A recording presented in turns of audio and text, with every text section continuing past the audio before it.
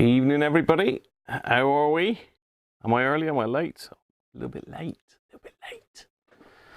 How are we all doing? How are we all doing? I hope I'm live.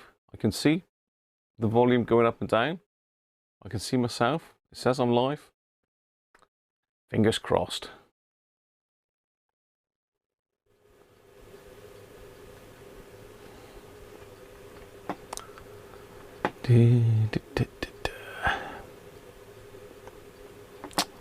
Maybe we're lagging again tonight. Or are we lagging again? No, it likes the stream condition. It's liking the stream condition. Rockin' Rudolph. How did you know that? It is, yes. Rudolph rocks. Yes, Rockin' Rudolph.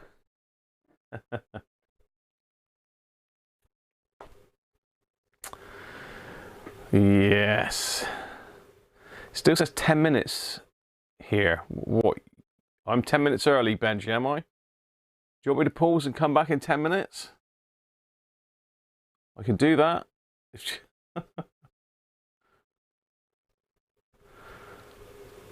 I should be a good quality picture all the time. I really don't know what happened to the stream.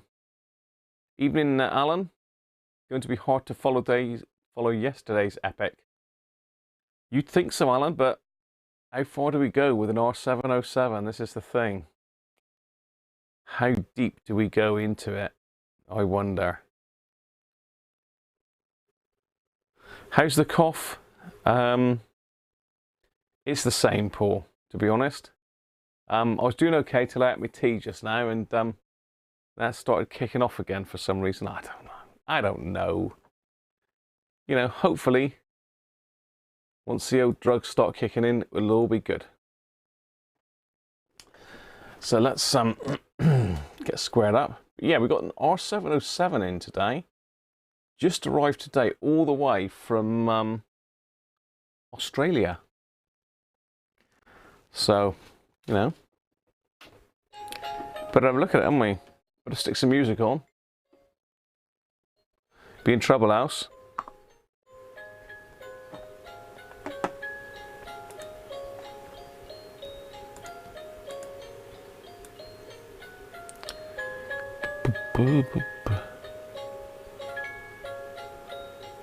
I fancy going top right tonight for some reason. I fancy going up top right tonight.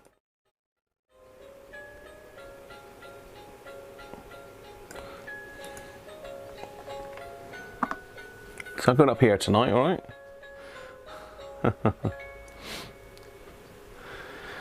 Right, so who we got in? I reckon I could do a module in less than an hour, yeah, if I was really pushed and wasn't talking to anybody. I just got my head down, but that ain't the way, is it? Well, you've probably got one I could just swap out here. Because I got a module already done, I think. I can just swap straight in there. In fact, I sure saw one that I knocked off yesterday. I think that's one hasn't been done. I always get mixed up between the 1164 and the 1171. I knocked my module things off yesterday. So yeah, we've got a refurbed one there. It was GT322Bs and caps. We've got a couple modules. Let's put them in Father Christmas's lovely fireplace, look. Modules.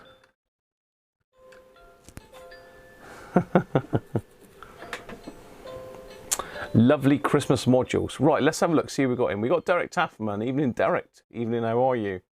Benji. Benji's in. George Christophe. Evening, George. Gary's in. Gary Cooper. Mike Atlantis. Paul Cody's.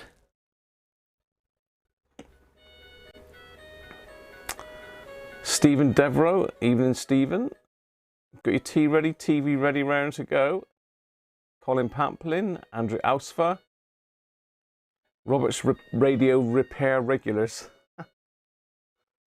I'm in here. Theo's in. I think we said Andrew Ausfer, didn't we? Alan Reed. Evening, Alan. Linton, evening, Linton. You're recovering from a chippy tea, well stuffed. Who else we got in Petronics? Nick, evening, Nick.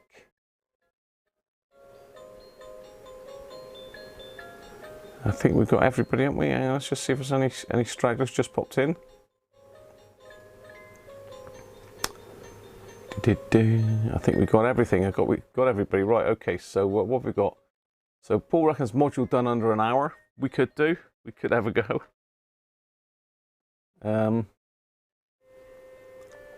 Deep as we went with last night's set. Grid caps to the left of us, grid caps to the right. Who's ever going to forget Bally grid caps? Yeah, grid caps gotta be done. Hey Andy Beck, good evening. Derek said that only put in your comments this morning about when you're going to do an R707 and here you are doing one. I'm fine, thanks. How is Mr. Cruncher? Mrs. Cruncher, not too good. Had a bit of a coughing fit this morning on the way down the stairs and fell down a couple. So, yeah, she got a bit of a sprained wrist. So she's still gone off to work though, even though I said no, but she's done it. She's still gone to work. Yeah, the modules could be set on fire. Evening, Greg, how are you? You're there sick guy, or you're there for me because I'm a sick guy? As in poorly, not like sick.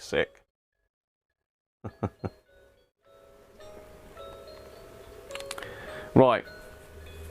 So this radio, let's just get a bit of the decorations out of the way here. Let's get a bit of the decorations out, all the lovely pretty things. Ooh.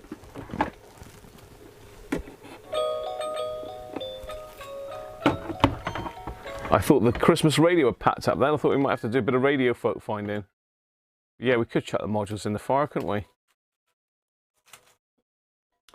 Now, is it the 1164 or the 1171 that's in the 707? I can't remember now off the top of my head.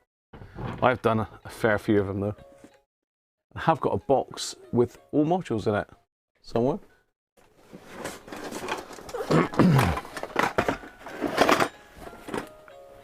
Roberts modules.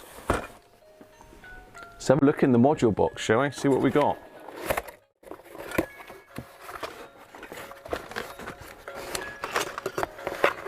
We've got lots of bits of modules, all waiting for restoration. I don't think we've got one done though for this.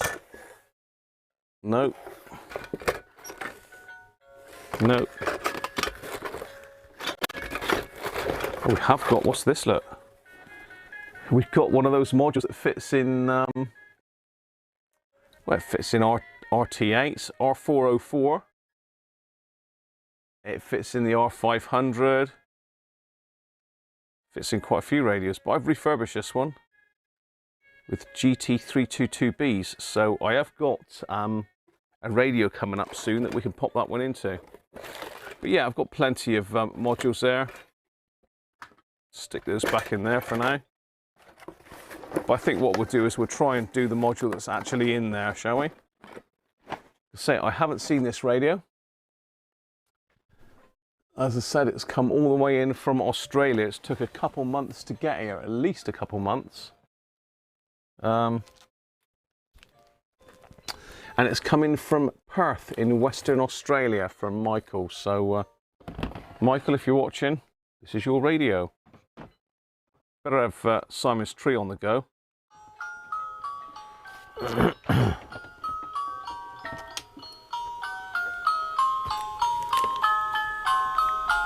Hi Lee, how are you? Hi Rob. Yeah, fingers crossed that the internet's okay. Look at he. Simon's going to love that, isn't he? It's right up his street. I must get it off to him. I did a load of posting today, but I didn't get a chance to do everything. I've got loads to post off. I sent about 6 parcels in today. But, got rid of some of my backlog of stuff. Right, so let's have this one out of the box and have a look. I thought I'd unwrap it live because I can't remember when he sent it now, but it was literally months ago, because I sent him an email just chasing where it was, because I thought, well, it must be here by now, surely. But it's actually gone by, if you can see that on top, sea mail, not snail mail, sea mail. I'm just covering the top because it's got everyone's addresses on it. But yeah, it's gone sea mail, not female, sea mail. I would have thought airmail would have been a bit quicker, but maybe this was the cheapest option. I don't know. I don't know what parcels cost to post. I can take that right off that. I don't know what parcels cost to post over there, but I do, because it says on this one. I don't know if we've got any of our Australian friends in. Is I think it's Chris and Wenlock, isn't it, that are from Oz, join us regularly. Didn't get lost at Shemail. No, Lee.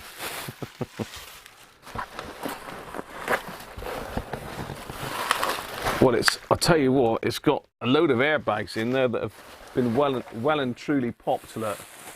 There's not a lot of air left in most of those. So those airbags are okay, but not really for heavy stuff.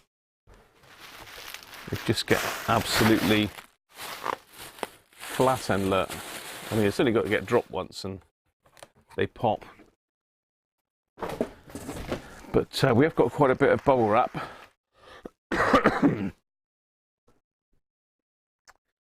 Right.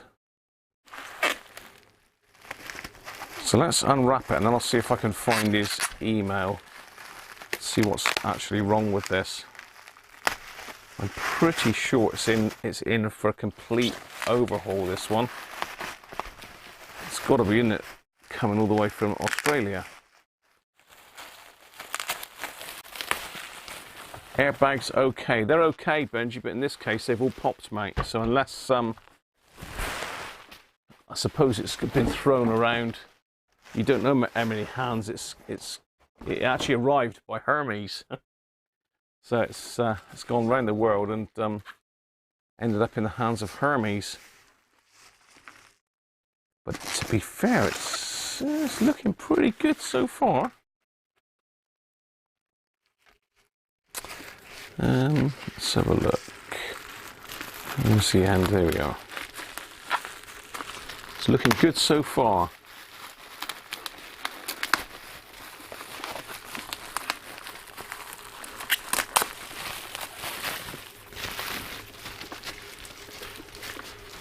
You got a radio sent from Poland today. R600. What for you to repair, Lee? I'll tell you, it's looking good, this one. I wonder how he's got a hold of this then, because obviously it's not an Australian radio. I suspect someone's gone over there, emigrated, and took this with them, possibly. Or he's brought it all the way from UK and had it shipped over.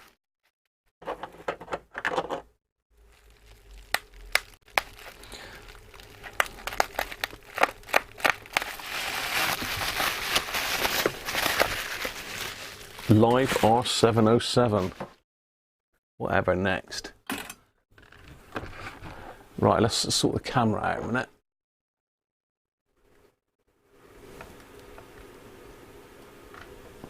Because that, to be fair, is looking pretty good.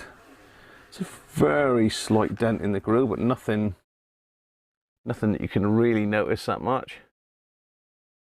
There's no like little dinks in it, because these grills are notorious. Well, there's a little tiny bit there maybe, but next to nothing. Timber's okay on that side. Couple little scuffs and nicks on the back, but again, nothing, no rips as such. We've got a bit of a dig in the timber down there. Just there. Again, that's nothing too much yet. There's a couple little dents in that grill. So on the top, looking okay. So this is a later model with the square badge. And it's also got the power adapter socket in the side for the 12 volt Roberts PS12 as it was back then. Nothing on that side. It's on top panel. Only goes up to 104. Got the notorious headphone socket. And the tape out. FM aerial socket. It's got bass and treble on this. It's one of the things that people like about these is the extreme range you can get on bass and treble. Volume pot's working, dial cord's working. Dial's moving. Let's have a look at the FM aerial.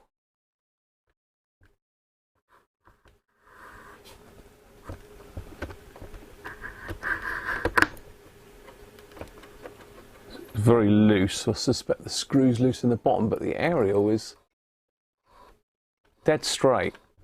That's a good aerial, that is. So aerial's loose. There's a screw in the bottom there that's probably just come loose, I expect. That holds the aerial.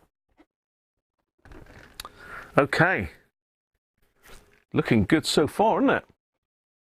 Whoa. Suppose on that note, we better get some of our alcohol-free beer going, because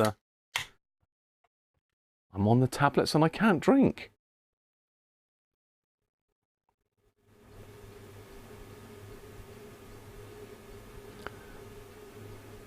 I did look up, I did try Googling alcohol-free Christmas beer. There was lots of alcohol-free beer you can buy for Christmas, but I couldn't find any alcohol-free Christmas branded beer, if you know what I mean.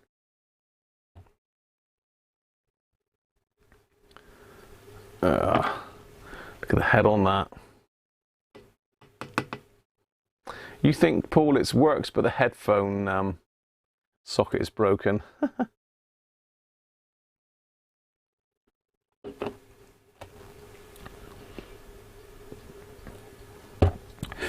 I did have a request once, you know, for a repair from a guy in Japan. He wanted me to repair an ICF 2001D, which, you know, I could do. I can have a look at it for him, by all means, and have a go at repairing it. But, you know, a Japanese radio being sent to England to repair, it's a bit unusual, wouldn't it? So I said, you know, get yourself around the local repair places and see if anyone over there can do it first before you go to the expense of sending it to me. And luckily, he did get somebody. Okay. Hey, Chris. You think you caught my stream by being exposed? You caught my cold by being exposed to my stream. That doesn't sound good, does it?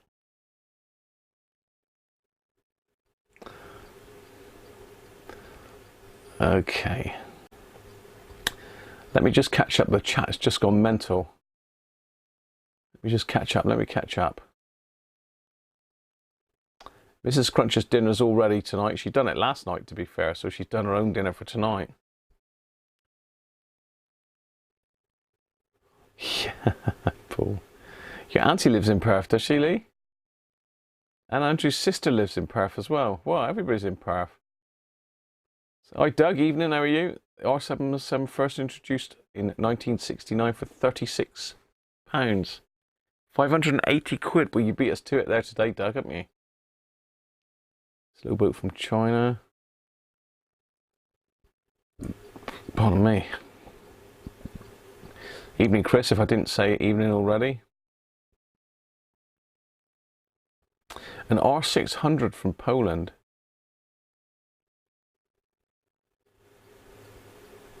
I mean, the postage cost on this was $52.45.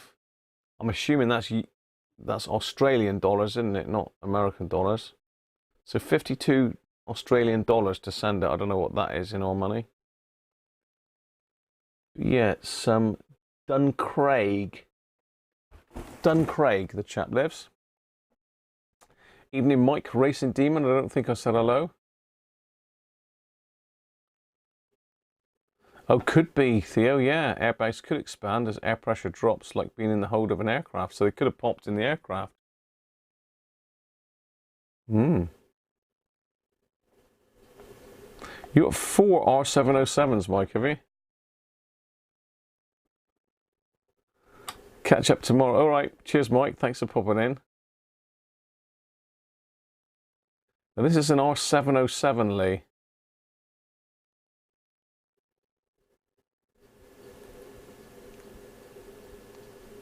So George is going for full rebuild, all resistors and caps, replace the transistors with Russian full of line and polish. Yeah. Bob's your uncle, Fanny's your aunt, all done. Hi Colin, you got a Texan PL660, yeah, very nice. I got PL880 up there. I still need to get another battery for. Hi Rob Ditheridge, how are you?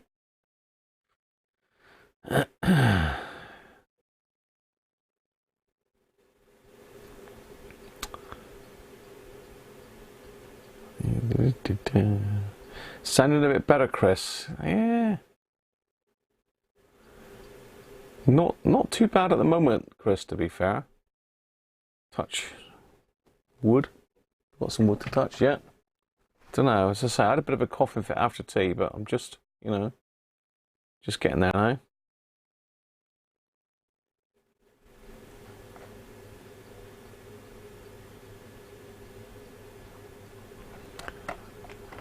Right. Let's have a look inside then. We haven't seen inside yet, have we?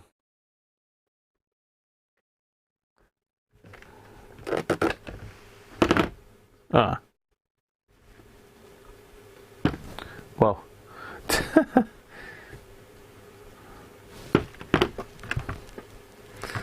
Unusual. No screws. No screws. We've got the hinges. With the hinges there, but no screws. Screw loose. They're little tiny screws, those as well. I've got some brass ones, but I haven't got any nickel ones or chrome ones. As far as the inside goes, it looks okay.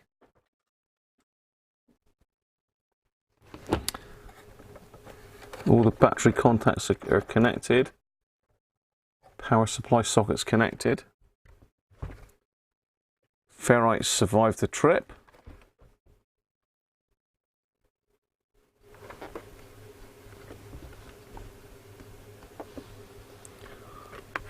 Doesn't look like any issues at all. No burning wires on the outputs. I'll stick it on the overhead camera a minute for you, so you can have a look in the guts of her. Have a look in the guts of him.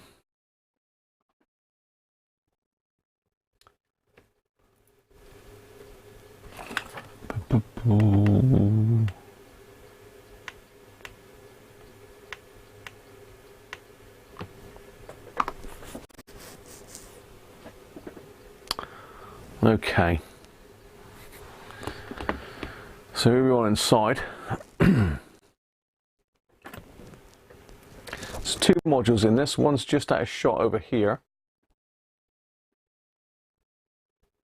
Might be able to get you, yeah, you can just see that one lurking under there. That's the FM module. I think the first IF's in that one as well. because yeah, this is the LP1164, which has got one of the transformers missing out the module. The LP1171 in the R600 has got the IF can inside the module as well. That's really the only difference between the two modules. Bit of useless information for you there. So yeah, this is an LP1179/2, and this is a 1164/1. So that's going to be one of the older ones with AF115s in it, probably 116s. Well, we've been blowing that out a bit there, aren't we? That's a bit better.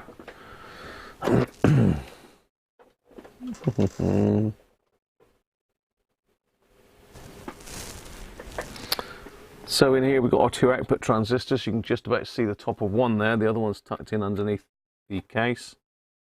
This is the output stage with the big caps in it. This is a 680. Usually that one's not too bad, but these do tend to go a bit high, these three. So they'll have to be done. Then inside there you can just see the volume pot. Pull this bit of timber out of the way.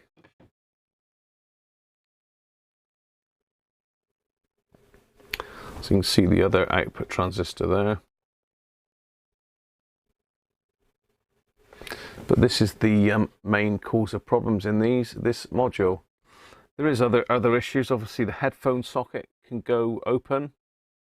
Just a bit of grit goes in there. Someone decides they're going to plug a headphone jack into it, and all of a sudden they pull it out and they've got no radio again, because all the gunge goes straight down inside them. And the other thing is the switch bank, which you can't get at until you take the radio actually out of the chassis. So let's get back onto the main camera, and let's get some power on her. See what's going to happen. Will she or won't she? Seems dark in here today for some reason. I don't know why. I've got the main light on. Yeah, got the lights on. Must be my eyes. Let's hook it up with a couple of these jump leads from Doug. Does look very clean. What have I done now? What do we need a goat for? Goat. What have I said now? What have I got wrong now, George? You know, we need to qualify for the goat. We can't just push the goat for the hell of it.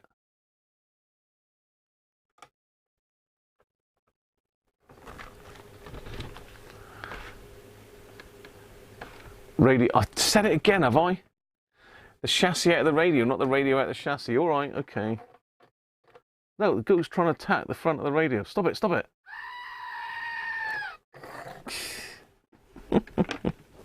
Right, 12 volts.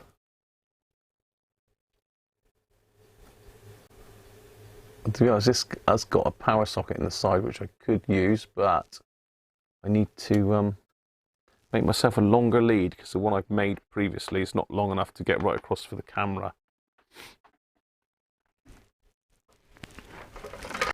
Right, took the power up.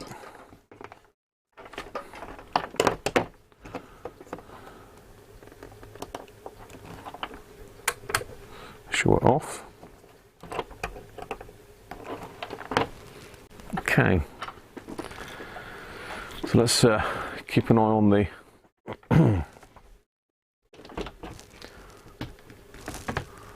mind you, that's difficult at the moment because I've got so many leads all across Mrs. Cruncher's decorations here. You can't hardly see the power supply. There's even a CB mic has decided to get involved. And a power cable from somewhere. Stay. Right.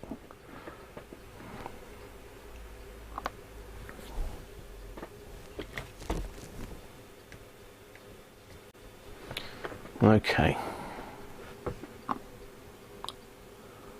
That's tiny, isn't it? You can't see that. It's a baby one.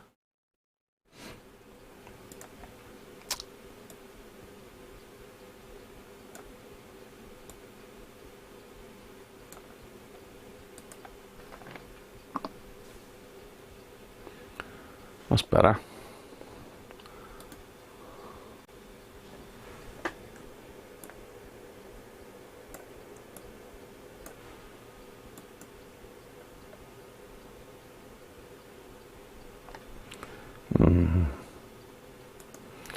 For some reason the overlay is a bit strange on this particular camera.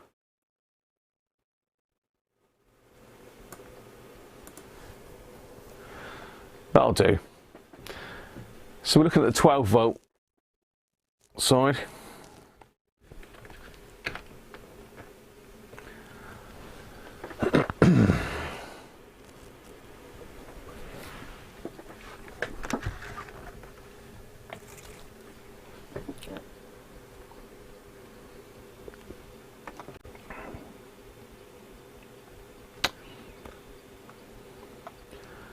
Let's just God,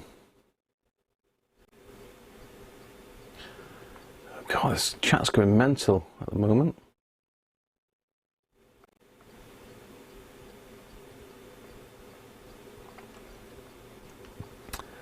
I broke it. Have I fumigated it for snakes? I should have really, shouldn't I?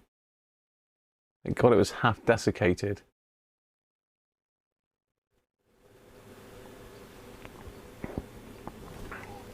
Yeah, if anything crawls out of this, I'm gone. I'm history. Hi Graham, you've never seen a Roberts or a hacker in the flesh. Set the PSU to 80 volts. Oh dear. Hi Brett, alright?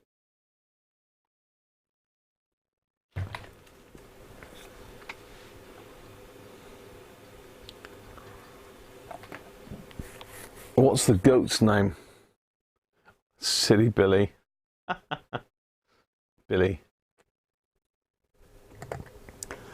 Billy boy. I don't know, he's just the screaming goat. Goat? Screaming goat. Right, okay. Let's check the current limit. Yeah, current limit's just clicked in, so here we go. Start it on VHF.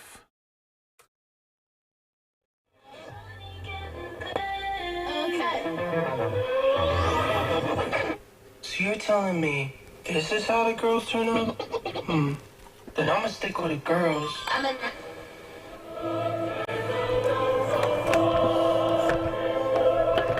Oh.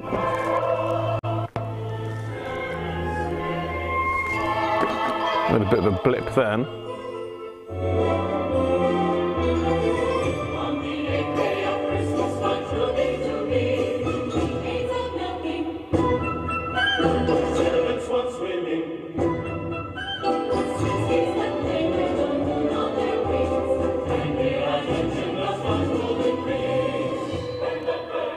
God, to be fair, that sounds amazing. Simon, good evening. Wow.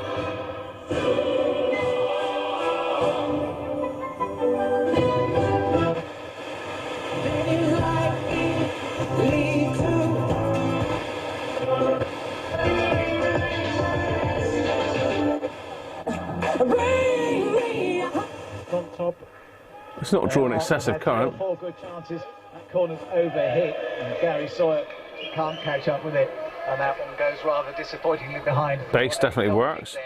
For Bristol Rovers, and we're 6 or so minutes away from half time here on BBC Radio Devon Sport and 5 Live Sports Extra. And Bristol Rovers, as Ryan Lowe. AFC works. Comes to the edge of his technical area. He'll be pleased with what he's seen, apart, you would think, from the finishing shot. Yeah, just that final ball, that final... Wow. FM, no problem. No problemo. FM, no problem. It's certainly working, isn't it? That was a quick show. Well, glad you've enjoyed it today, people. And we'll just do the Canada and I'll see you tomorrow.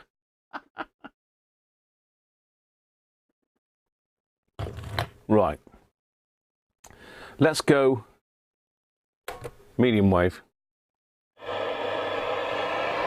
Turn that off. Pop that aerial down, out the way.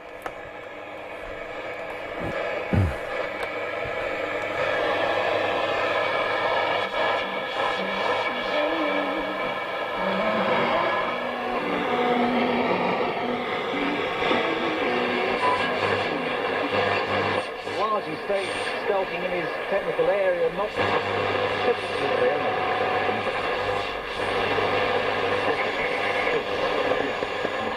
That's working. Long wave.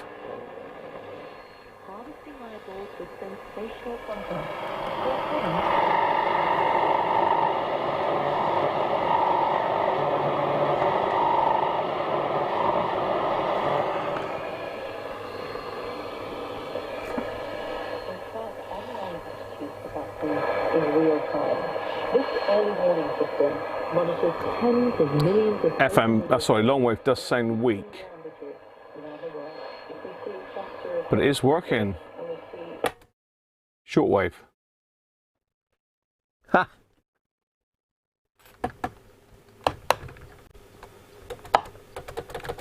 Shortwave dead.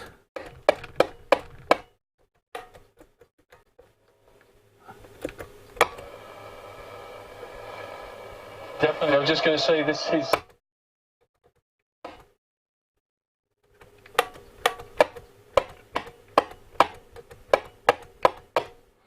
Okay, got no, in fact,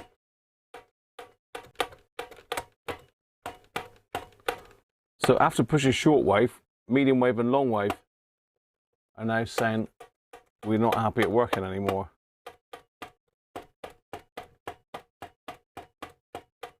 So that could be a dodgy switch bank, couldn't it?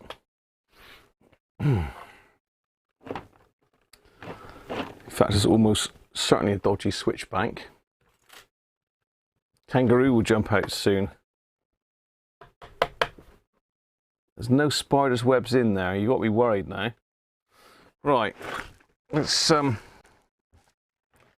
the old rubber mat down.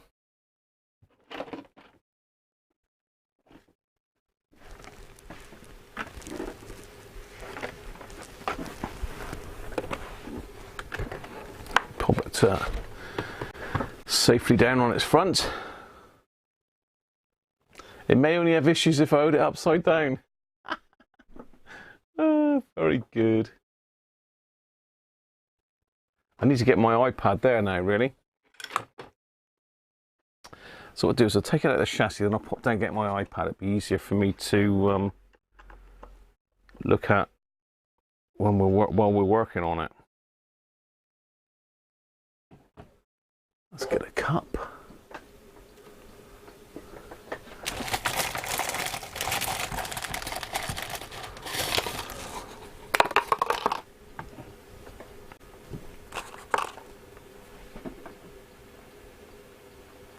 Hammer time.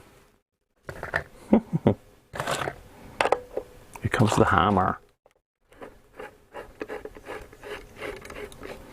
So say the R707, I would say probably the R600 is harder to do than the 707.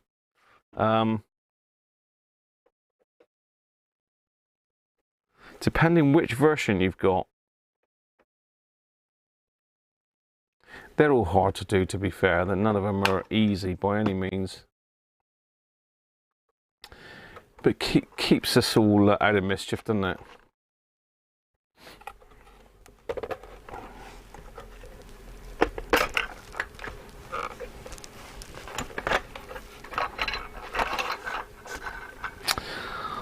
Right. So let's take it right out of the chassis.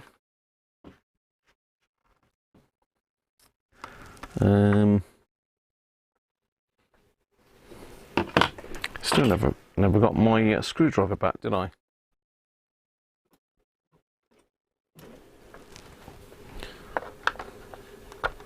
So undo the power cable.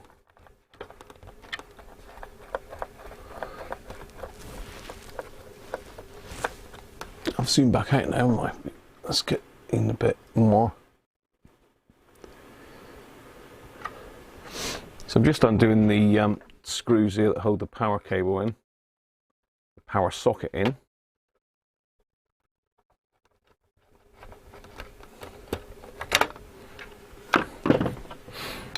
We've got 2 screws that hold the battery tray in.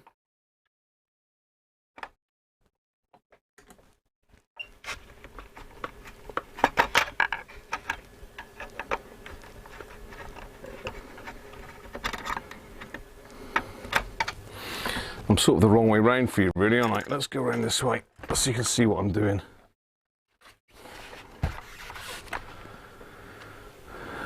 So yeah, you've got these screws down in the corners that hold the battery tray in. They've got to come out. Well, they haven't got to. You can desolder them. Probably will desolder it to get it out of the way in a minute, but again, it's easier to desolder when it's out, I suppose. But if you're cleaning it, you probably want to take this out.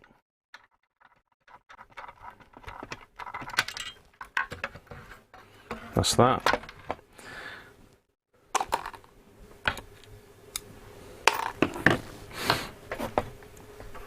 We could take the speaker out, but then you risk damaging the speaker. I've got plenty of these speakers I can test it with. So I'm just going to desolder it.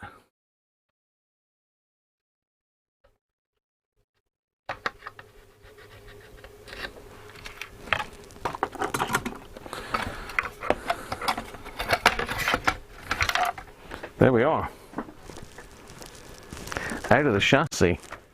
That's the easy bit.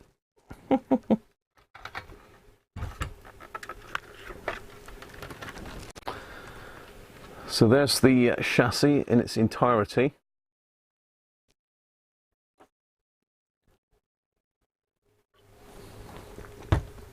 We can now got access to the switch bank on the back.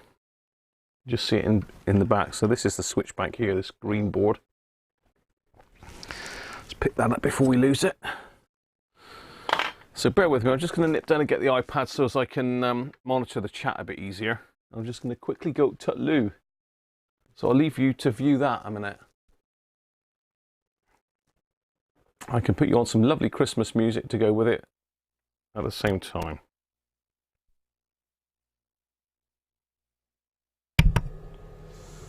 There.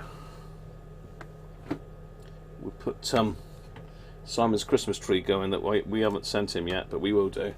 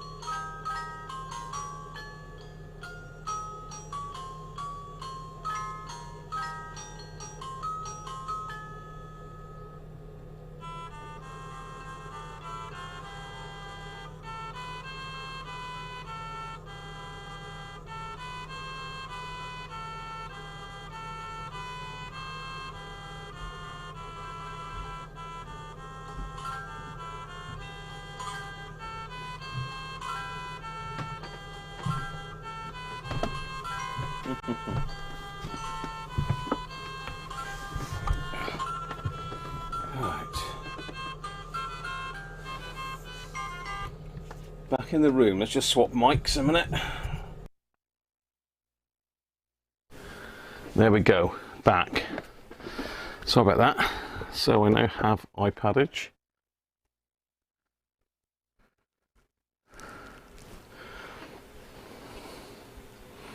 Someone feels like chicken tonight. Hi Pat, how are you? Wenlock.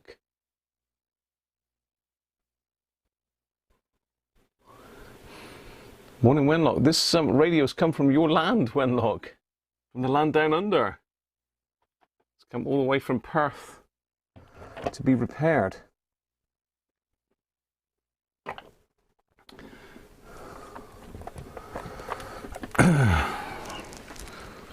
Just get the chat up on here.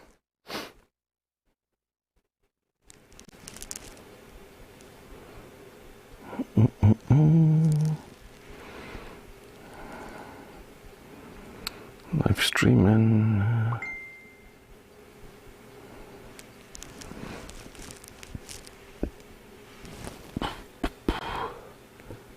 Halibut.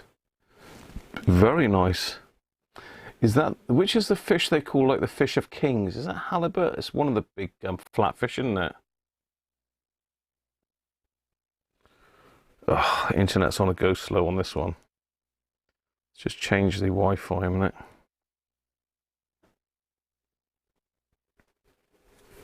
You asked if they speak your language.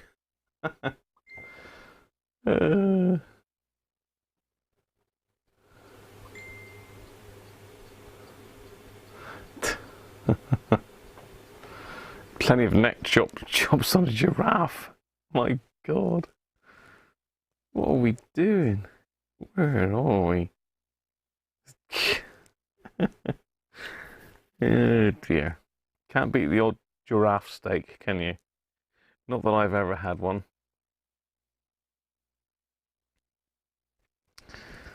Right, let's try that again. Events, live control room. Day 17 R707. Bad. Bad stream. Bad. Probably bad. Right, let's pop out the chats. Pop out the chats.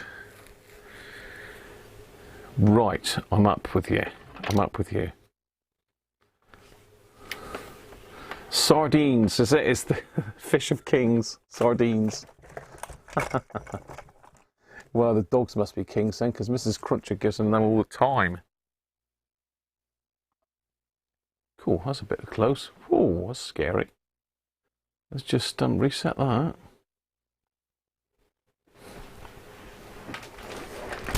Yeah.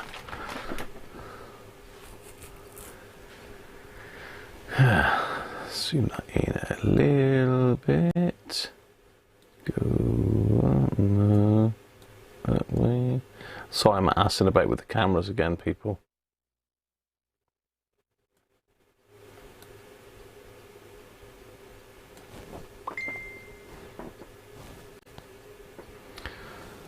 Yeah, okay, that'll do. So if I go webcam, picture in picture, that'll take up. Oh, that's not too bad. Okay, right. We're in, we're in. Time for work.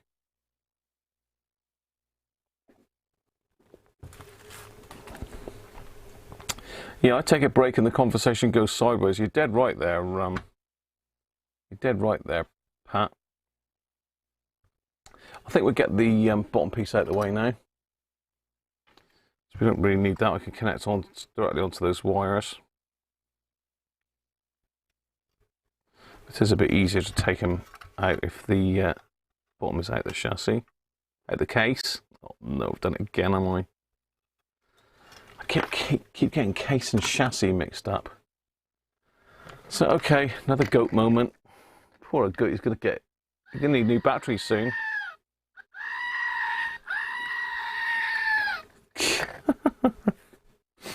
Spider alert by the overhead cam. Where? Where?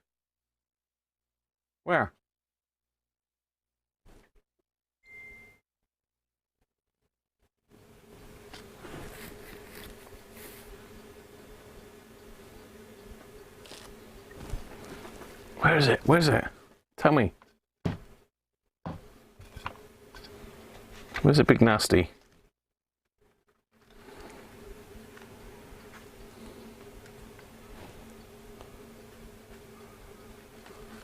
Did he give me an idea of what's wrong with it? Yeah, he did, Doug.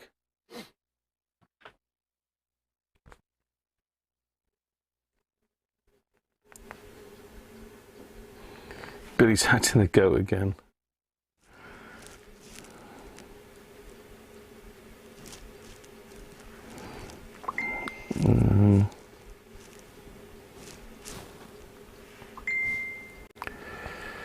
Let's just mute that.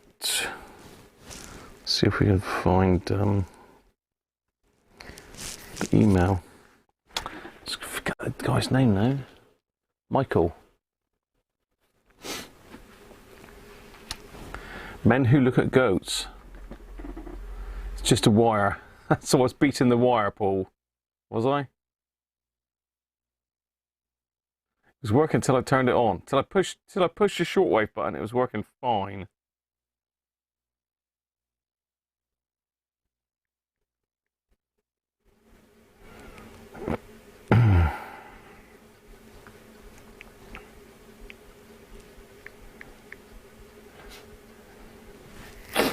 Okay, let's have a look back through the emails. So works fine on VHF, no reception on shortwave, medium wave, long wave. So we've just proved that it did work on medium wave and long wave until we pushed the, I'm looking at the wrong camera, until we pushed the button then. The sweatshirt's truly regrettable. What do you mean? You could have that. Barbara. Spam fritters, very nice. You had a Kit Kat that was solid chocolate, no biscuit. That's got to be the ultimate, Chris, isn't it? So basically that's it. No reception on shortwave, medium wave, long wave.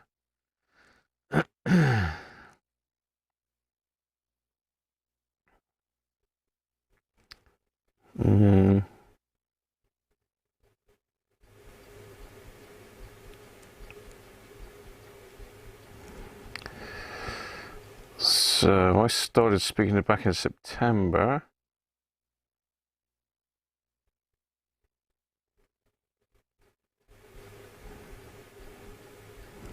So he posted this radio on, well, before the 21st of September, look. It's just got here. Dear me.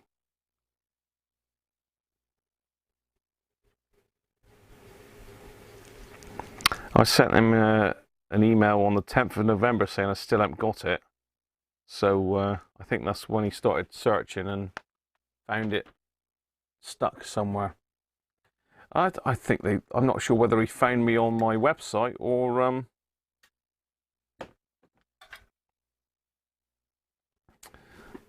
whether he found me on YouTube, to be honest. Paul? Can't remember if it said on my email then.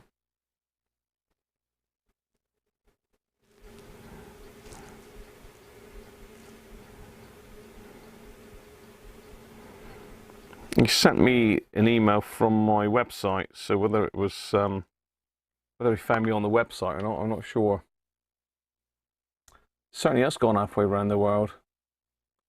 Wenlock's tuned in now, so this radio has come from Duncraig in Perth. Wenlock R707, all the way from Oz.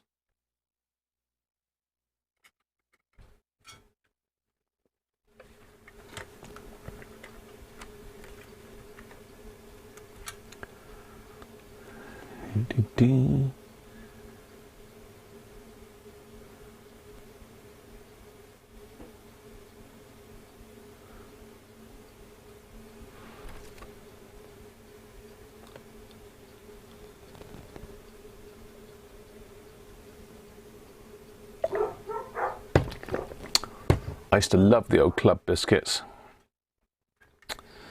Always used to bite the chocolate off first, though. You had to bite the chocolate off first, didn't you?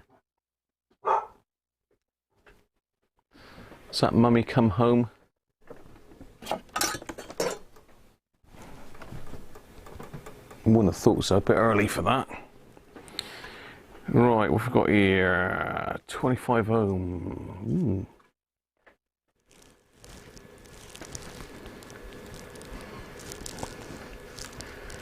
Sure there ain't a 25 ohm speaker in there. So let's see what it's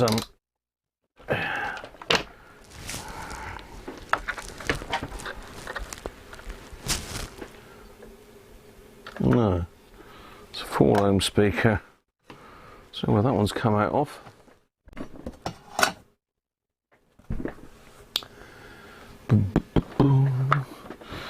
So let's hook the speaker back up.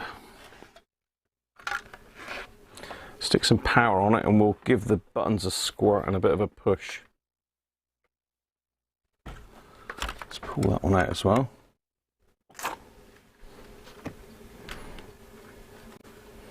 I should better get them like that.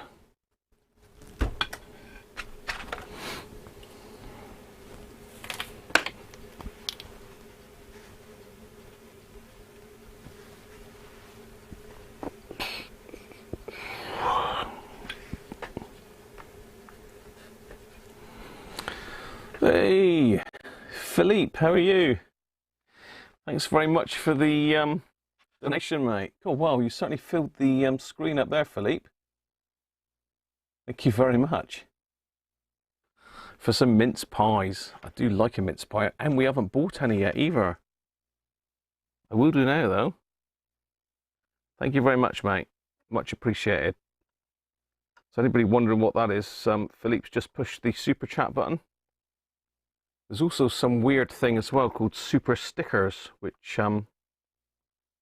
also allow you to donate something and do weird stuff. But no, thanks very much, Philippe. That's very nice of you. Right, so we're connected back up again. Shall we see if this will reach?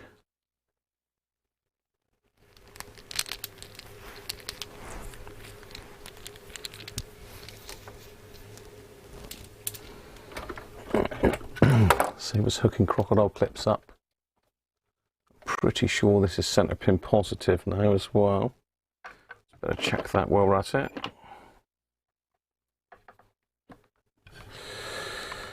Center pin. Center pin.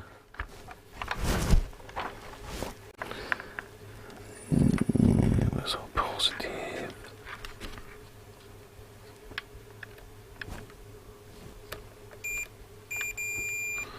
Yeah, so was I touching the bottom there? No, definitely on that. Yeah, center pin positive.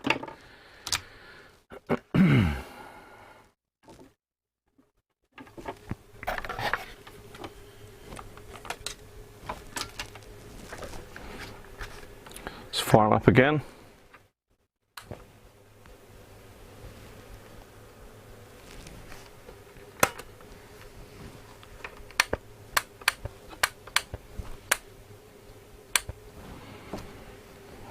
Okay.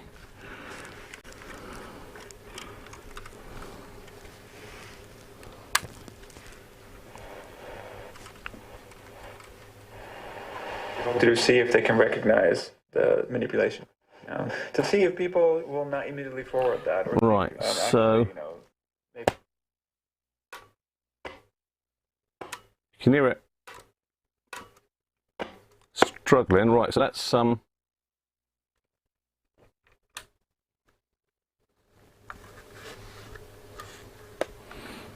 GIMP radio.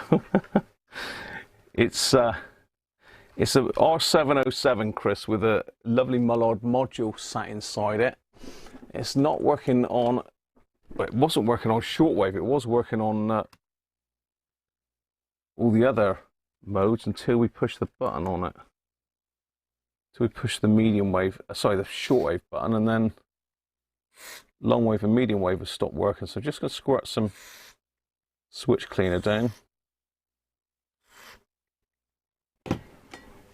Give it a good go in. Evening, David. How are you?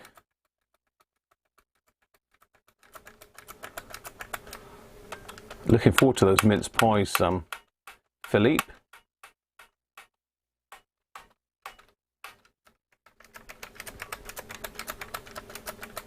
You're going to try and pay attention, Chris. Yes, I've just sprayed a bit of switch cleaner in the switches because it's strange that all of a sudden you... I mean, it could be the module, but unlikely because medium wave and long wave and short wave will go through the module. So does FM.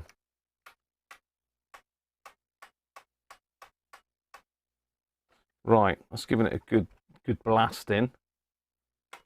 So let's start on VHF.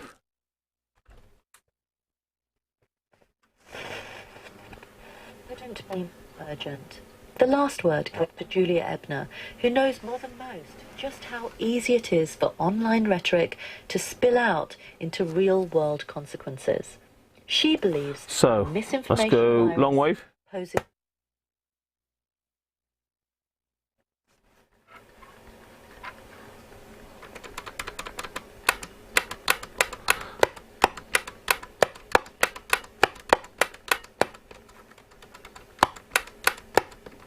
Strange, isn't it?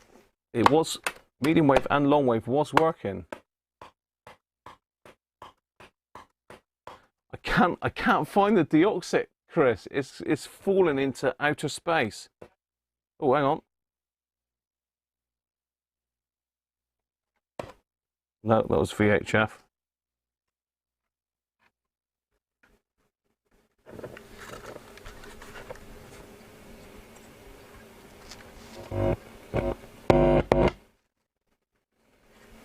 Just make sure we haven't got nothing come off here anywhere, nothing shorting out.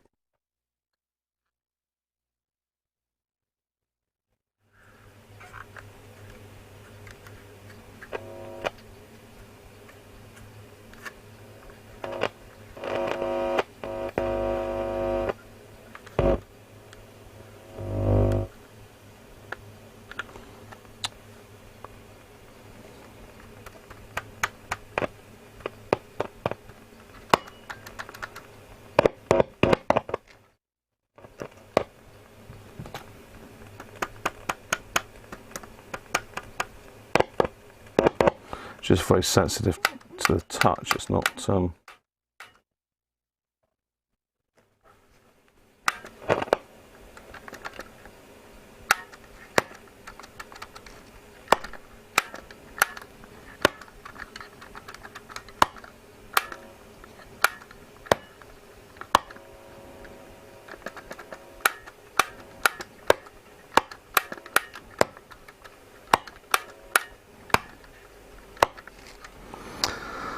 So let's stick it on medium wave. We'll give the module a tap.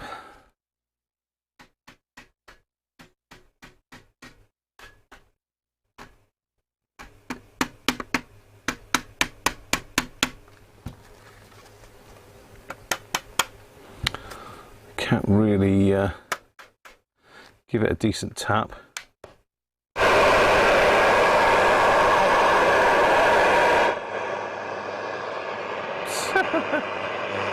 Record in recent years in the FA Cup. They really struggle against lower league sides. Maybe against their League Two opposition. Well, I don't know if that made you jump, but it made me jump. So it is the module. And then it's lifted in and over the top of the crossbar. And there's a certain reluctance to even more. As soon as shortwave gets cut in, look, it kills it dead again. Let's try that again.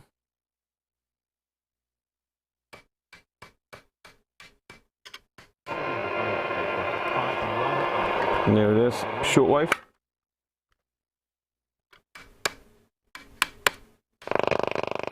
There it is.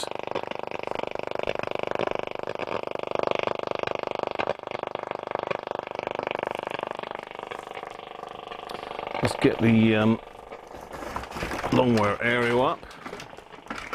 You can unravel it from everything.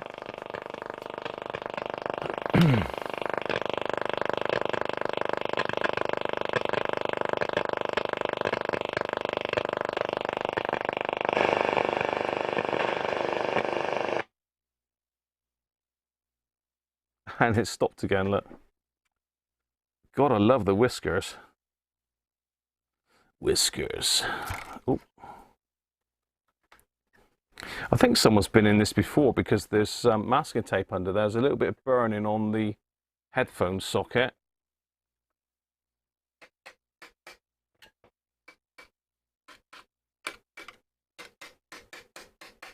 Come on.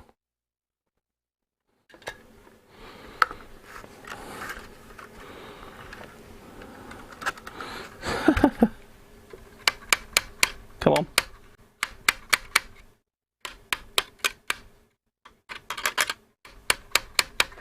No, he's not going to come back now.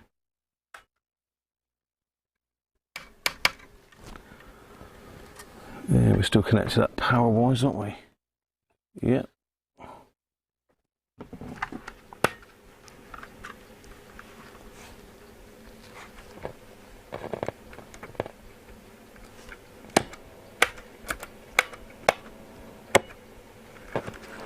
Stop working altogether now.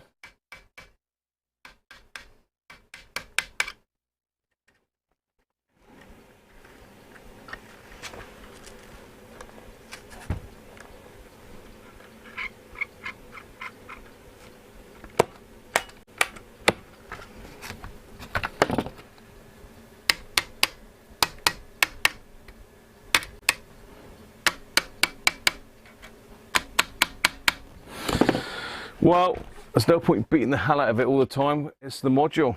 The module's got to go. It's got to come out. There is no getting over it. So whether we'll get a chance to finish this today, get the module out and done and back in, who knows? But we'll have a go.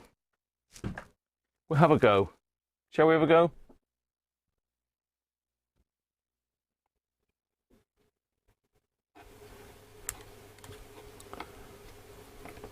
Module on live stream. I've done one before.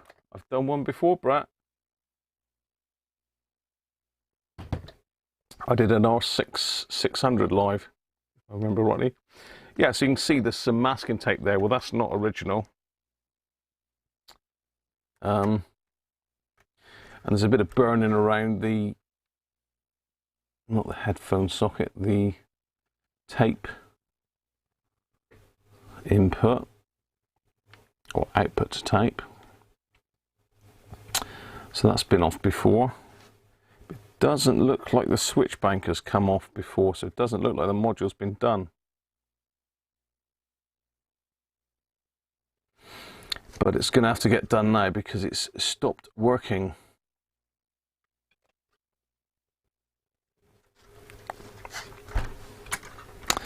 Right, let's get them out.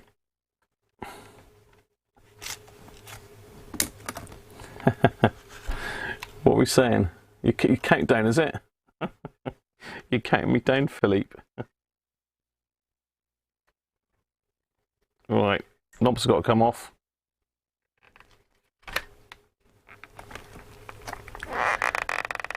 Oh no, come on.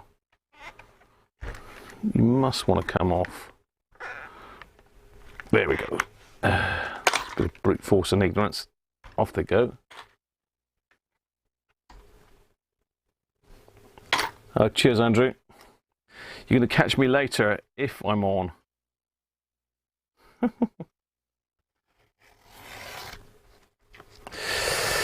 Right, so now we've got to disconnect all this lot. So it's always worth taking some photos.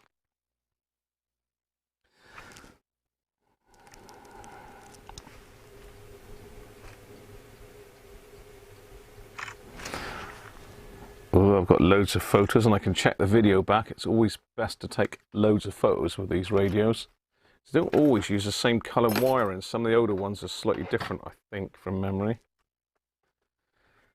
So to get the front panel off, we've basically got to take all of these wires off.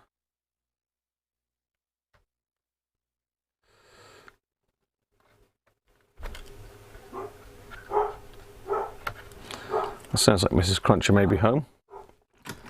Let's get the forceps.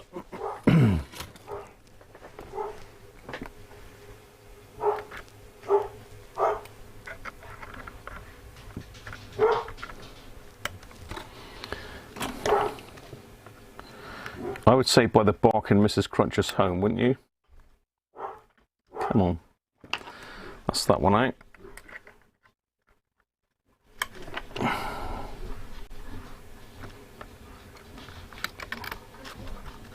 Come on. Ooh. So that one. Over here we've got the aerial socket, that's got to come out as well.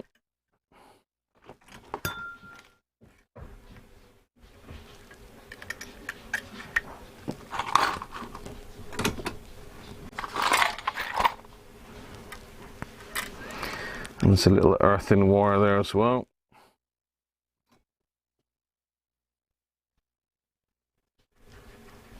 It's got to come off.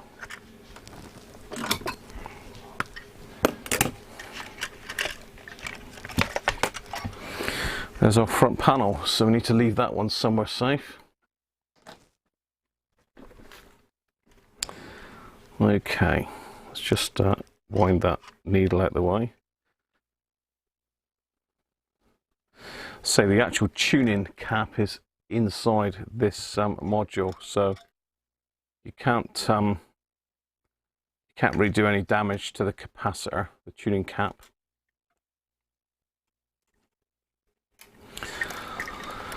Okay, so let's take this screw out. That's another thing that's got to come out. The screw holding the heat sinks in. Yeah, you can see that. Hello, Mr. E. Be careful with the beer. So that's got to come out. The two screws for the switch bank have got to come out. But at the moment I'll just loosen those. Let's just say hello to Mrs. Cruncher a minute.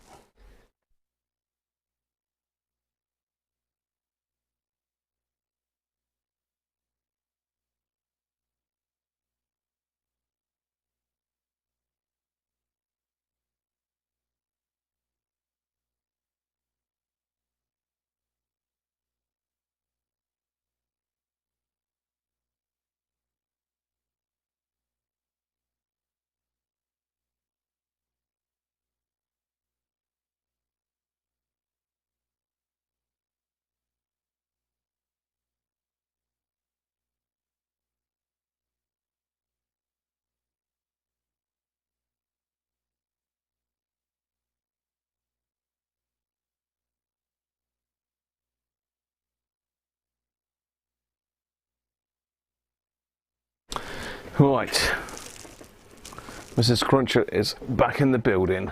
Hi Keith, how are you? To pick up some pies. Right, so yeah, so we've loosened those. So basically what's going to happen now is this switch bank has got to come right off. And it is probably the hardest thing of this. Doing the module's not too much of a problem, to be honest, as long as you're careful and you take note where you are. But look at this switch bank.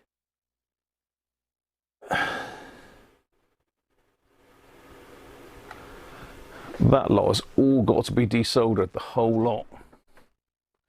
Now, there are people that say you can desolder half of it and tilt it up, which you can, and we might do that with this one.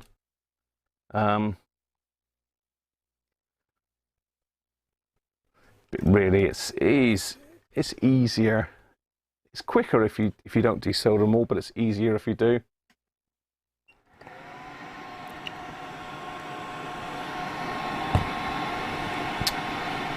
Music? No, we got sound.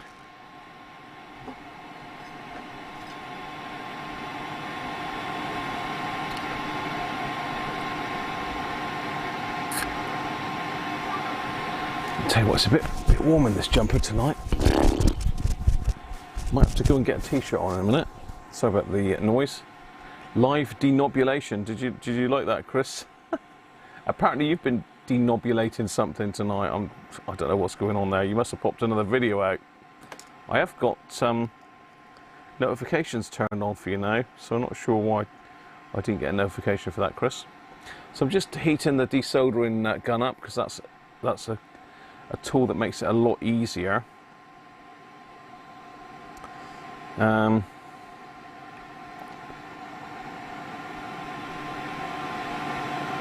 So yeah, basically all of these wires have got to come off. So these ones all along the top here that are soldered on, all the ones down this side got to come off, and there's a few down through here as well. The R606, they've got separate wires going up and onto the circuit board itself, which is a real pain. At least they got rid of that when they made the R707. Again, this is a newer version. The older versions, I think, have got like a brown board here instead of the green one.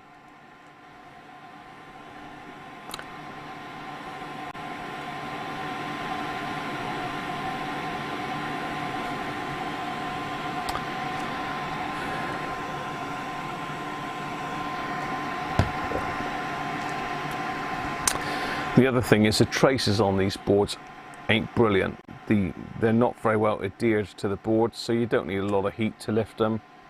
Same with the traces on these. You don't need a lot of heat to lift these. So you just got to be careful, really. We may well lift one. You never know.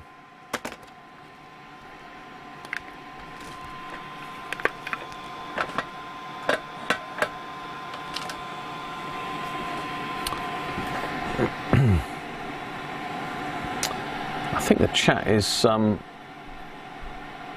lagging as well. I don't know what's going on, because we're on about food at the moment, so I don't know if you can see me or not. Are we lagging that far behind? There is a fair lag on it for some reason. I don't know why. There was last night.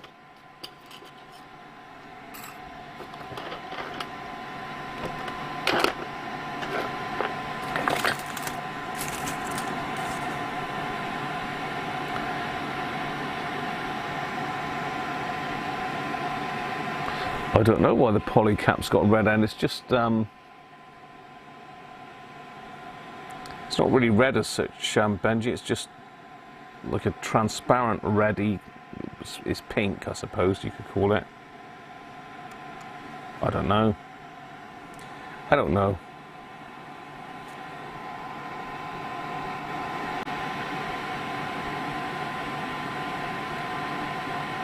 Pipe lagging.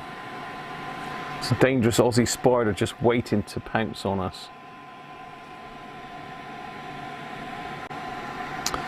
So that might be in a bit close for you, because I am going to have to work around this now, so you're not going to really see what I'm doing, but we'll see how we get on. If it's too close, then I'll zoom back out a bit. Let's make sure our desoldering gun is nice and clear.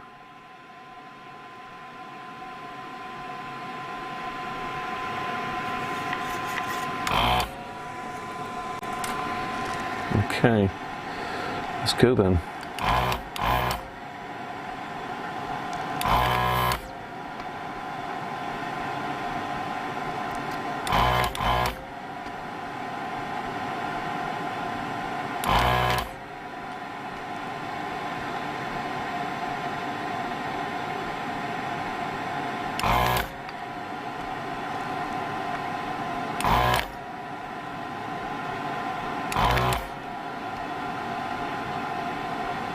So I'm just going over and desoldering it first.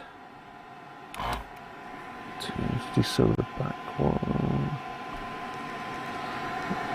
Then what I'll do is I'll just go around with a soldering iron and lift them out.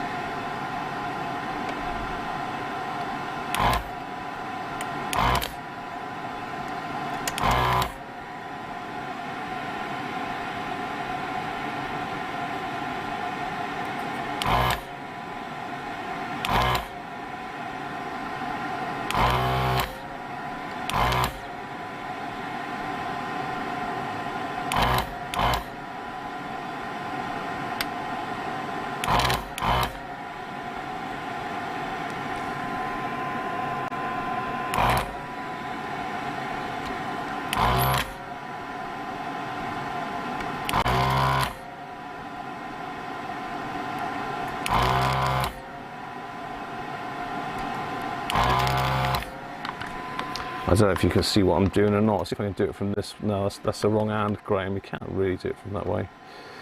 Well, I can, but I'll probably end up burning something.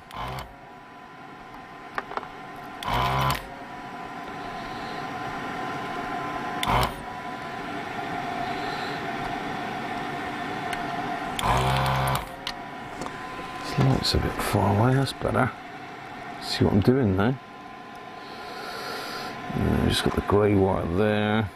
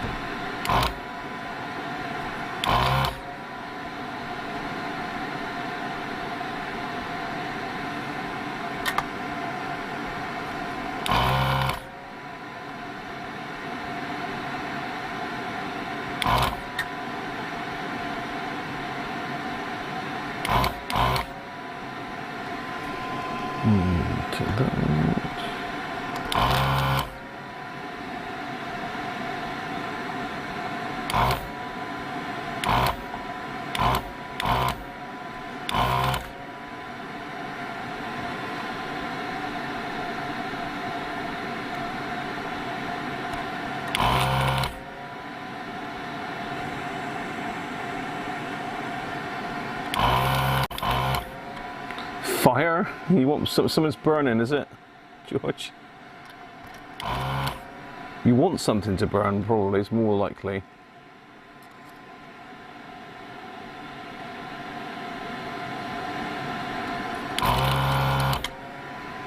Right.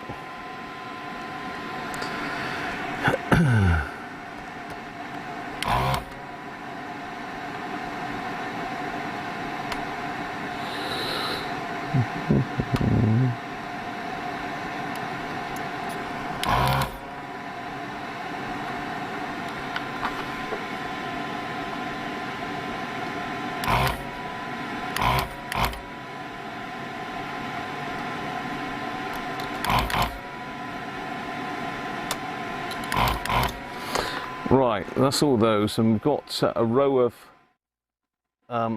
ones down here which are the wires coming up from the module, so they've all got to be desoldered.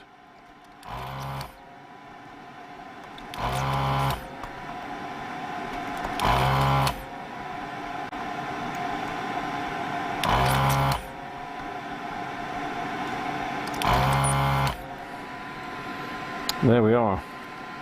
So it's starting to get a bit loosey now.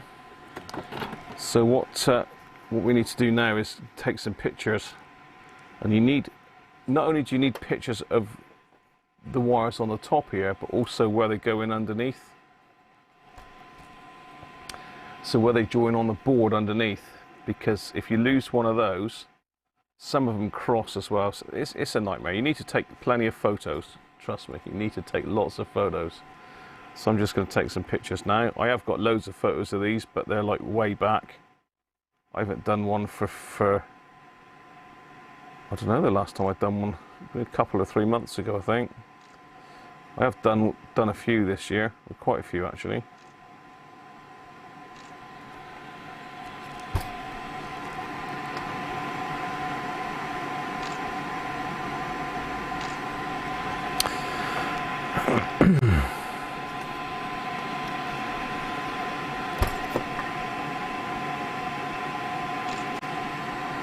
Particularly around this area where the polystyrene cap joins and which hole it goes into on top. Very important. And that's the two that get me caught out more often than not. You reckon Paul knows the colours and positions off heart, do you? I don't expect so. I don't think Paul likes doing these very much, do you, Paul? Okay, just this side then.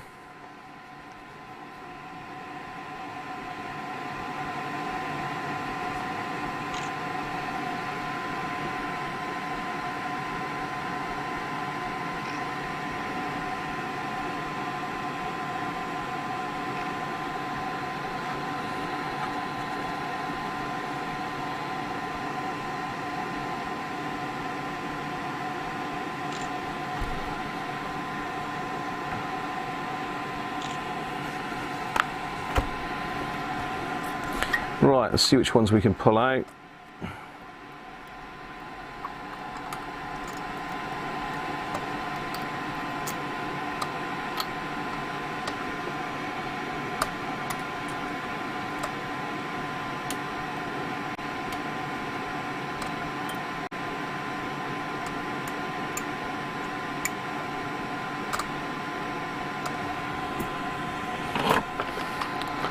Loosen up the rest.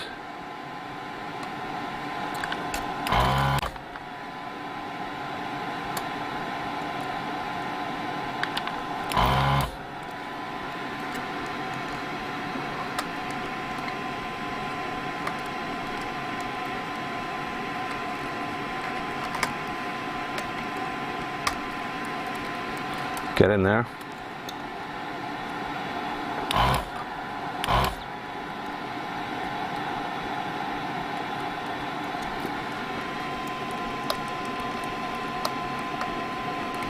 I was going to do it with a soldering iron, but to be fair, they've come out pretty good.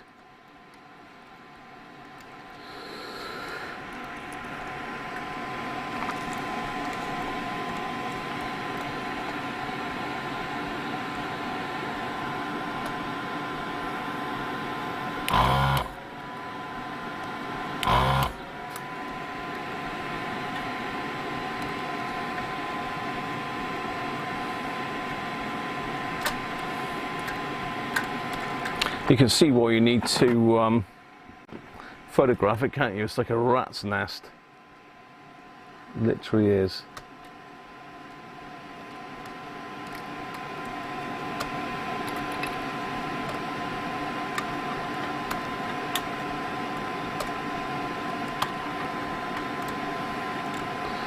Just for good measure, you've got some wires that are exactly the same colour as well.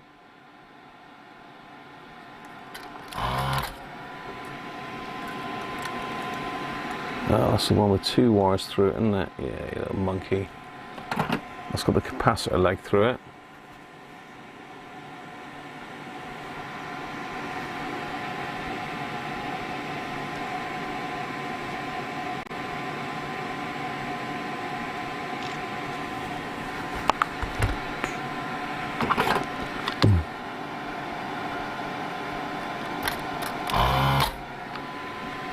Come on.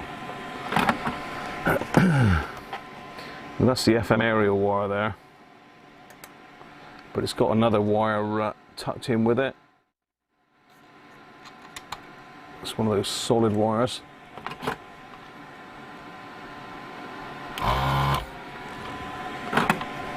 There we'll come out. We should. Yep.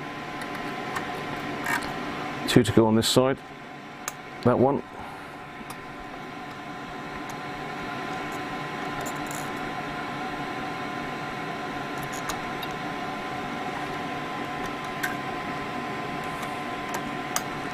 That one.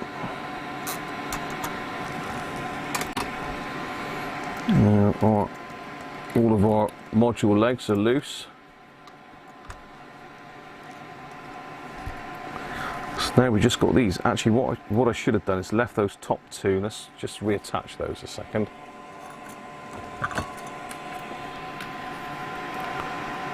Don't know why I disconnected those. I don't normally. So these resistors that you can see up here, no point desoldering them because they're both sat on legs of the module. So what you need to do is just grab the leg and just take it off the board underneath, like that.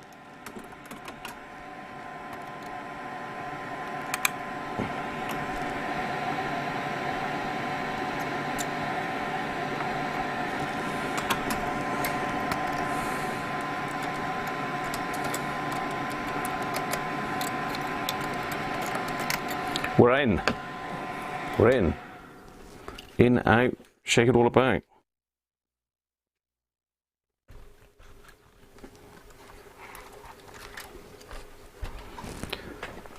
So let's zoom you out a bit. That light's blowing out a bit as well, isn't it? Zoom you out a little bit. So now all our wires are undone. We're loose. So we can take the screws out, and there is little brass spacers in there as well, so don't forget those.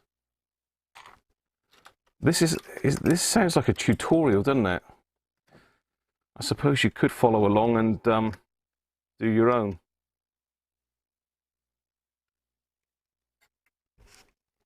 So I know there's a few of you out there with these radios even.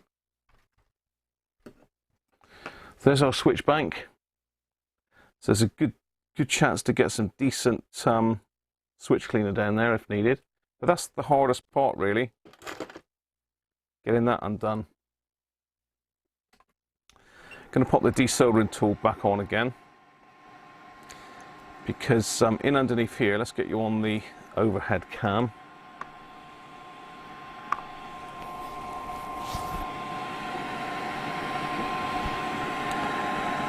What are we looking at? Okay. So here's all our wires that were sticking up through the switch bank.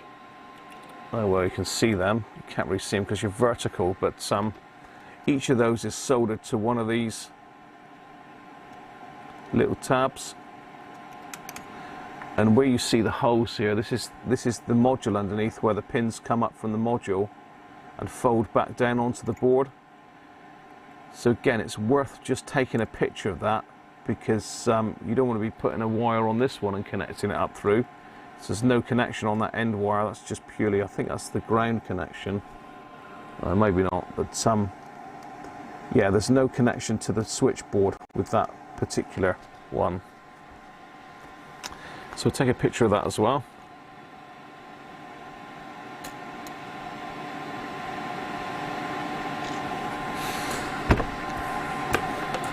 I'm just going to get the forceps and we'll lift those off to start with.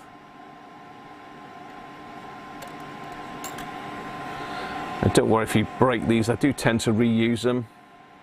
I'll just straighten them out and use them again. They're only capacitor legs, end of the day, they're nothing fancy. Let's just take those off.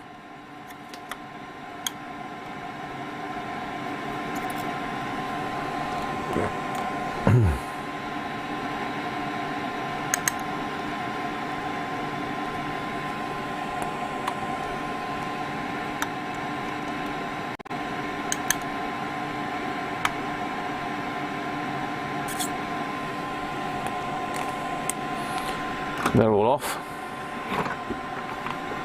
So next thing is to desolder these legs.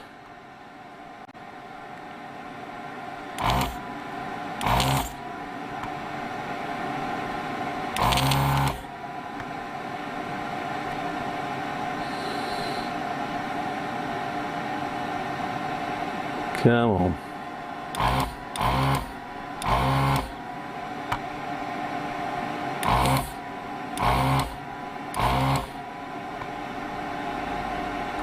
Again, these pads are fragile.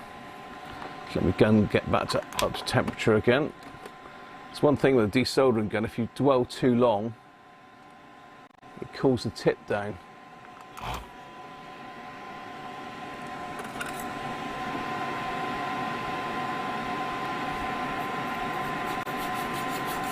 You got 3 in your tattoo bar. You've done it before though, Paul, haven't you? Sure you have. As I say, I've got a lot of videos on my YouTube on how to do these. Right. Again, you need to be very careful because you've got 3 pads here that aren't really attached to anything. Very easy to lift them. So I've sucked most of the solder out. There's a little bit more there.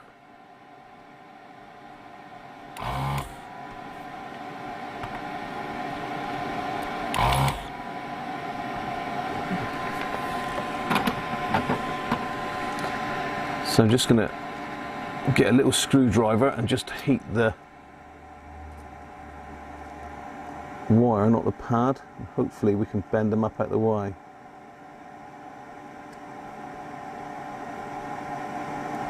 There's one, two,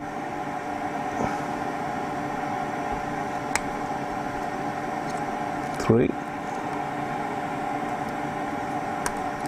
four, five. Is that all gone?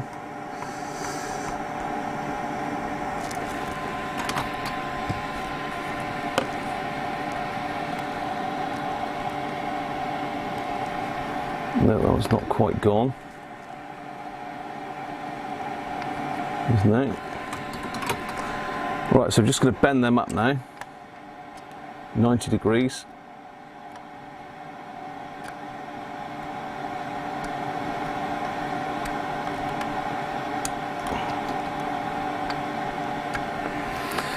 That's that side done.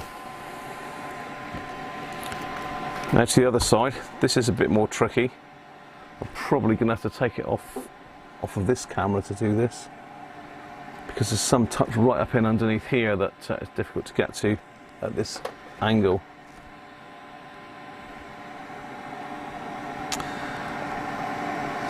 So these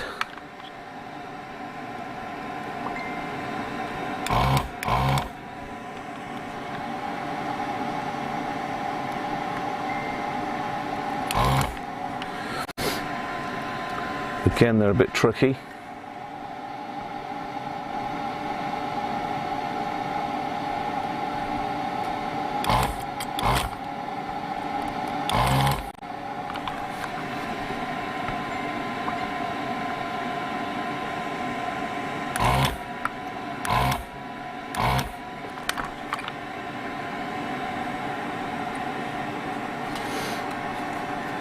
We've got the two connections at the top. They need to be this way round really for these. So I'll switch to the main camera, which is sort of blown out for some reason.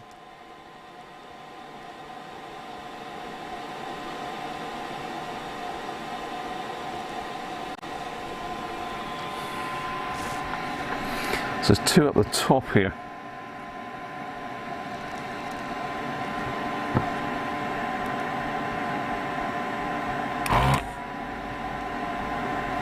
Simon loves these modules as well.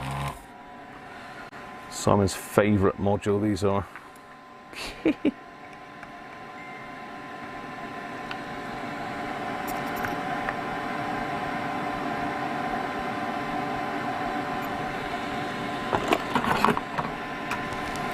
Well, let's heat them up with a soldering iron again.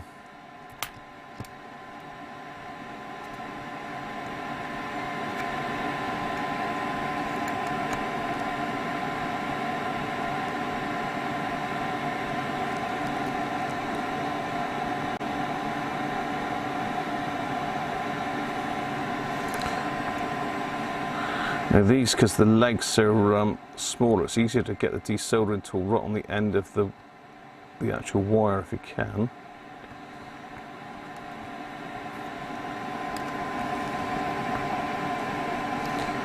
These up here, there's no length to them at all.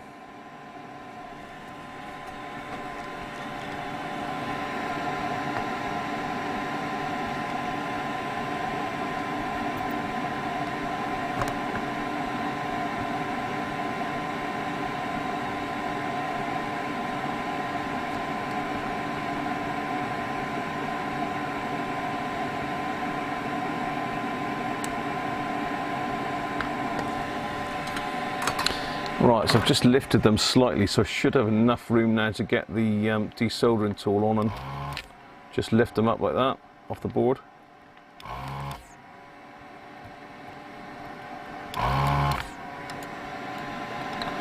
And these two. This one's the hardest one. Got it. Get off. Right. Check they're all free. Moving. Which looks like they are. Let's go back on the overhead camera then, because that one seemed to have a slightly better picture. Okay. So now you can see the module pins down through here. So you just want to go and straighten them up a little bit.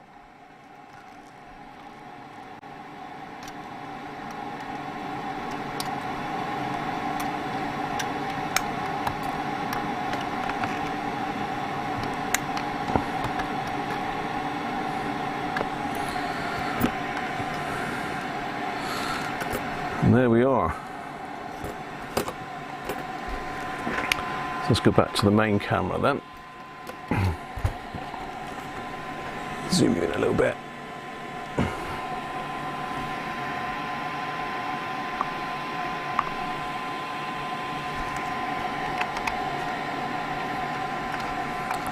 So you'll see now that our module is loose, and if we give it a gentle bit of persuasion,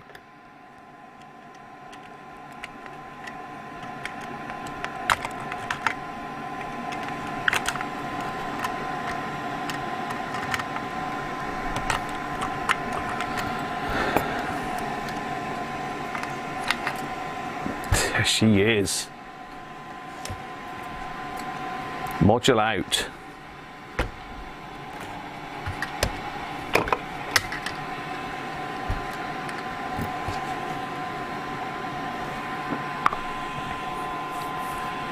So there he is, LP1164, together with all the wires that I've just well, the pegs that I've just desoldered.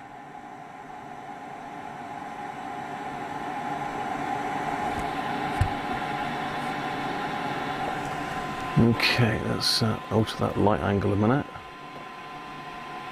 That's okay. Focus. Next thing we need to do is just pull this bottom piece off. Not forgetting our little bit of like waxed paper. And I don't know what that hole is in there. There must have been something that they could have tested through that hole without taking the module apart, because there's a hole in the board as well that matches that. So whether they had some sort of jig that they could do it, I don't know.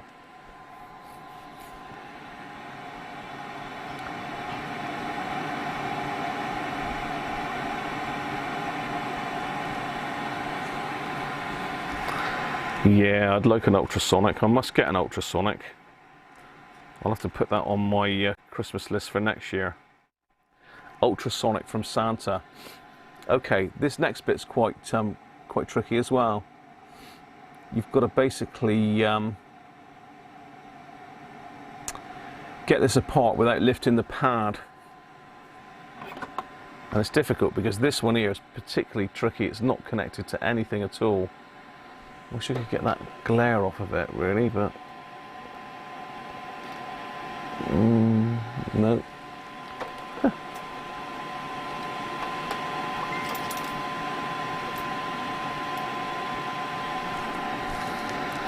That's better. I just can't see anything now. So what I found is the easiest, and hopefully you can see this. I'm just taking the solder off of this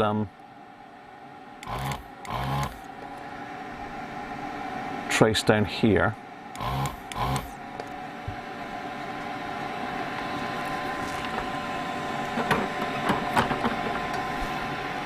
And get my little screwdriver.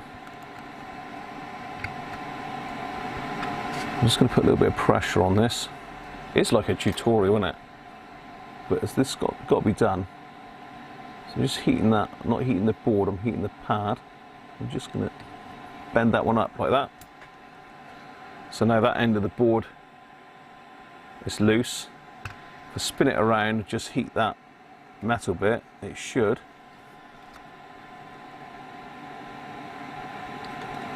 Pull out like that. No damage to the pad. And there we have it, the truth.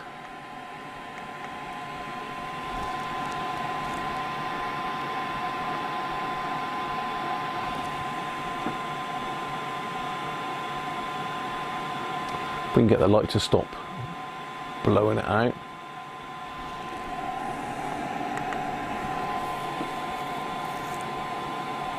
AF115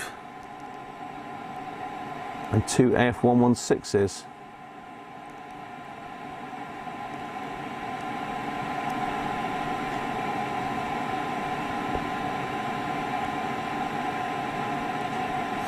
As you can see, the traces on this board are really, really tiny.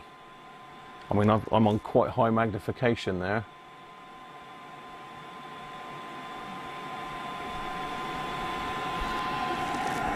So if I put the tip of my electrical screwdriver on that, you'll see how small they actually are. They are pretty tiny. You got 20 quid from Lidl's.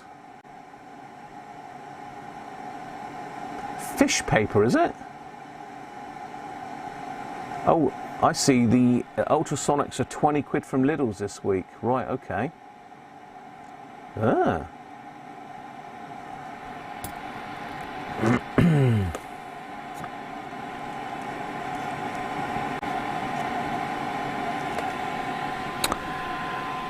So, next on the agenda is to pull out all these AF116s and 115s.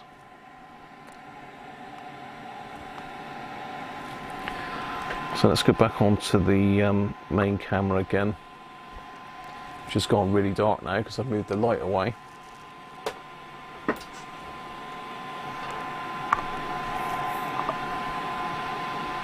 No, I don't want me on the webcam. I want the main cam on there. Me picture in picture. There we go.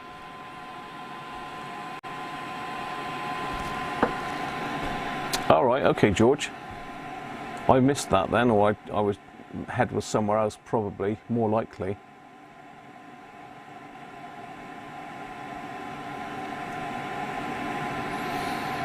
Right, okay.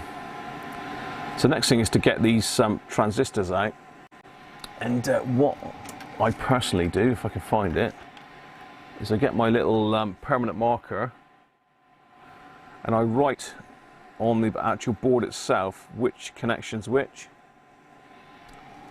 I find that saved a lot of head scratching and looking back through photos. So you need a fine permanent marker for that. If you use a non-permanent marker, you'll be in all sorts of trouble. So these from memory are those 4.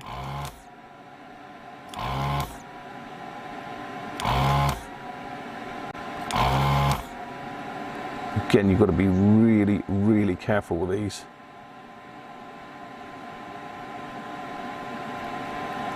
It's a fraction too long and you'll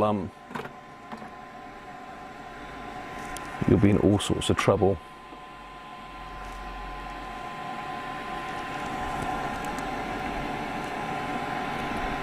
Let's get back over here a bit more. Okay. So I've just desoldered this one, this AF116. So we can see which way round it is. So we need to make sure we keep it that way round. We can spin it over.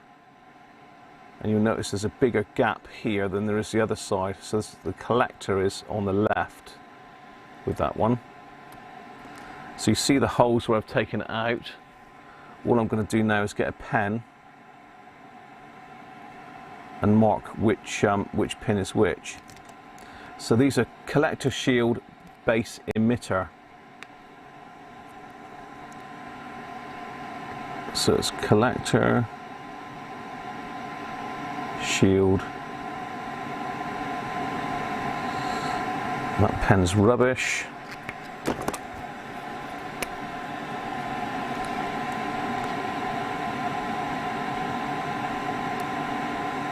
Base and emitter. There, so I've just marked that now, so I know where that goes.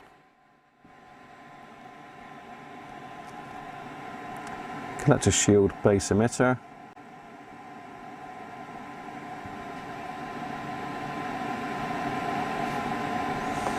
This one next.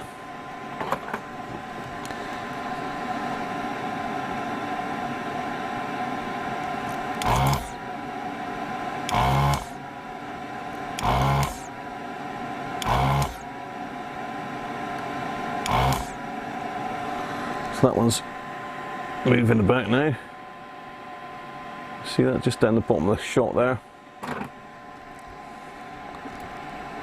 So let's turn that one around so he's facing me.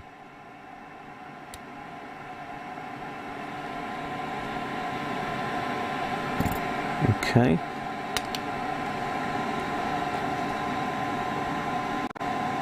So collector, shield, base, emitter. So that's that one marked.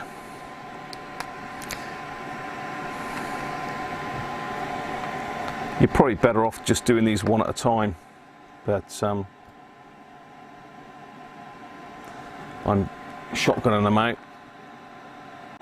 Doing the transistors first, and we'll do the caps second.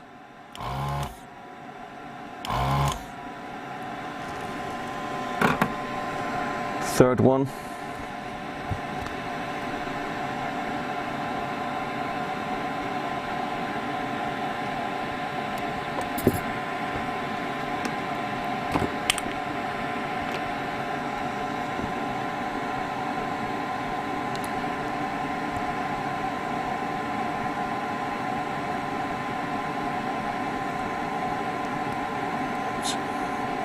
There.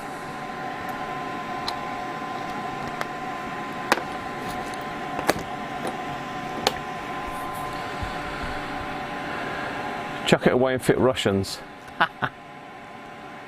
Still need a goat for the forceps blunder. What did I do with the forceps? Forceps blunder, what are you on about, George?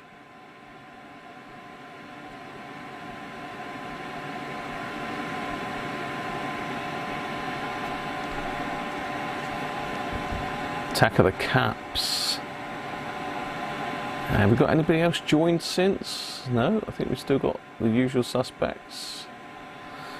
So if you have just joined, we are in the guts of a Mullard module for an AF117. AF117 R707, that's definitely a goat, George. That's definitely a goat moment there.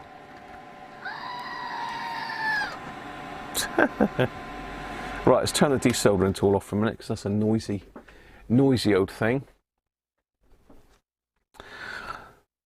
So the expensive thing to do would be to stick AF125s and 126s in this.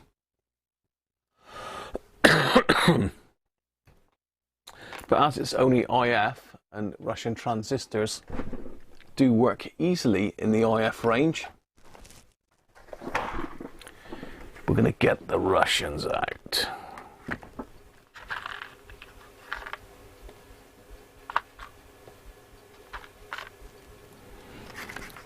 Three Russian comrades coming to help us fix the radio. There they are.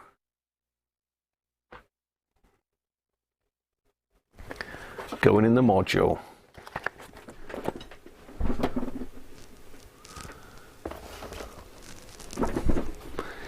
So we need to make sure we got the pin out right, and these are a bit strange, the pin outs, so I always do myself up one of these little bits. I put in with my caps, transistors.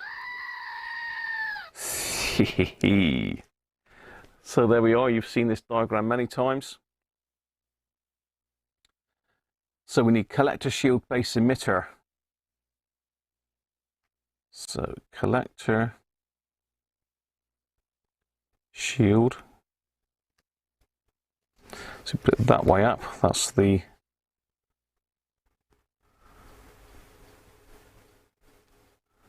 so we collector, shield, base, an emitter, so they're not far off these actually.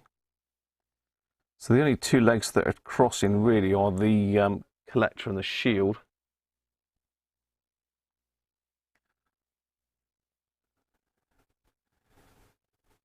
Collector, shield. But it is really, really easy to put these in wrong. I've done it many times. I've done it live on camera many times. So here's our first one then. So you can see I've marked the board there.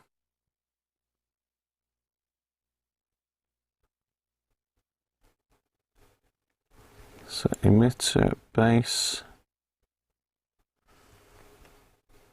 shield. There's 3 in. And a pair of tweezers helps here. It says as he drops them.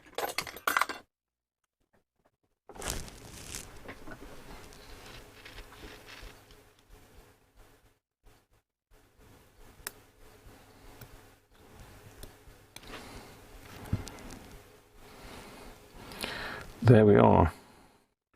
First transistor.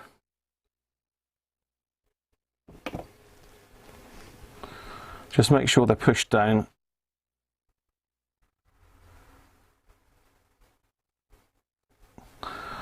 So they're not standing proud of the can. If you leave them sticking up too far, obviously the can will hit the top of it. There's our first one. So just double check my wiring. Collector, shield, base, emitter. Yeah, that's correct.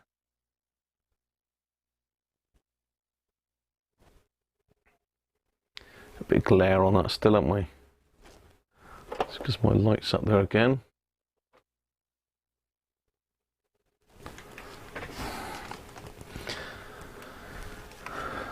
So pop a little bit of flux on these.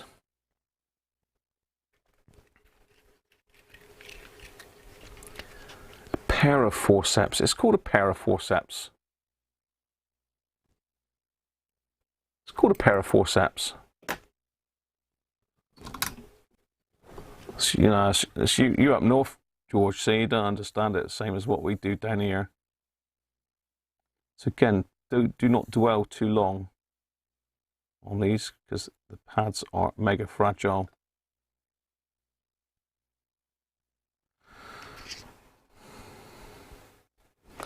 They're all in. So let's snip the wires. Again, you want really sharp cutters for this. You don't want to be pulling the board in any way.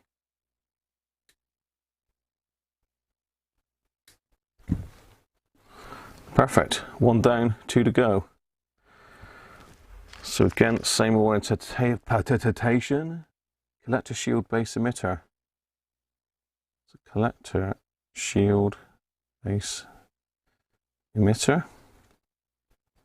So collectors front, shields at the back. Base and emitter. So I've bent the legs on that one, but you can see they are very close together. So once it's actually in, you need to just double check. Just have a visual look to make sure you're right. So that's collector, shield. Right. It's easy to spin these around in your fingers as well. Collector.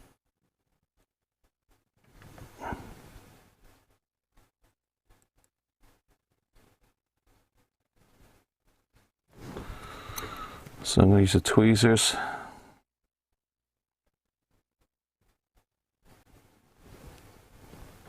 Just put the last leg in if you'll go, come on. The problem is you've got other components that are in the way, so there we are. So let me just double check we're definitely right. Collector, shield, base, emitter, yeah, we're right.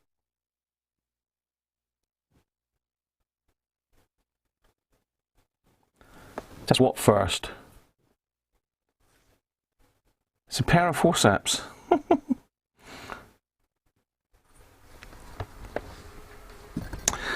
When you say test them first, you've got no faith, have you, Theo? You forget we've got Frankenstein's R707 lurking, haven't we? So we're actually going to be able to put this this in a test radio first before we actually put it back in the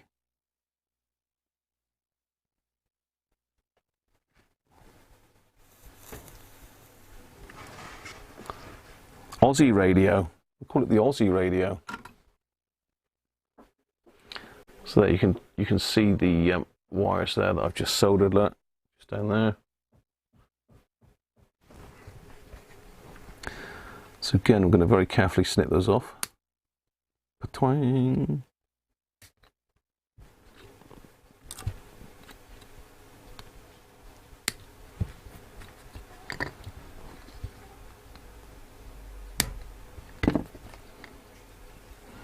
Good to go. 2 down, 1 to go. They're hemostats. What the on earth is hemostats? What on earth is a hemostat, George?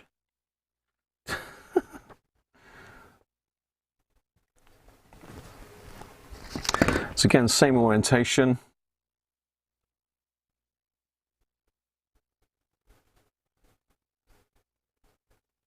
Collector shield, base, emitter.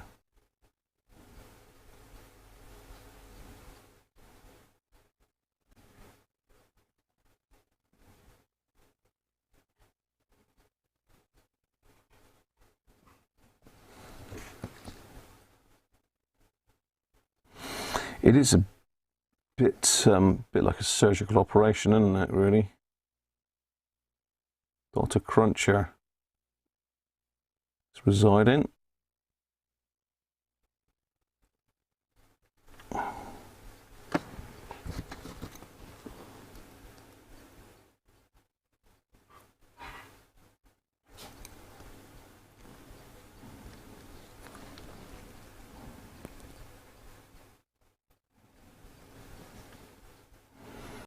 Here we are, number 3.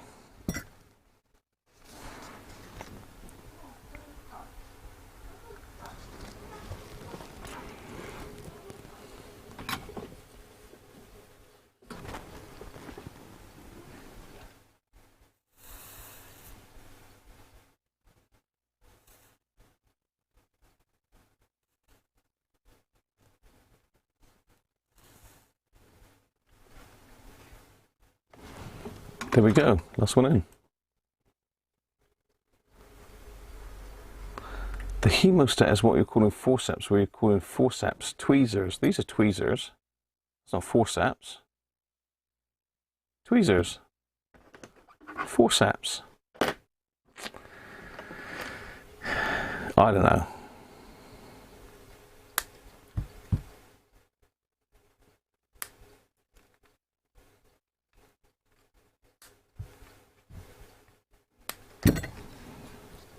There.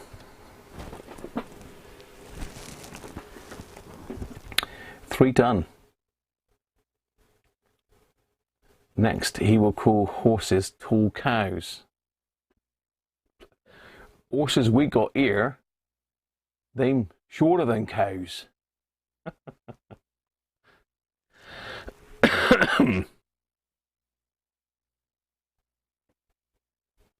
Forceps they used to pull babies out from mother if they get a little stuck.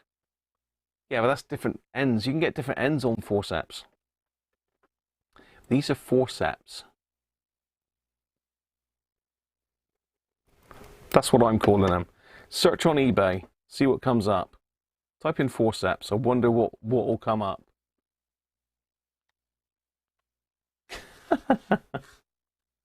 Your fillings just fell out. No. Get yourself in. Right, okay, so we've got 5 caps to do now. 4 of them are 10 microfarads and one's 2.2. So I'm going to fire the desoldering tool up, and I'm just going to go and get myself another drink because I'm thirsty. I'm a thirsty fox tonight. Bear with me while the desoldering tool heats up.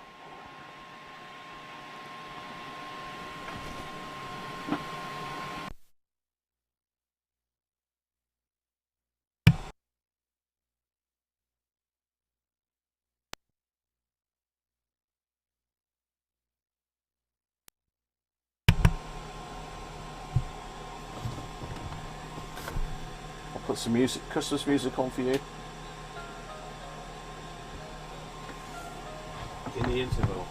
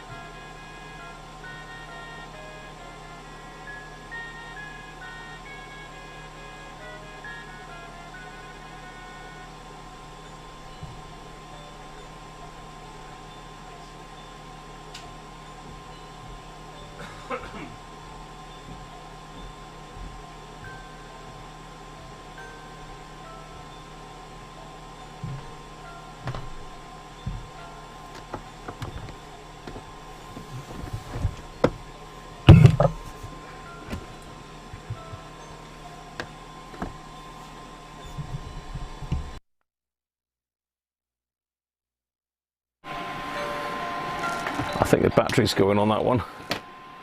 Right. Caps then. Caps time.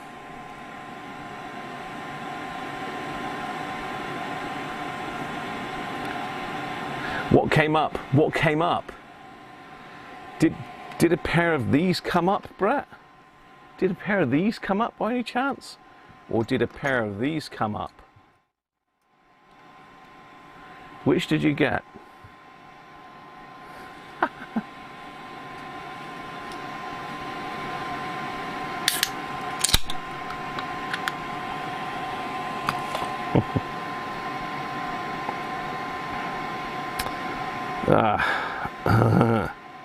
Coughing's not too bad tonight, is it? I may have spoke too soon. I had a couple little ones. It's probably because I'm not doing so much talking, I'm working more.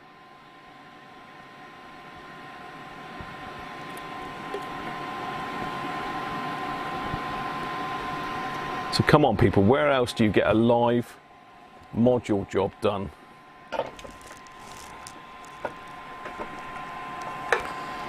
Live module restoration. Right, we've got to do these caps. Again, what I tend to do is just mark the board. So I'll pop them out one at a time. We'll do the 2.5 or 2.2 first.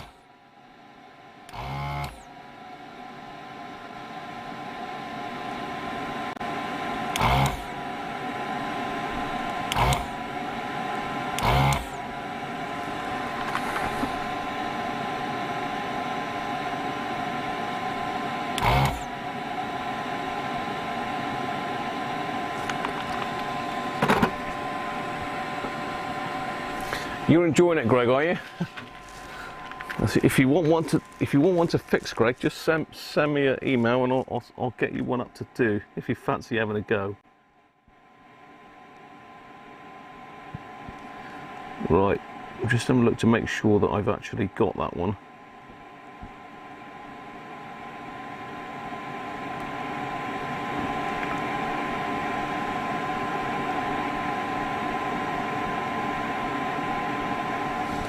Not quite.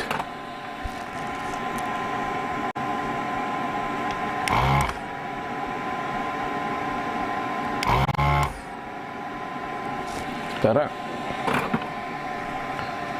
So that one should come out now. So the negative is at the front there.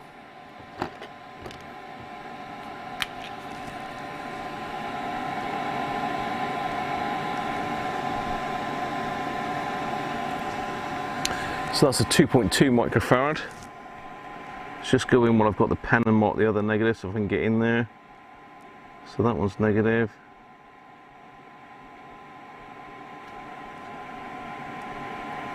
That's negative. Pen stopped working now.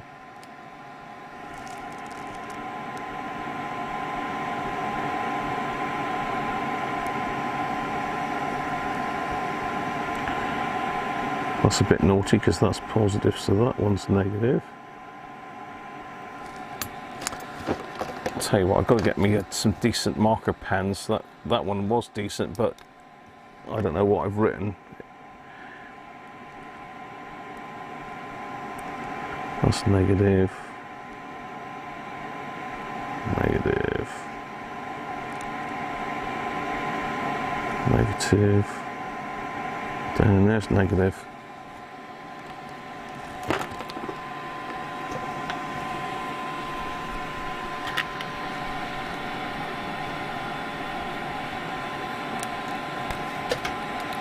Just what transistors are being used here? Well, the GT322, I think they're V's actually, these, not B's. I think we had some issues trying to suss out which ones they were the other day. But they're Russian GT322s. I think they're A, V and B, something like that. V is the middle gain ones and B is the highest gain. But again, it's only in IF stage. It's not the final output transistors, capacitors. Yeah, transistors. I was right. I'm doubting myself now. So let's pop the 2.2 one in first.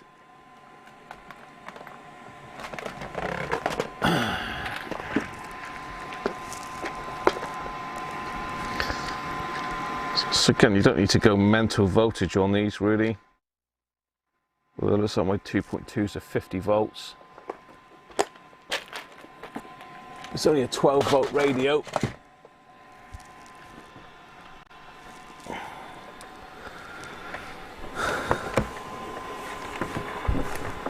So what have I done with my...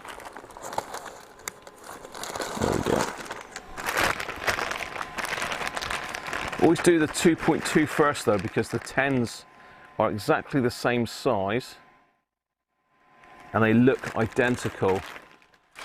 Again, I've done that before. So I've just got my magnifying glasses on now. I just find it easier. These things are difficult to work on. So negative at the front, 2.2, there we go.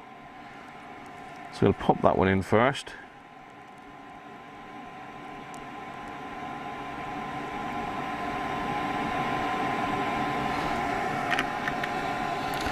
Now I used to put axial caps in these, but it's not something you can see, and these are just as good. These are Nichicon PW, they're 105 degree rated, so they're perfect for going in something enclosed like this. The old ones coming out certainly wouldn't have been as high quality as these.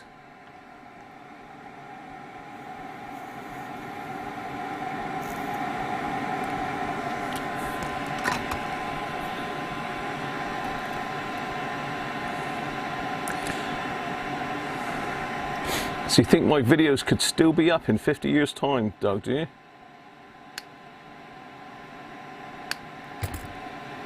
You never know, I suppose. Right, let's just double check that I've got all these marked.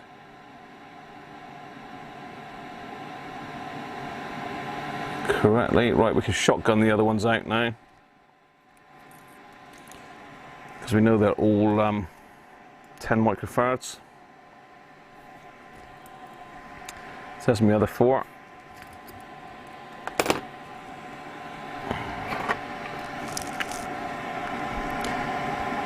So we've got that one there, which is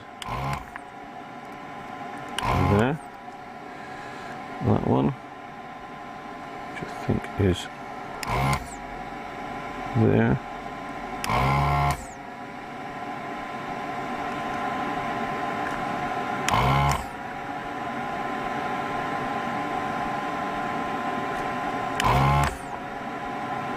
Yeah, that one.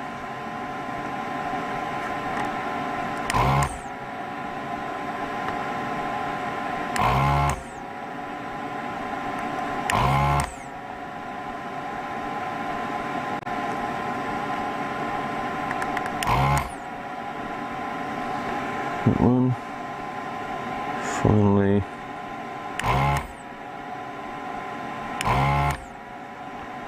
That one.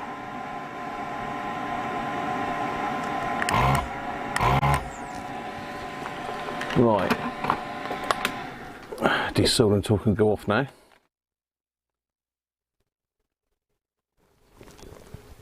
Valve puller. No valves in this one, Linton. It's a valve-free zone. Hi, AM station engineer.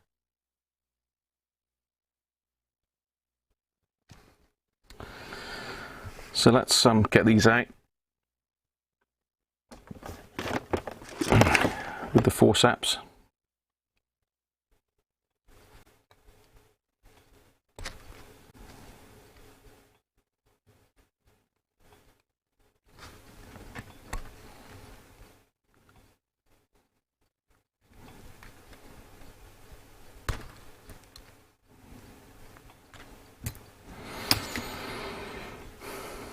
Let's pop our new ones in.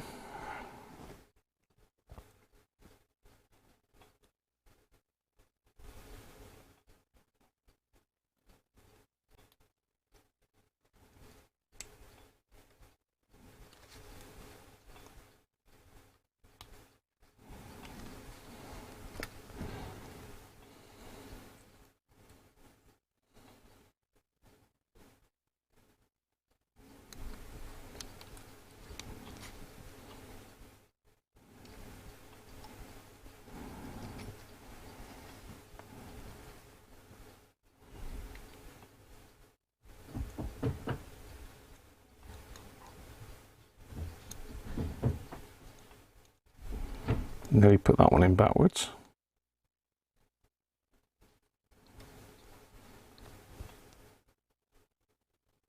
Which way round do caps go? What? I've marked them on the board, George, before I took them out.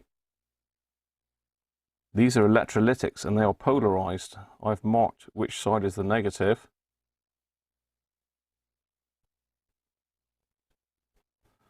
Right, there's me caps all ready to solder back in. It's like a bit like an upside down porcupine at the moment. So I'm going to get my lovely glasses just to give me a hand.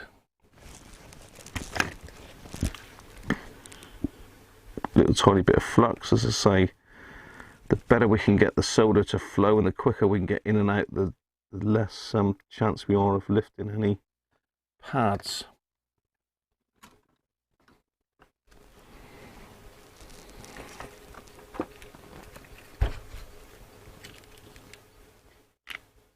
Toad? A toad. Yes, I have been referred to as a toad, strangely enough. I'm not really sure where the toad thing comes from, but you know, any compliments, I'm happy to take them.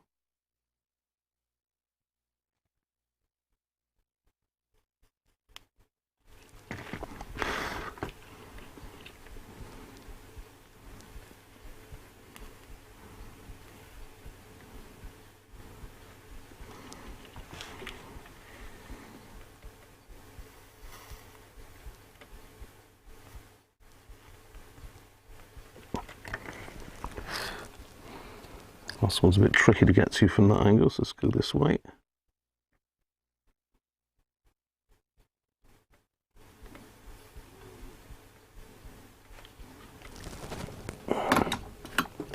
That's all of them, so let's just have a quick look, make sure they're all okay.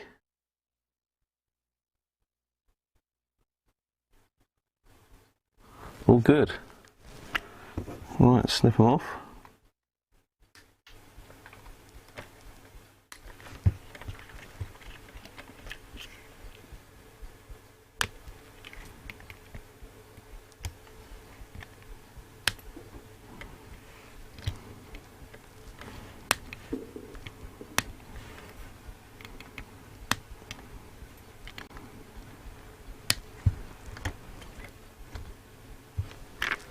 Done.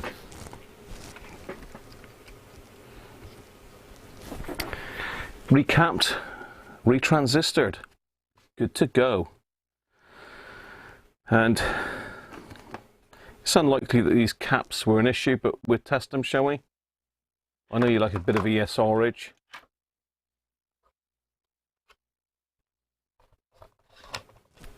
I know you like to know a bit of ESR in. So let's do the 2.2 first.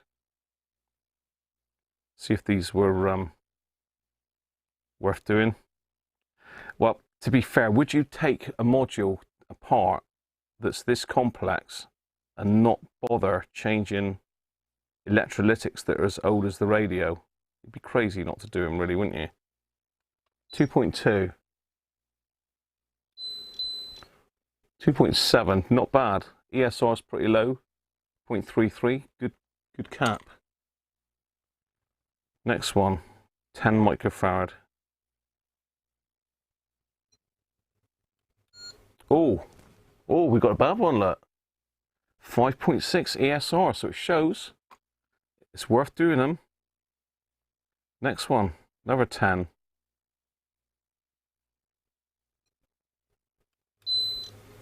Again, 3 ESR, only one ding. Not good. Another one.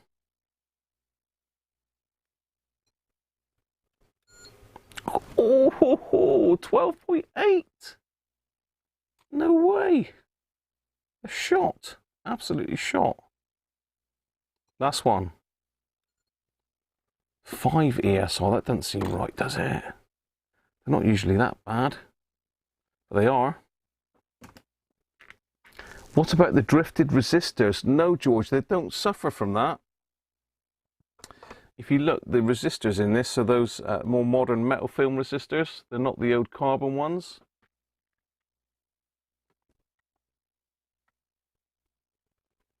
You can see there? So they're metal film, not the carbon ones. So these don't really drift. I have pulled them out before and checked. I've had it before where these ones have gone a bit high. These little orange topped capacitors. But yeah, there we are. Well worth doing those electrolytics, isn't it? Some people say don't change them, but why wouldn't you?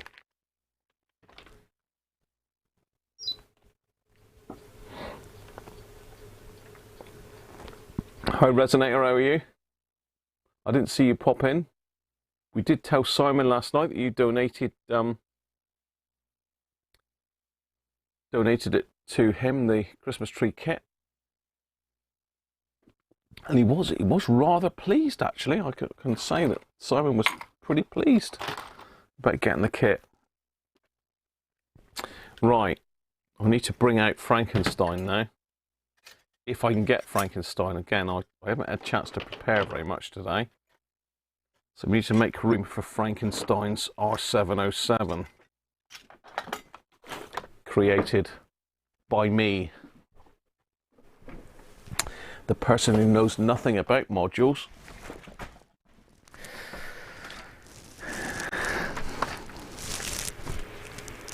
Allegedly. UL41 on the floor there. Where on earth did a UL41 come from? I think someone's been just throwing random stuff in my room. Oh, hello. I'm trying to knock the camera over now. Right. Let's get it. R707.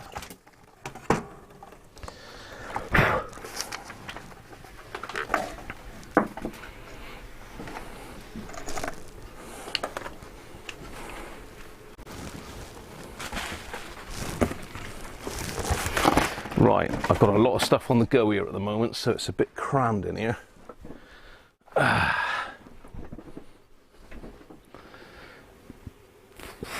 What's our main camera looking like? Very dark.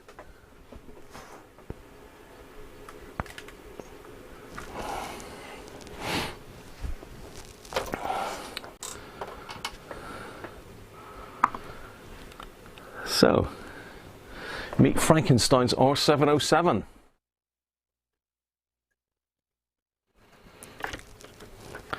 This is my R707. It's a little bit dusty. Give him a bit of a dust off. He gets a bit stressy else if he's too dusty. Frankenstein's R707. Hey, there's Simon. I still haven't posted it. I'll get it in the post tomorrow, Simon, I promise. I'll have to tell Alexa to remind me. Right, why is this Frankenstein's R707? It just looks like a normal older style R707, a nice Roberts badge in the middle. Top's all fine, nice aerial.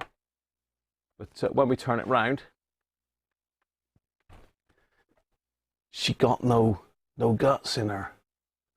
Well, it's got the boards, but it hasn't got a module. In place of the module, it's got hookup wires. So I've made this so as I can test modules before I put them back in, because the last thing you want to do is, like Theo said, if you've got a dodgy transistor, or you put one in the wrong way round accidentally, which is easy to do, and you put it all back in, do it all up, and then you go and turn that button and it doesn't work. And the first thing you think is it that module? Well, this is the bit of kit that saves me all that heartache, and I've done it, which is why I did this, because I've done it before, and I've put it all back together, and I've had a crossed leg or touching leg on one of the transistors, or I've got the transistor in the wrong way round. Lots of different reasons.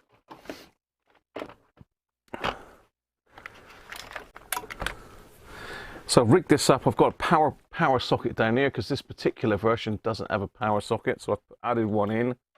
I've taken the battery contacts out, wired that in, and as I say, these are wired directly to the main board, and there is no module in this radio. So what we're doing is we're putting the heart back in this radio by sticking the module in, and then we can make sure we've got noise on all the bands.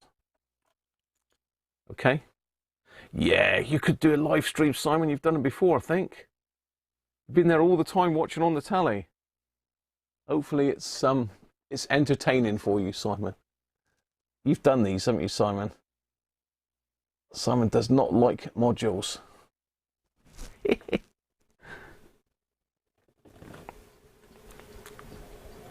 You've seen this one before. It has been out before, Derek. Yeah, it's been out on a few videos. And I've also got an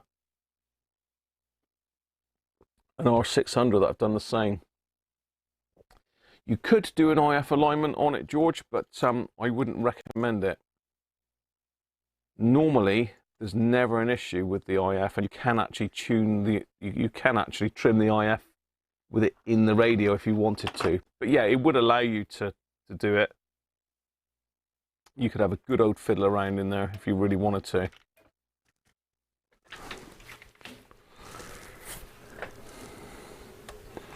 It is. It's a big test. It's a test jig. End of the day, I'm sure. Back in the day, Mullard would have had something rigged up, not similar to this, that they could plug a module into, and put some signals and that through it to see if it'll work. So I need to get my little book out where I've written down the pinouts and everything, what wire goes where.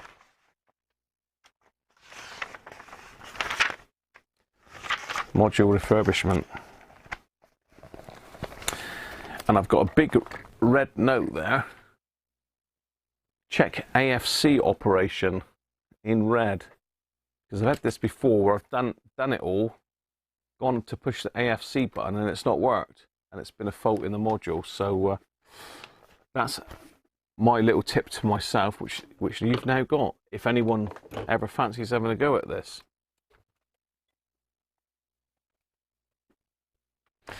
You hate the modules. It's getting them in and out is the hardest bit, Simon, isn't it? Well, I suppose putting the transistors in is pretty tricky, but this is a useful bit of kit. So I'll connect it up this side first so you can see what I'm doing. Let me just get that chassis out of the way a minute. Let's move that back a little bit. It's the trouble with this rubber mat, and it grips everything, doesn't it?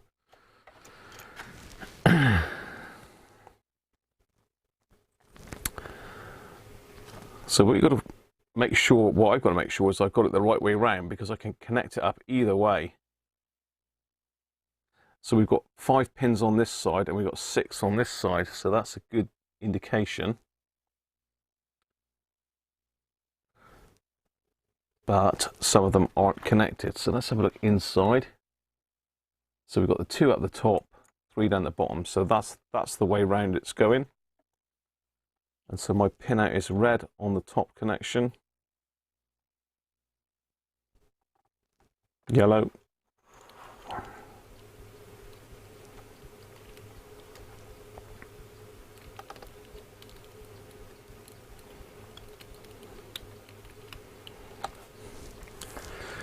then green, purple and black.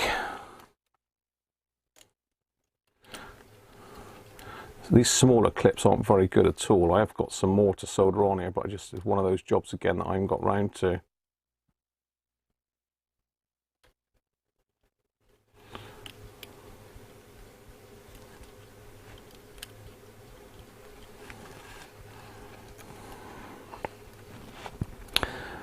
So the idea of if we can prove the module's working and the radio doesn't work when it's all back together, then the fault can't be in the module, can it?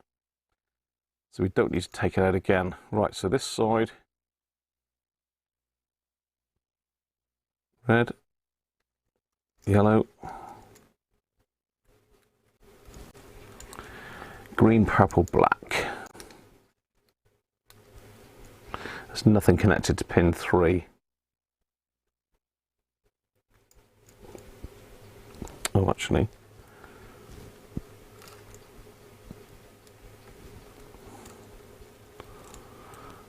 Red, yellow, green. Actually, no, sorry, green is up there. I got that wrong. Green is up there. Cracking up, Graham. I thought I had one more too many then. That's a black, purple and red.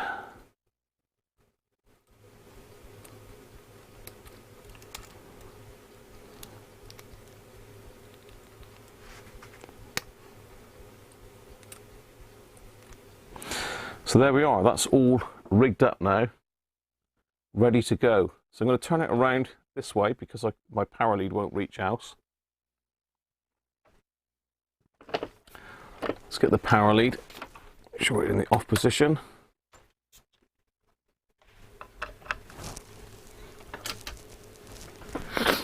Right, you would get those tantalums. There's no tantalums in it, Doug. They're not tantalums, they're little, what do you call them? They're poly caps, really, I suppose. They're like the old tropical fish caps.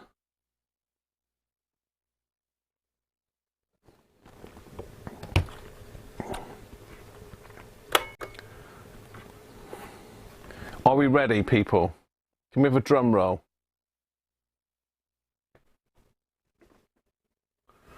Thank you. These are Soviet germaniums that I've just put in this AM station engineer. I've literally just put them in it, mate.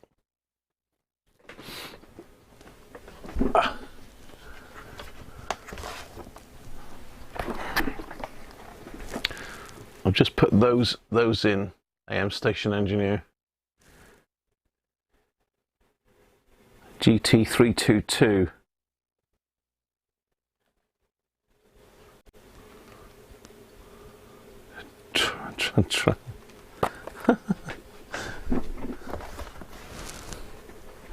We'll count down. Trouble is that it's lagging, Philippe. Hi Pat, how's the board so you can't watch a smoke escape? Well, no, we can show you the board. Let's do your picture in picture, shall we? Let's picture in picture you right up. Incidentally, we haven't tested the old transistors yet, so we'll do that in a minute. Just untangle the webcam. You can have a look. You can have a look from the back as well. Get the light situation sorted. So you can see the smoke escape. That's what you want, isn't it? Can you see that? Oh, it switched over. Oh, of course it was.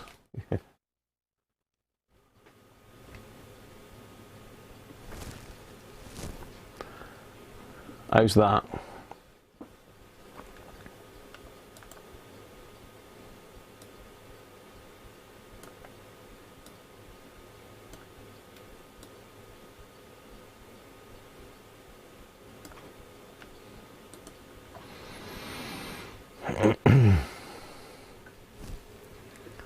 Here we go then.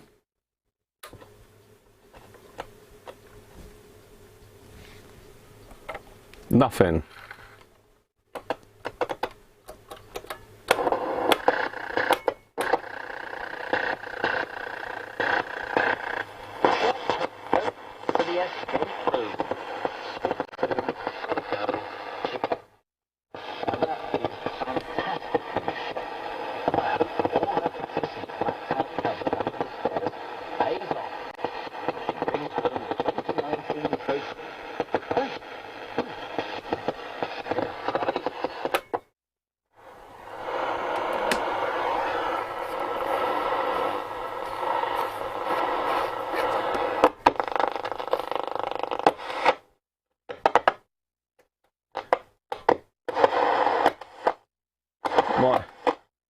My switchback ain't the best.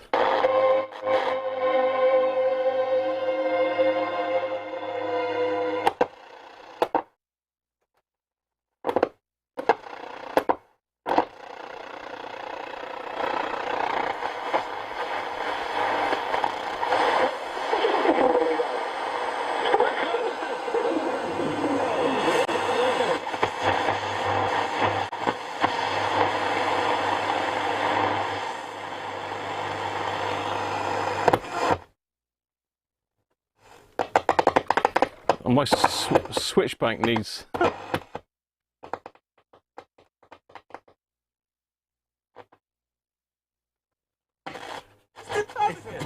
enough about that. It goes a little stuff like this.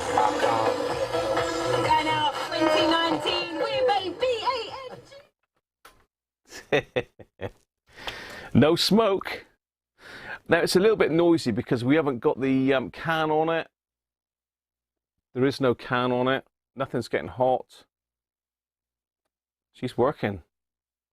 So it can go back in its can.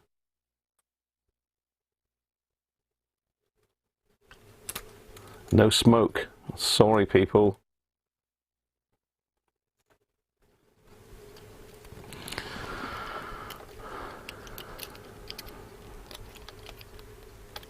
I'm sure somebody could build something a little bit different to that.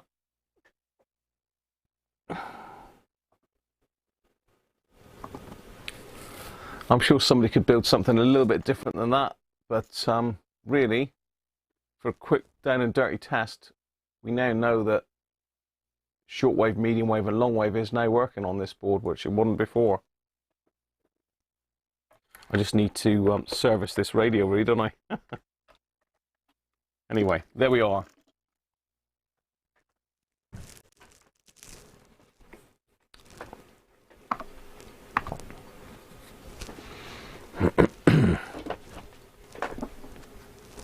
Build it with pogo pins. Build it with pogo pins. What are they, George?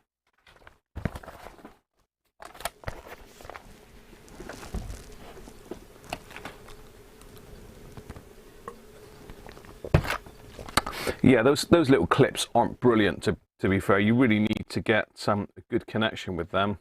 You can wiggle them about and it'll make noises, but for stability, they need a stronger connection to test, I suppose. But we're only doing a quick down and dirty test just to make sure it's working, that's all. We're not looking for hi-fi quality, but certainly some different pins would be nice, George, if you've got any ideas. Hi Harvey, how are you? Right, module sorted, working. I've messed up the camera now, I might go too high. There we go. Let's get all my cameras sorted. So pinch that one. God, what a big head you've got, Graham. What have I done to the camera? That was a pretty swift haircut, isn't it, really? Right, that's better.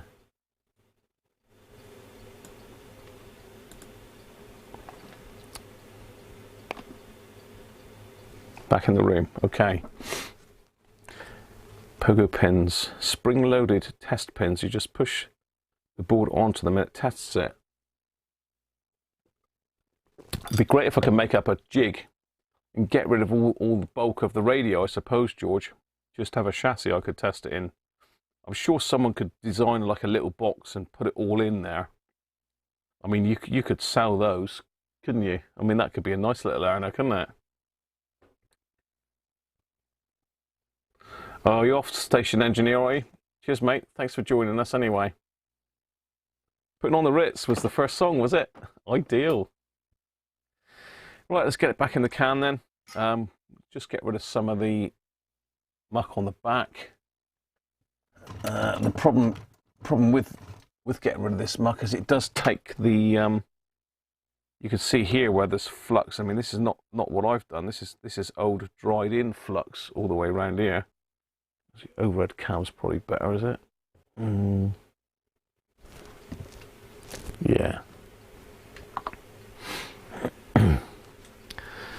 So yeah, when you put isopropyl on this, it takes this mask off. This is only like a very fine painted layer, but you can see where flux has taken it off before.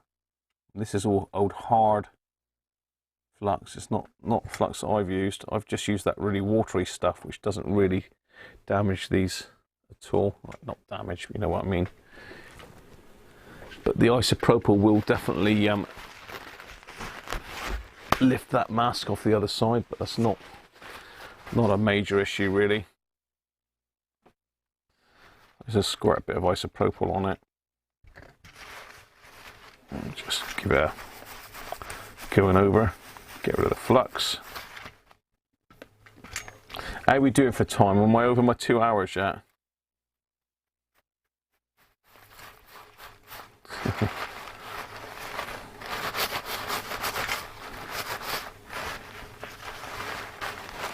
There we go.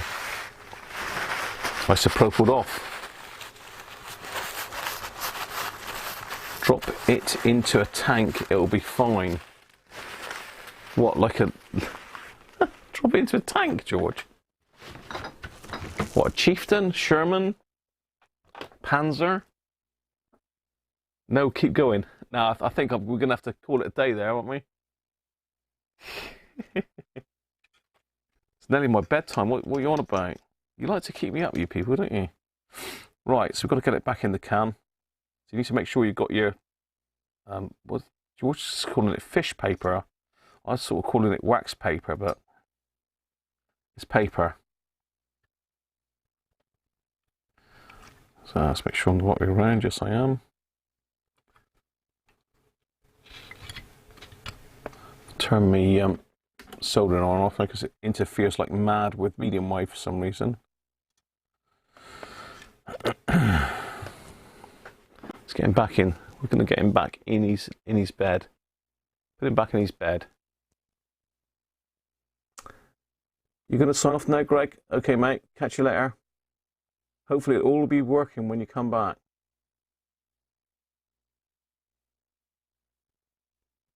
Putting on the Ritz Young Frankenstein. Oh, tank of isopropyl, right, yeah, got you.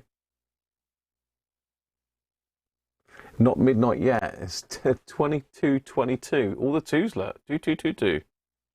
2222.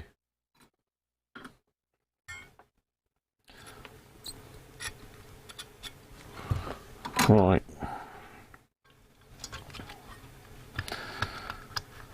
So what we want to try and do is drop this end in first.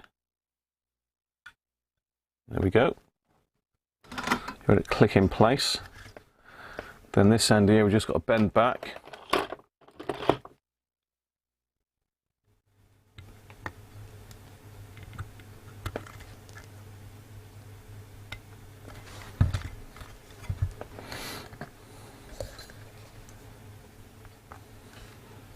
Tiny bit of flux.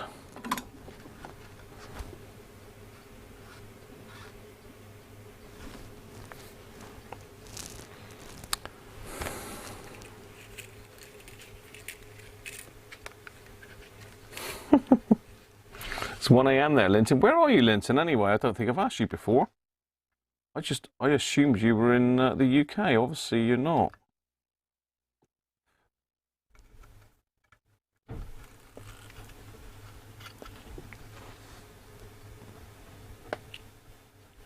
Okay, there we are. Back on.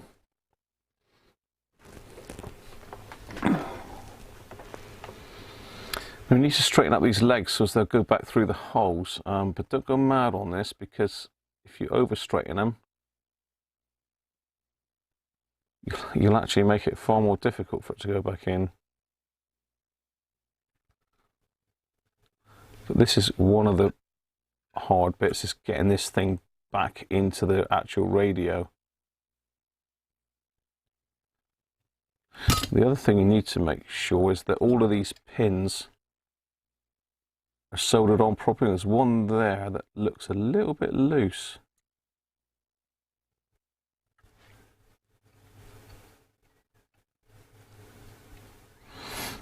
Let's just get the magnifying eyes. Yeah, there's some people that are just vindictive. But, you know, that they're entitled to do it.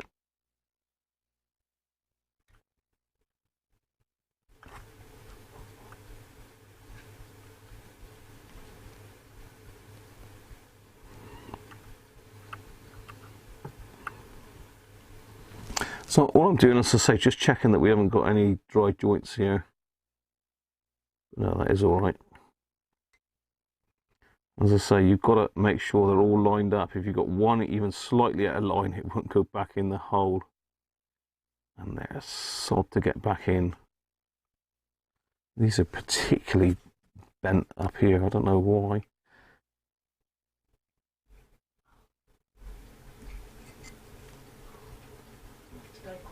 All right, just a sec.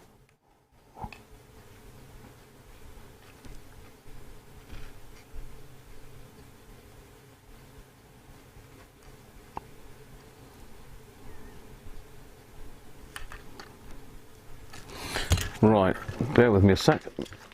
Mrs. Cruncher's off to bed, so I'll just say good night.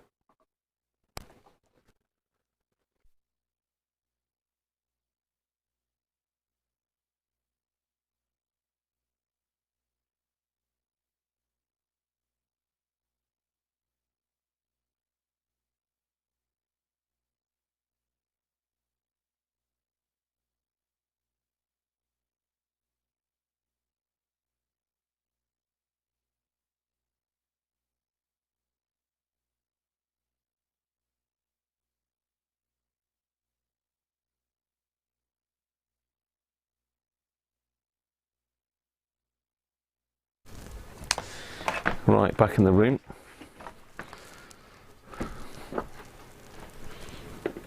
Back in the room.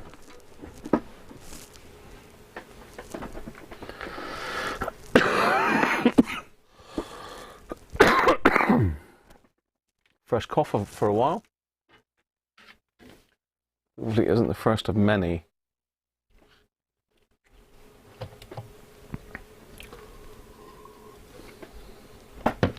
Night. No, she has hurt her wrist though. Falling down the stairs this morning.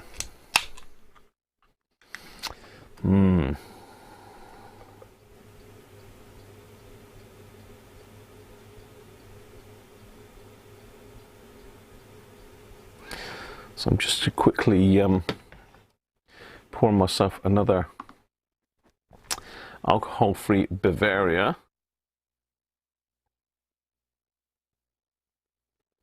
Well, I'll be catching a minute, mate.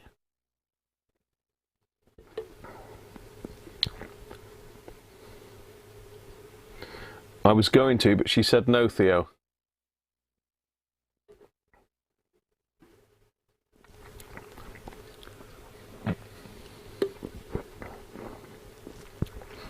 She said no. We'll see how it is in the morning.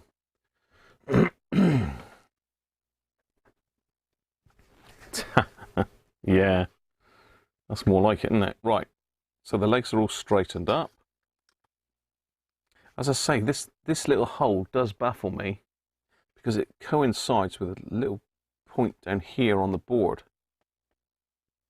So you think that if you put that bit of paper and you can see just one little spot there right in the middle, there's a solder point. So whether it's there for testing, I don't know. We never will know unless there's any ex-Roberts engineers out there anywhere. There must be, mustn't there? There must be some ex-Roberts engineers still about. Used to look after these back in the like 70s when they were made. All done. Ready to go back in the radio. Ready for its journey back inside the guts of the radio. So let's go back to the main camera now because we've been a bit close for putting the module back in. Clean the tin. Yeah, could clean the tin, couldn't we, George? That stuff is like glue though.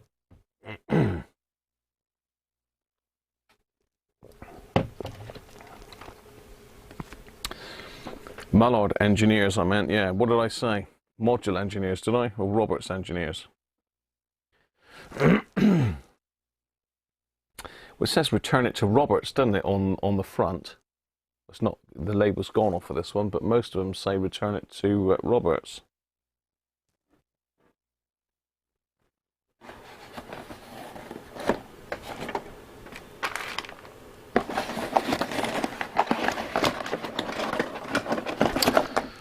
So yeah, most of them have got this label on them.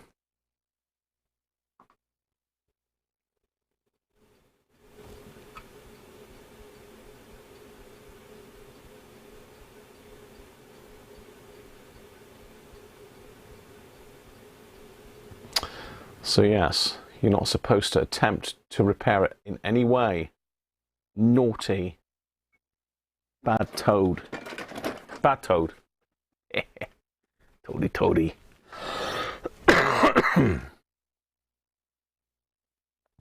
Could well be, Doug. Yeah, could be. I know, what was that? Someone else has put a video up. Yeah. Yeah, so if you look in the bottom there, George, there's all that flux that's dripped out through. They must have poured flux in that thing. It must have been dripping with flux when they put it back in.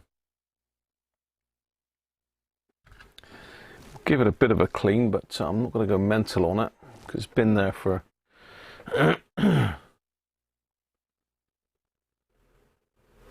it's been there for 40 odd years, isn't it? Right, where's my blue roll? There it is.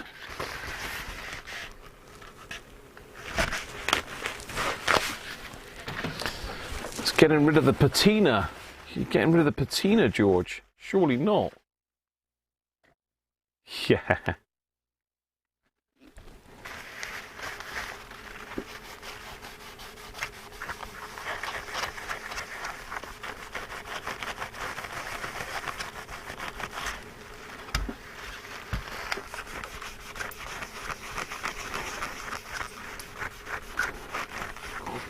Yeah, it looks like it's had a really good flux bath. See if we can get rid of some of that in there. I'm going to go mental on it because I do want to go to bed tonight, really. Ideally today, not tomorrow like we did yesterday.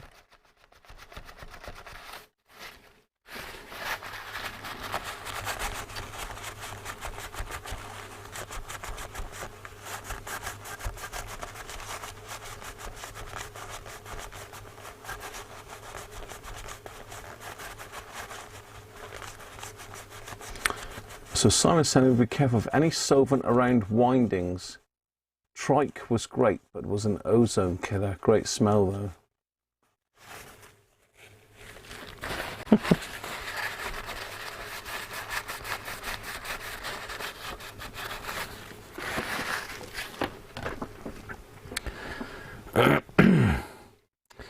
Right, so this is one of the trickier bits. This is either going to drop in and just be very nice to me, or it's going to be an absolute pig.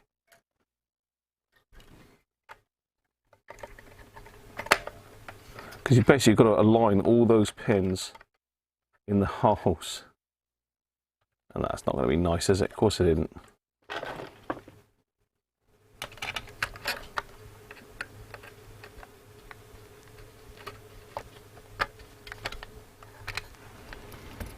I've got half of them in.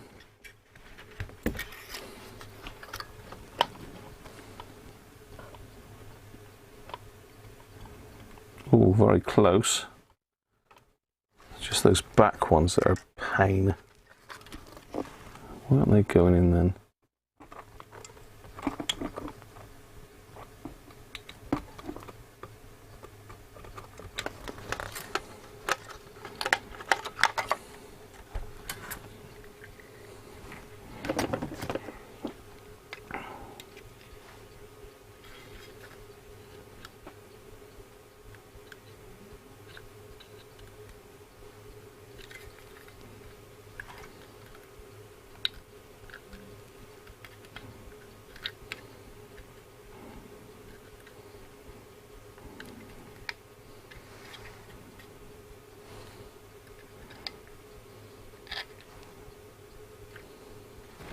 Try that.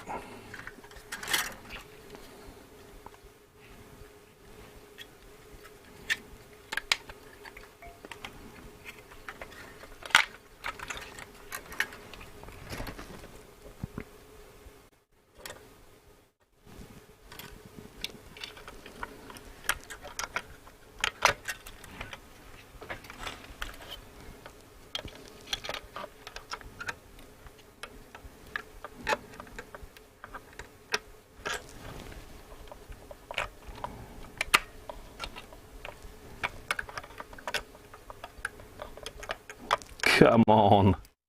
Come on, you were there just now. We're nearly in. You've got to talk to these things, otherwise they won't perform for you. Come on. Come on, you can't be far off now, surely.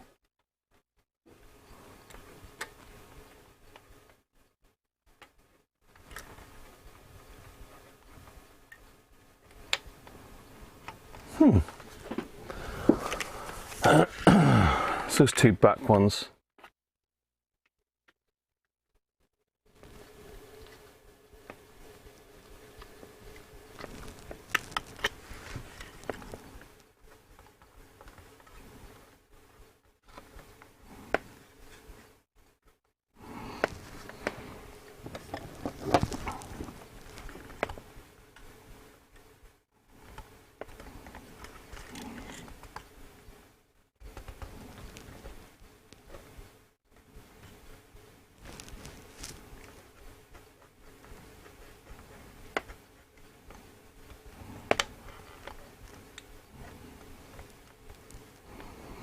Well, I said it's the hardest bit, didn't I? And it certainly is.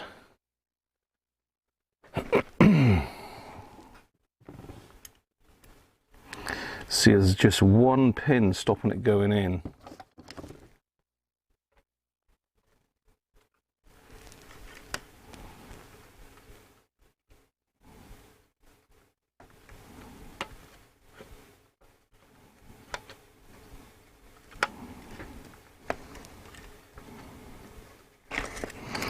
Can't even see where it's to.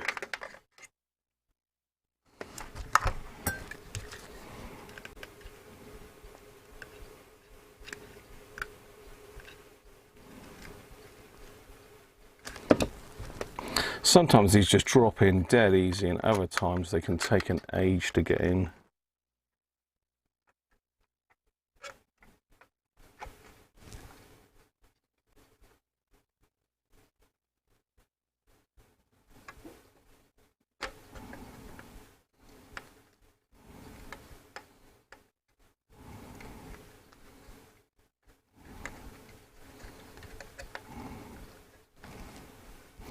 It's just one pin stopping it.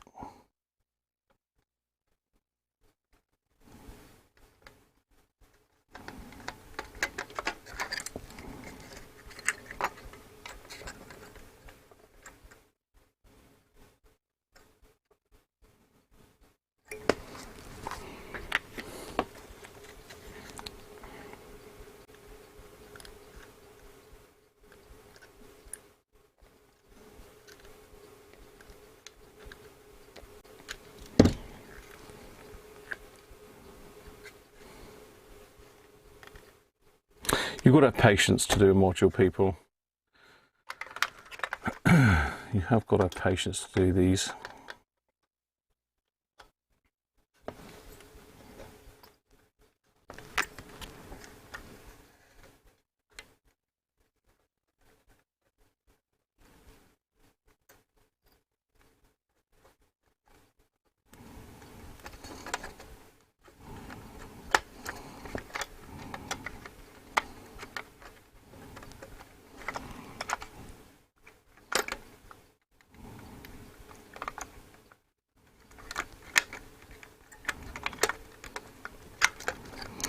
The problem is they've cut these end pins off really tight. So now they're through.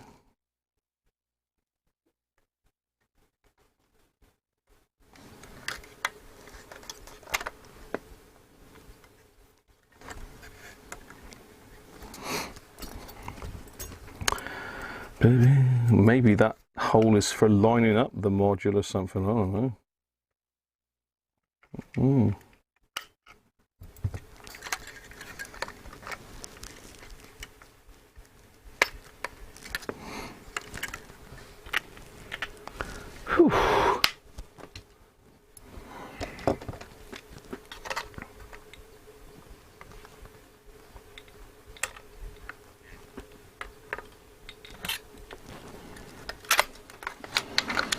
No, it's near impossible to do. Why is it not going in?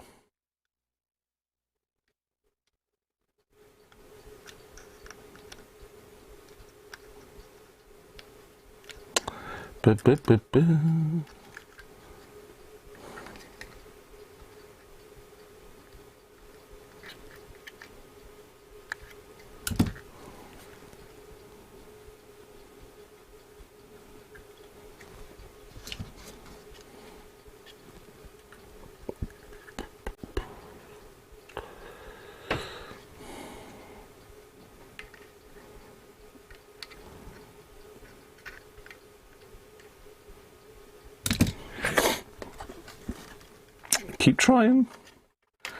She'll go drop in a minute. She'll just go pop and in it'll go.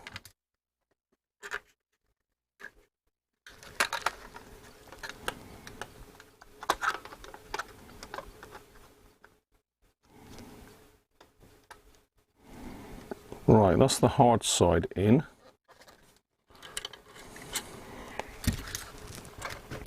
Now to persuade the other side to go in. Yeah, it ain't the best, is it? They certainly weren't meant to be serviced at all.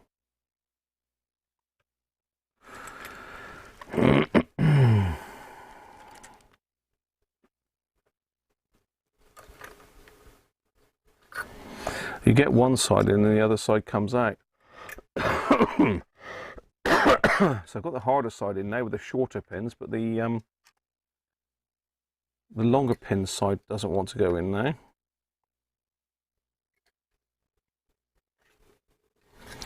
So the whole lot needs to be bent slightly forward.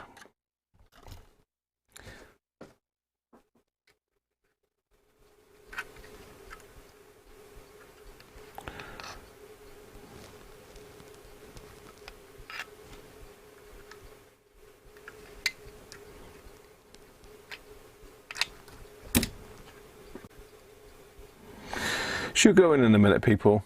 Bear with it. Bear with it. We'll get it in a minute. I'll tell you what, this headband thing is blimmin' hot, though.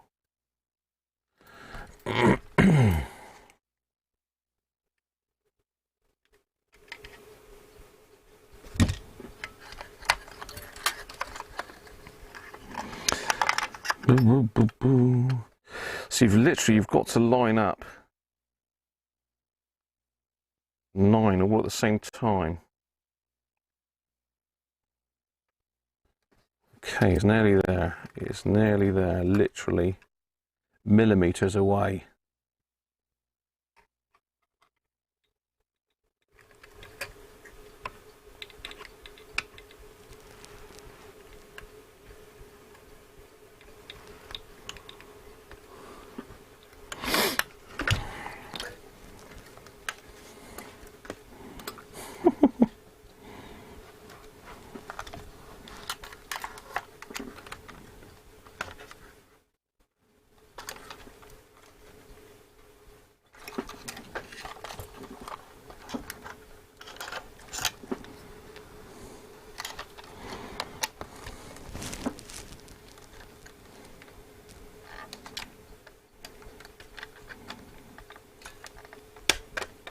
Got it. Got it. Did you hear that click as it went in? We got them all, or have we got one bent? Oh, we got one bent, I think. No, we got 2 in the same hole. Oh no, come on. That can't be possible.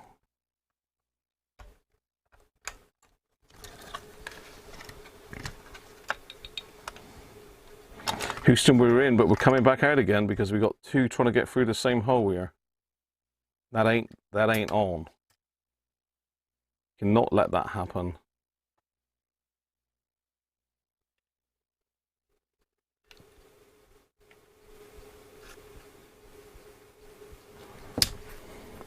But we ain't far off now.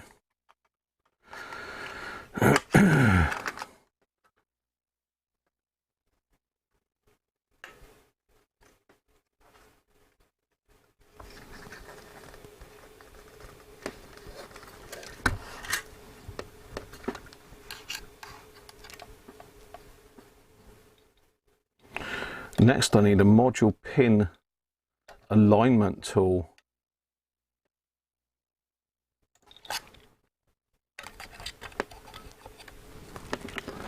Let's get this light down in this way a bit. I'm going to have to get in deep here. Let's get this done. It's dragging on now.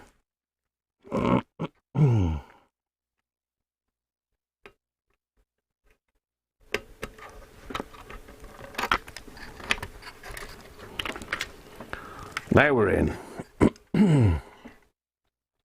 That didn't take long, did it? Right, now these have got to be bent over. Bend them quick before they pop back out again.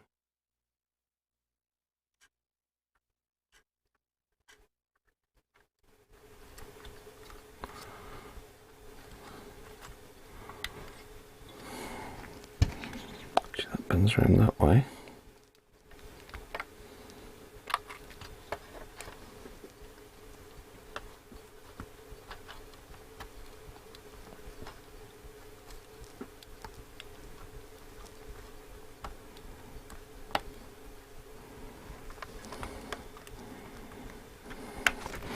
There we are, done.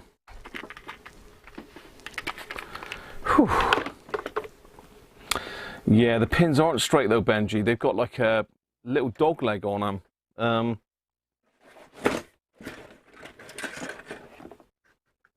Show you here, and this is not a great example, but if I show you one on the overhead camera, if you look at the pins,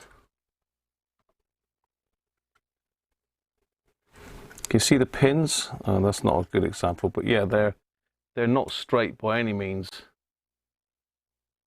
See, they got like a dog leg in them.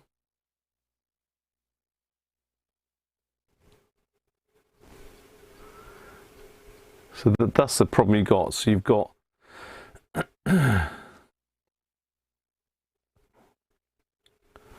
7, 8, 9, 10, 11, 12 pins to line up all at the same time.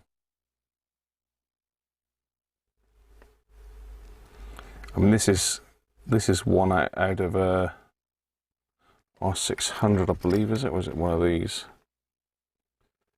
Yeah, this is out of an R600, so it's got extra pins, but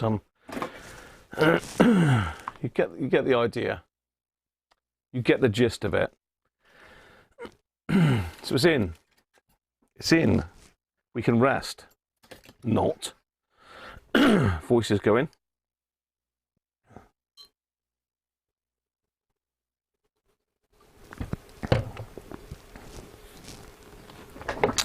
So let's get it soldered back together quick.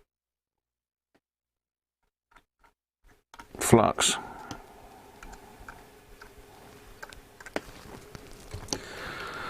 Not a single track lifted, by the way, which is pretty good going for one of these.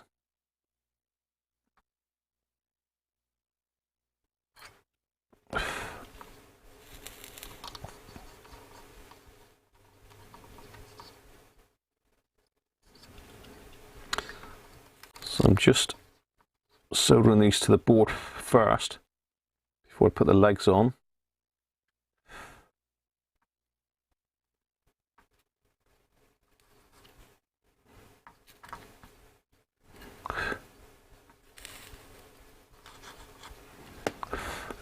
Again, I haven't got my soldering iron up mentally high. I've got it set at 330, so it's not crazy heat on it.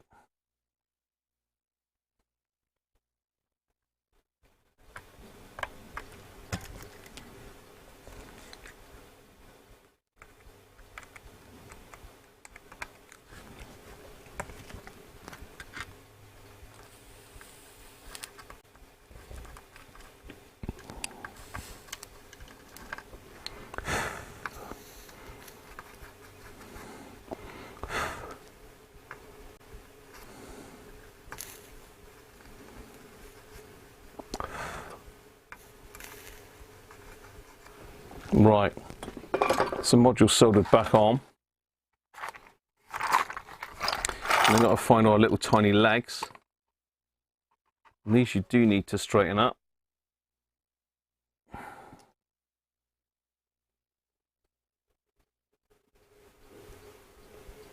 These midweek lives are like nearly as long as the Sunday lives. What is going on here?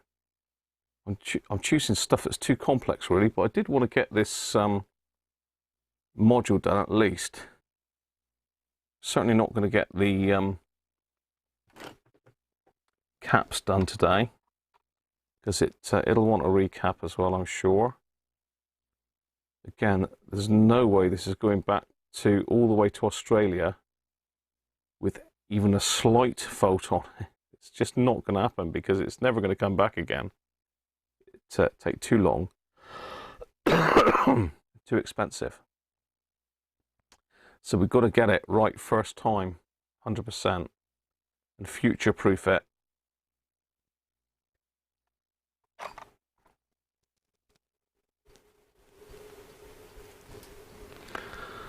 Hi Dave, how are you? Did I say hello earlier, Dave? I'm not sure. Dave Rhodes.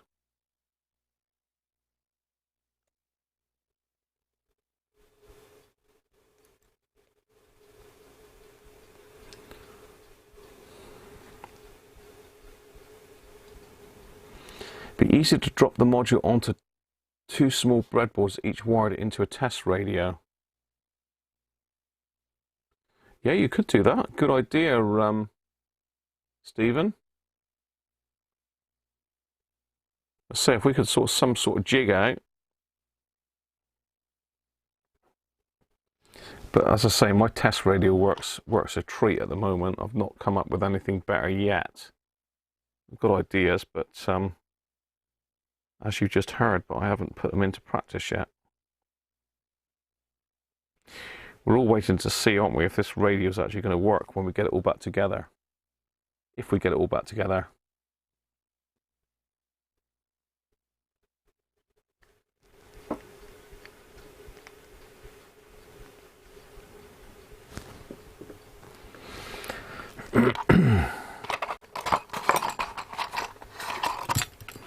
Right, that's all of our wires straightened out.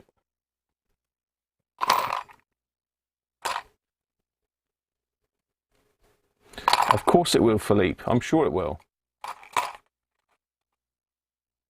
When? Tonight.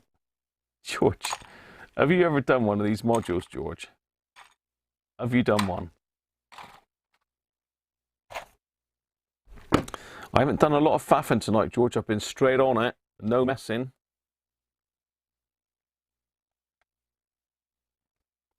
No messing tonight.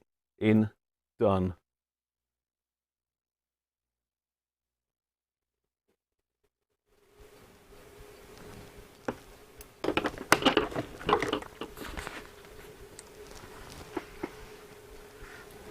Yeah, you need to do one, George, I think.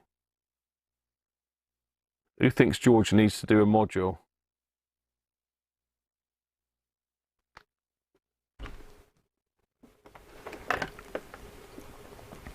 Hands up who thinks George needs to do a module.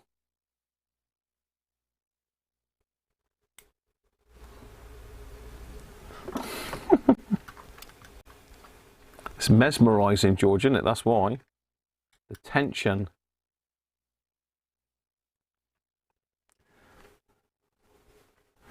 You can feel the tension in the room.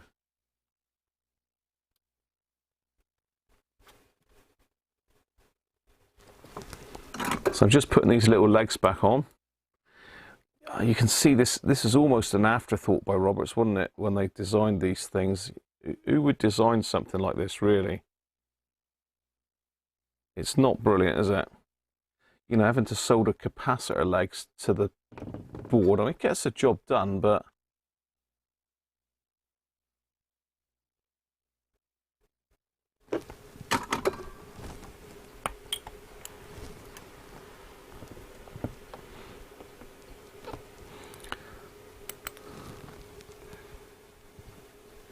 I think you've got I'm sure I've seen lurking on one of your shelves, George, an R707.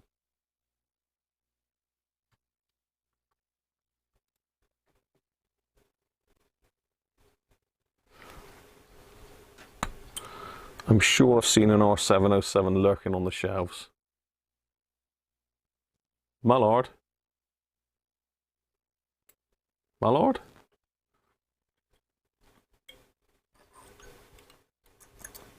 Offer, my lord?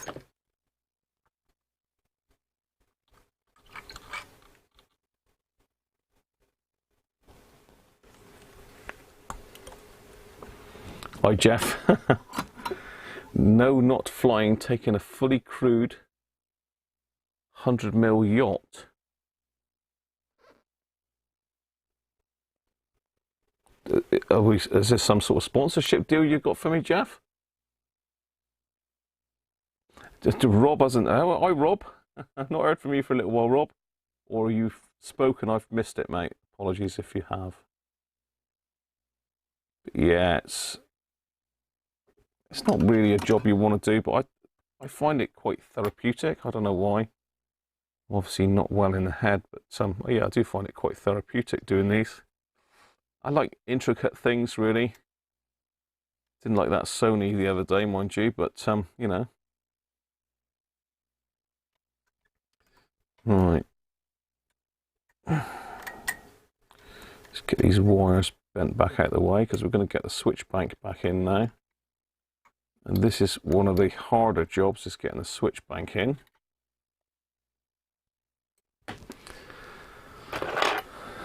So let's get our switch bank. So we've already squirted all of those. There's nothing really that we need to change on there.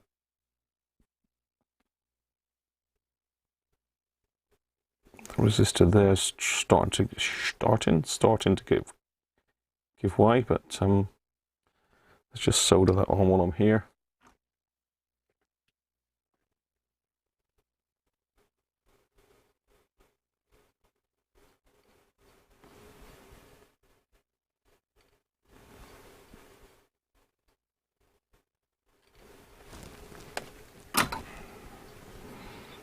Yeah, there's a little resistor there dangling off, waiting to fall out. So we've now got to line up those pins that I've just soldered with the holes in here. I have put flexible wires in these before. I've changed these for flexible wires, which is a little bit easier, but for some reason I've stopped doing that. I don't know why, really.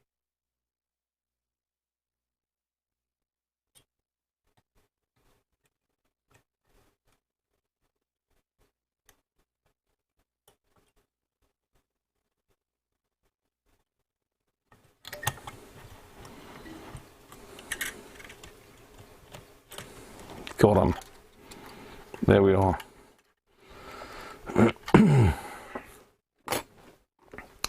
So at this stage we want to put the switch bank back in. So we need to find those little spacers and the two screws.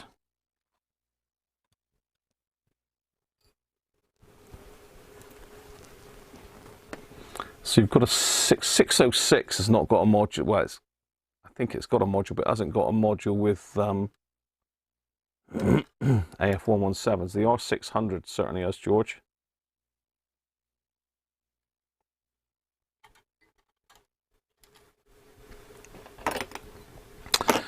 Yeah, the R600's definitely got this very, very similar module to this. In fact, the whole process is virtually identical. Right, let's see if we can do this. Let's put the screw through, spacer.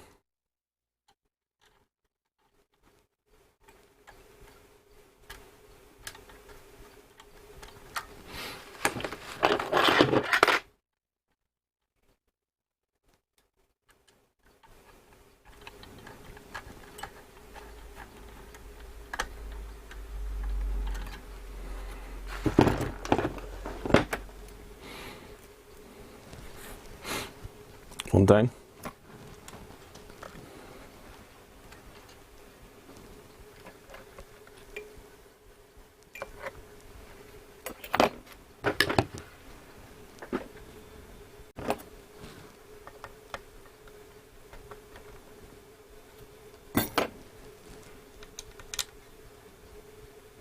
Nope.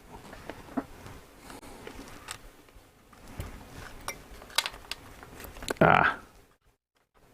I was nearly there then. I was nearly there.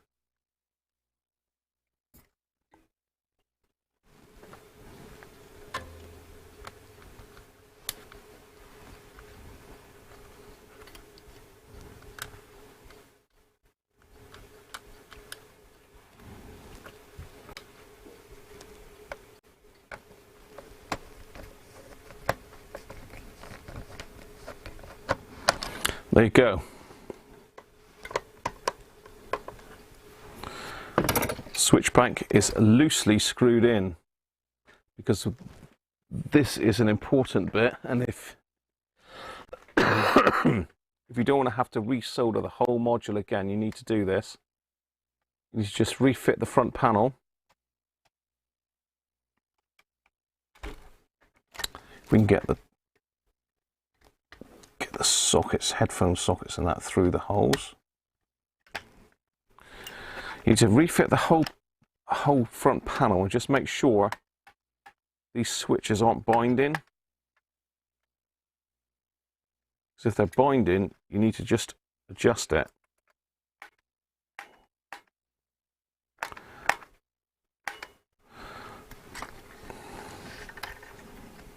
So they're fine.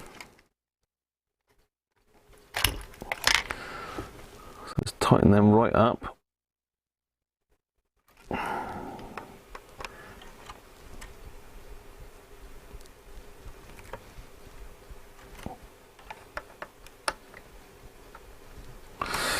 If you don't do that and you solder the board in,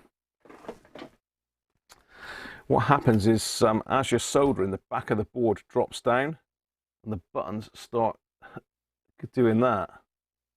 So you need to do a few fittings. It's these rigid wires that are impossible to move.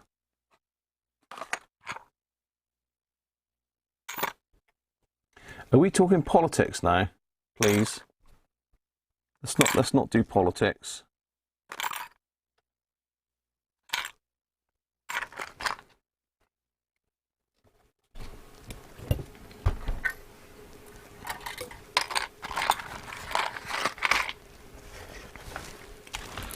Let's try not to do politics in here, people.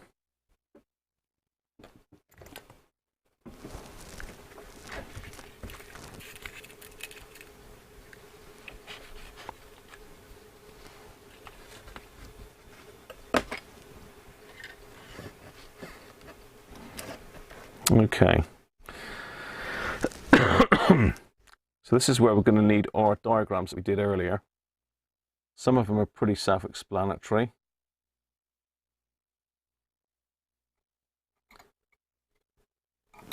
Others aren't.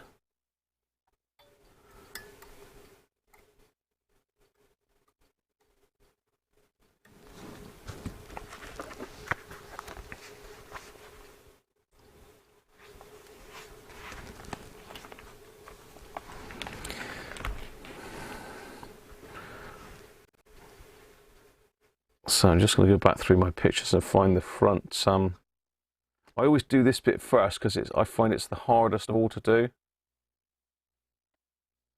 Okay.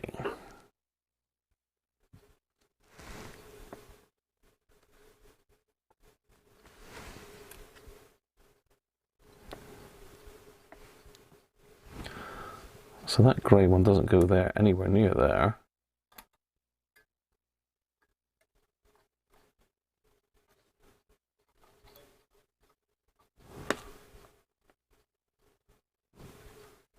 That goes in there.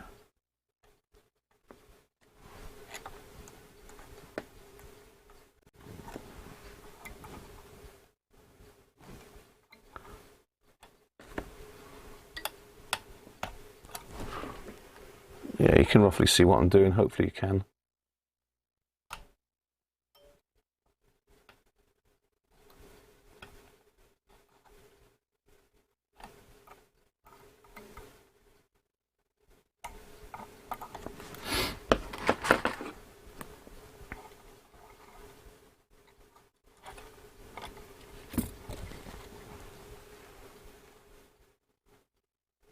You've been recapping a 706.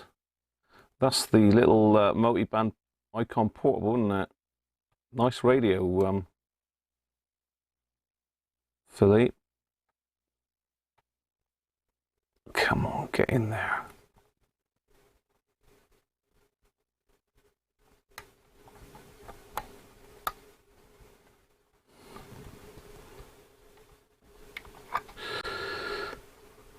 Okay. Oh, there we go. That's better.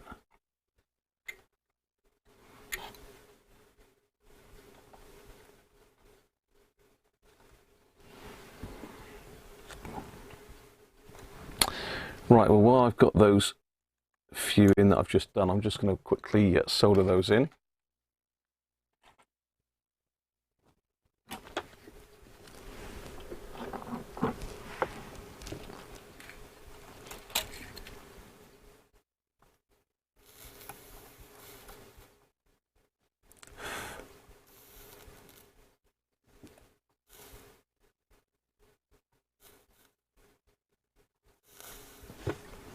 Yeah, that one's not got nothing in it.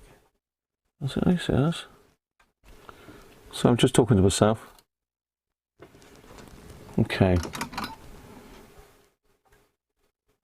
So that board now is mega rigid, and I've only just soldered those 4 or 5 wires on. It's really, really rigid now. Excuse me. Right, let's just double check again, just make sure it'll fit and that we haven't moved the buttons. No, good. So we can crack on and do all the rest now.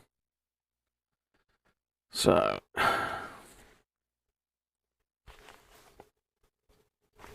have you recapped an R9000, Theo? Surely not. That must be a nightmare.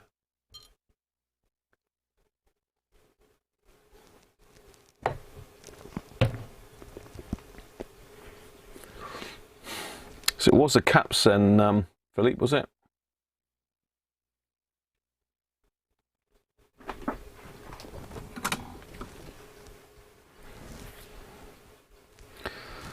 So,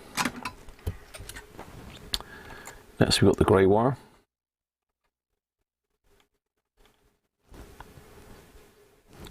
We've got yellow.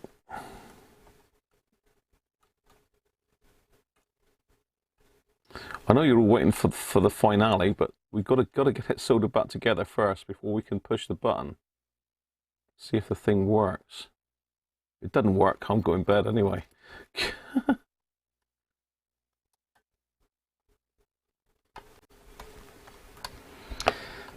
There's a few of us here, Philippe, that are radio hams, or radio amateurs as we call it over here. That same thing.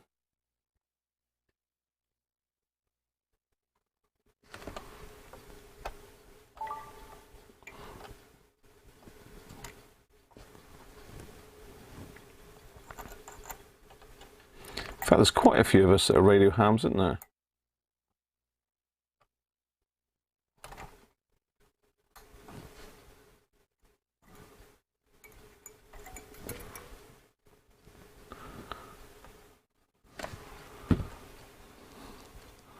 Okay, that's the next few. Let's get them soldered in.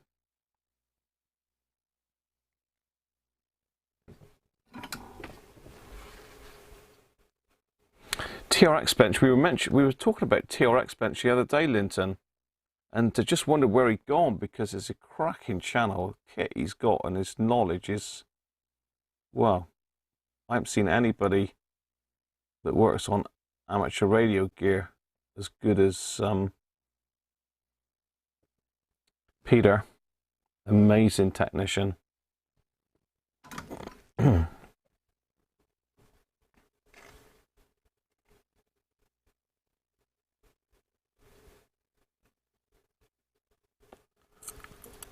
There you go. I'm an M1.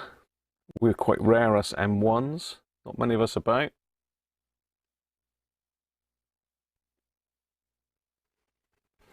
M1 GRA.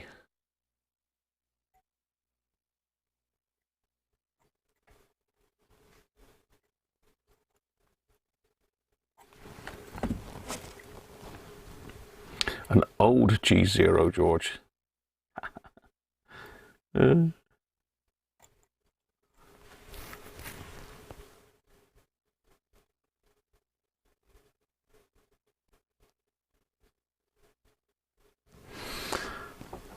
So that one and the purple one separate, then the grey one goes in there. That leaves those two. Yeah, that one goes in that.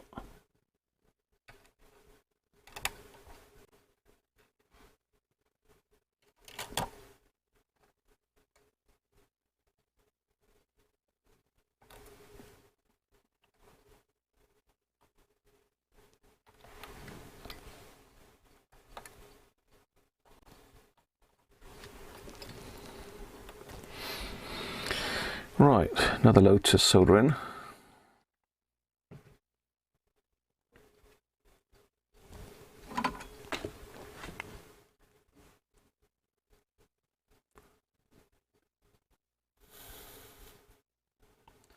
Yeah, I'm trying to think when I got my license, Philippe, quite some time ago now.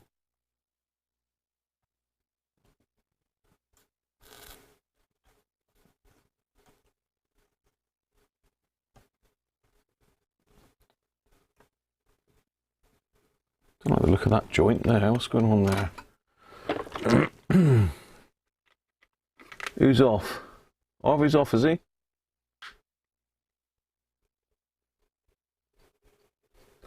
Cheers.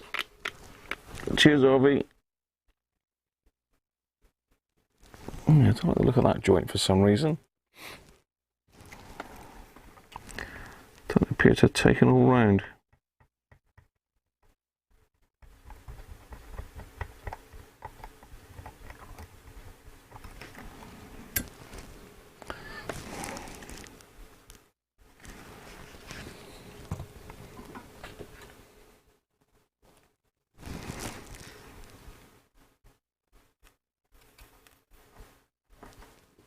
You got rats in there, have you?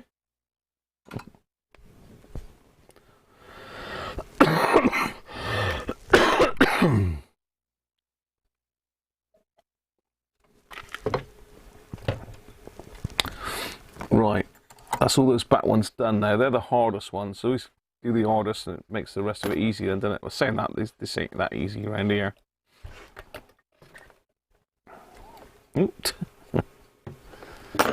Mustn't forget our FM wire as well. It's going to be sort of fed in around the back there.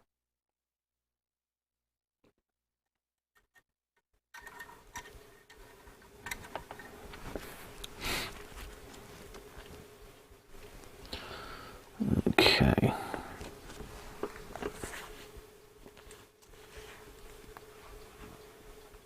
Under the floorboards ever since you moved there 26 years. Can't be a 26-year-old rat, can it? Well, did they get that age, Harvey? I've been trying to keep the rat population down at the back here. Coming in and molesting our chickens. Just looking for my drawings. My drawings? Drawings? Photos. There we go. That's what it pays to take photos. Photos. You can't really see what I'm up to here. You sort of can, but I've got to have it this way. If I get it that way, I won't be able to see what I'm doing. So, grey. This is 3 grey wires on this, just to confuse matters.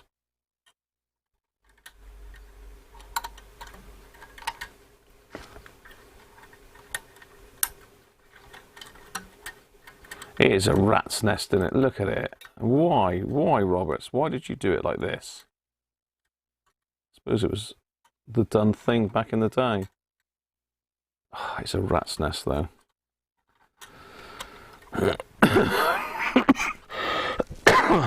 Okay. Grey, green, white. Grey.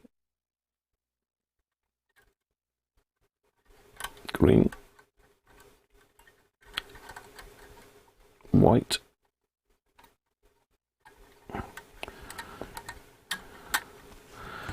Let's get them in. Get them in quick before they decide to pop back out again.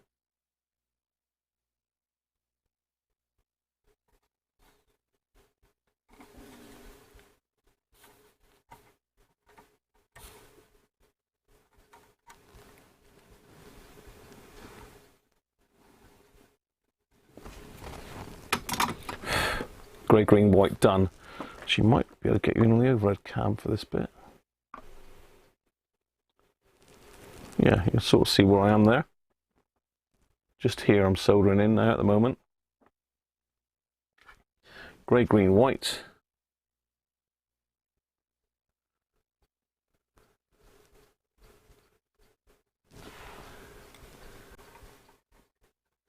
Then we've got orange. Looks like the hole's closed over on the orange for some reason. Let's get a bit of braid to take that out.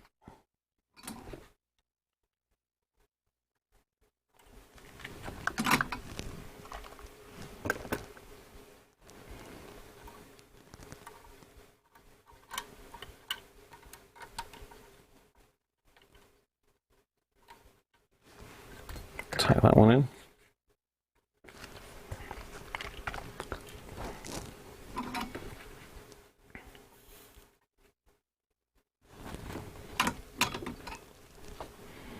Mock Caldera, very good, agree.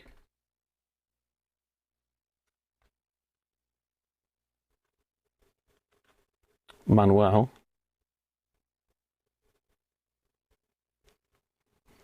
Use an infrared scope at night.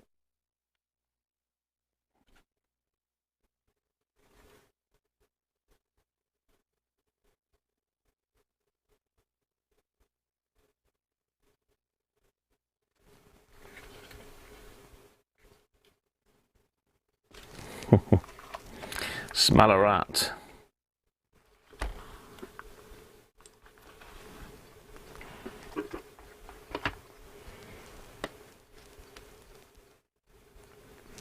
So the next one is this bare wire.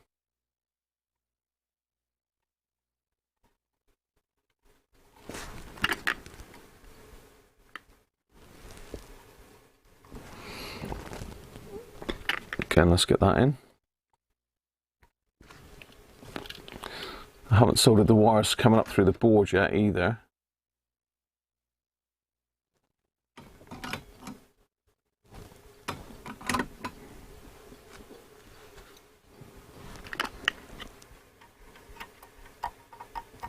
Looking good. Next is the yellow.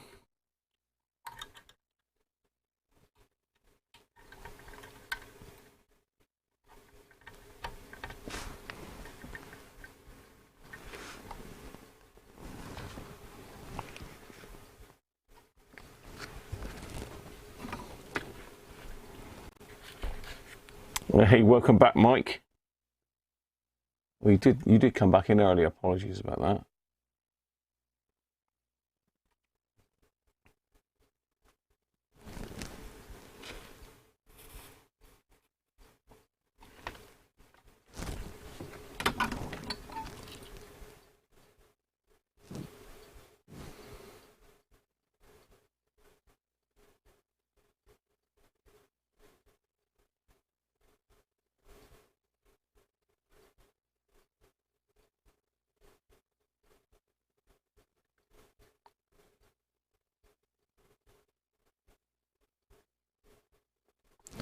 So we've got yellow, we've done. One of the grey ones.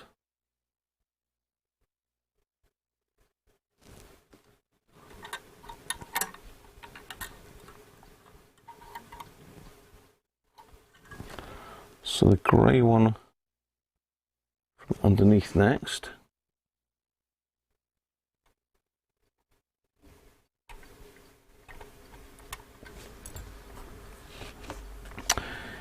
We're getting there, people. The knitting is coming on nicely. What a nightmare to work on, isn't it, really?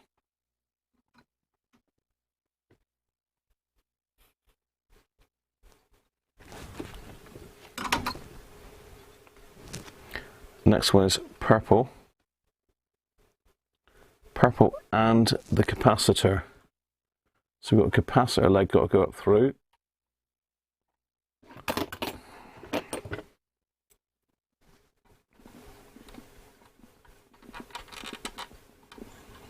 And the purple wire, which is the FM aerial.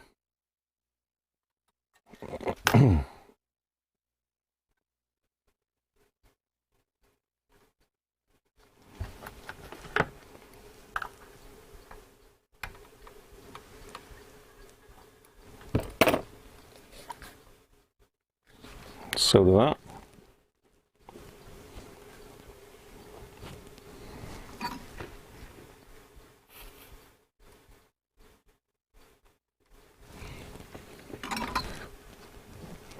Last one is the grey.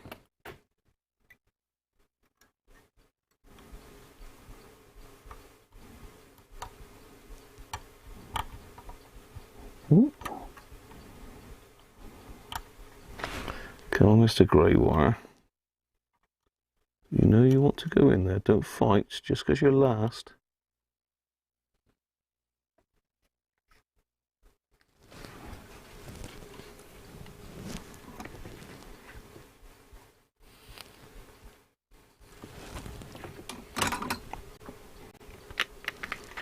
Right, make sure those wires are coming out. They are.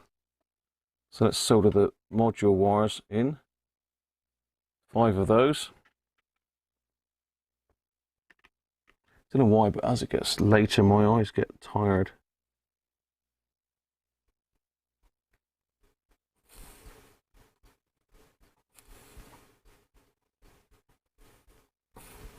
Getting in and out with the soldering on, you don't want to be dwelling on any of these for too long.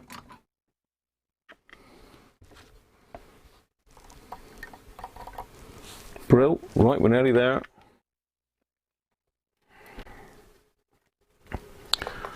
Just this side to do now. Yeah, you can see that. So we've got our two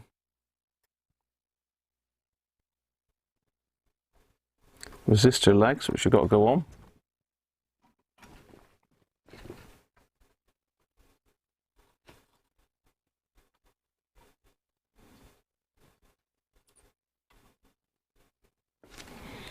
Let's put a bit of fresh solder on them.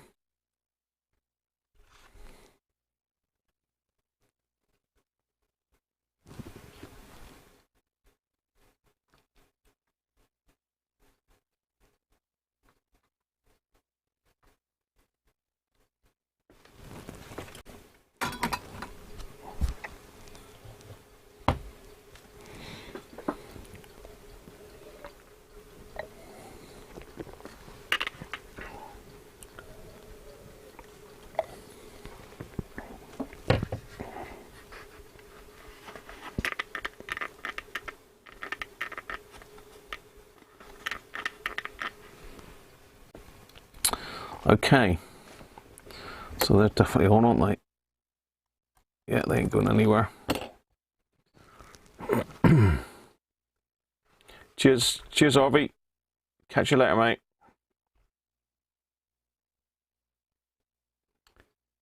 All right.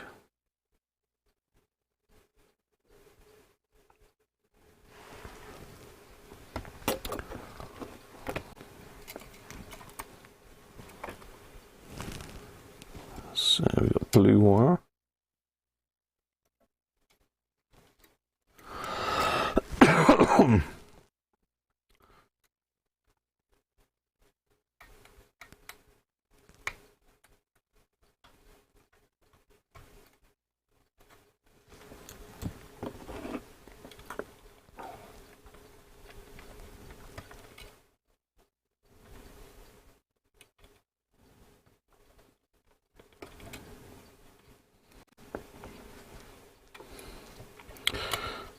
That one.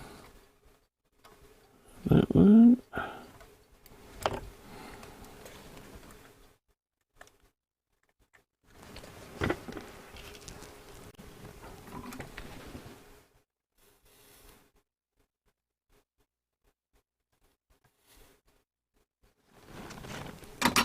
Done.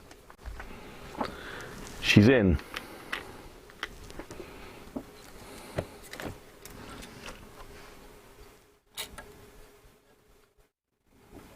I don't need to worry about that one.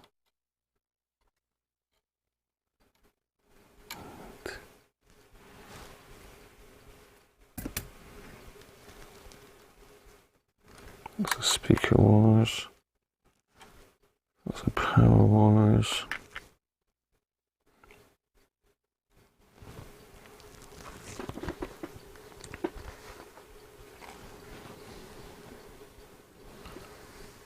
Using a mongoose to kill the rats.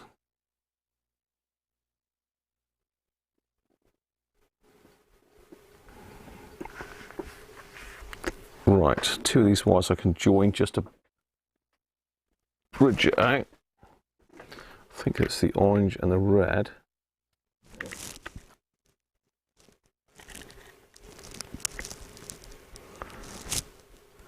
Yep.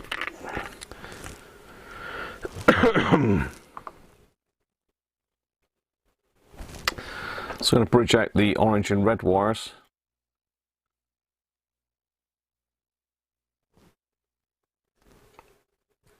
Because we're going to try this. We're not going to put the top panel back on it. We're just going to get down and dirty and give it a go.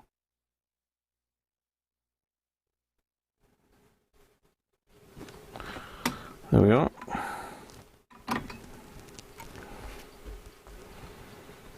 So we need our case back in. And I think we're ready to try it, people. Unless somebody can see something obvious that I haven't done yet.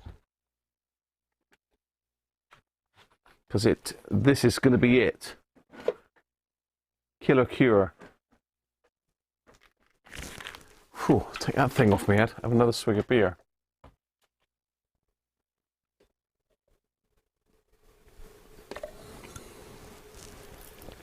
It's only supposed to be an hour originally, Philippe.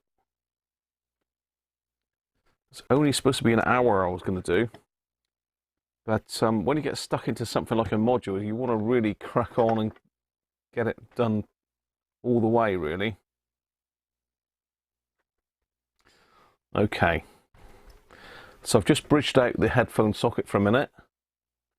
Don't need to worry about the negative wire. Let's hook back up to the speakers. Speaker, there's only one in here.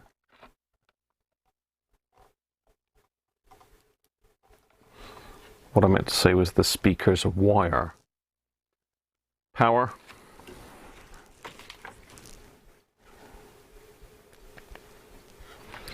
So this is it, people. This is the final stage. The final thing we're going to do tonight is see if all that work is done. Is it finished? Well, it's not finished because I've got to do other stuff to it, but is it going to work? This is the thing.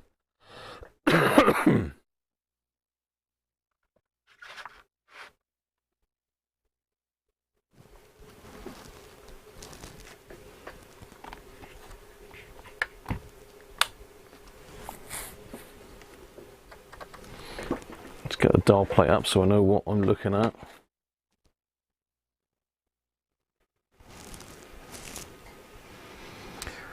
So let's go with VHF first.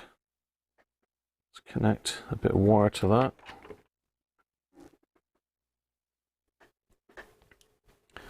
Almost there, Philippe. Ready? Are we ready, people? Are we ready? Are you paying attention?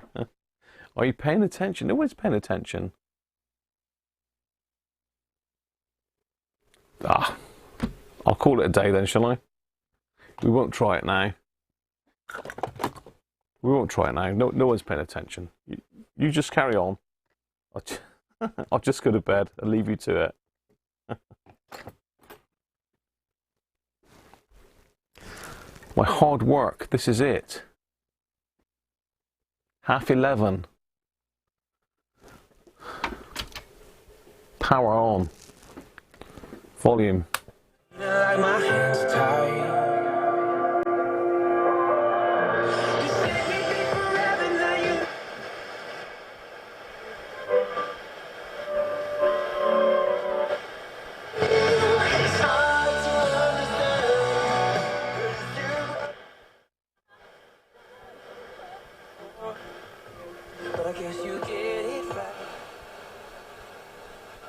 Isabel is lying with her arms thrown back on a bed of blankets. So all I've got is just a bit of wire hung up for the aerial.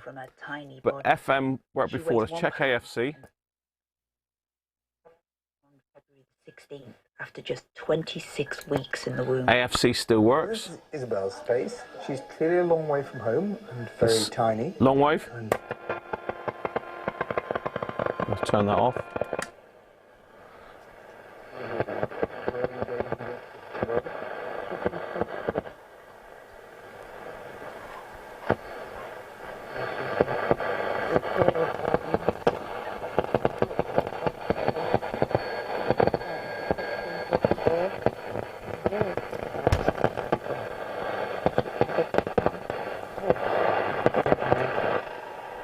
Sounds like sideband trying to come through.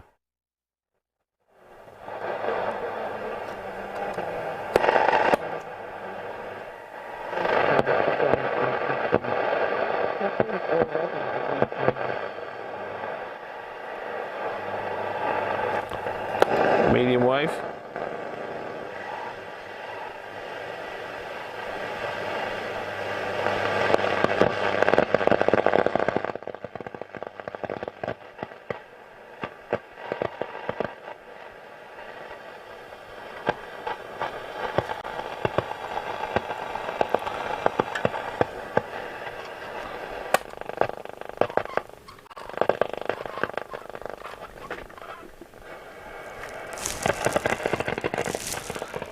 Making some funny spluttering noises for some reason.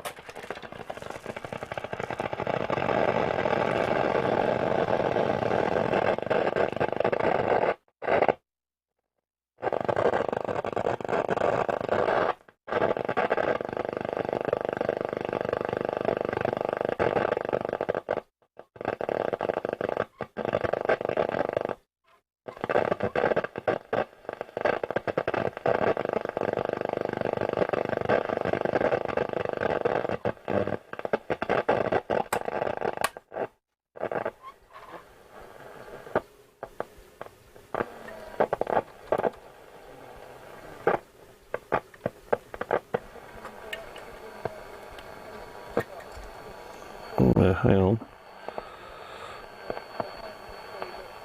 No, that's the FM aerial. Get that out of the way. That's the external aerial.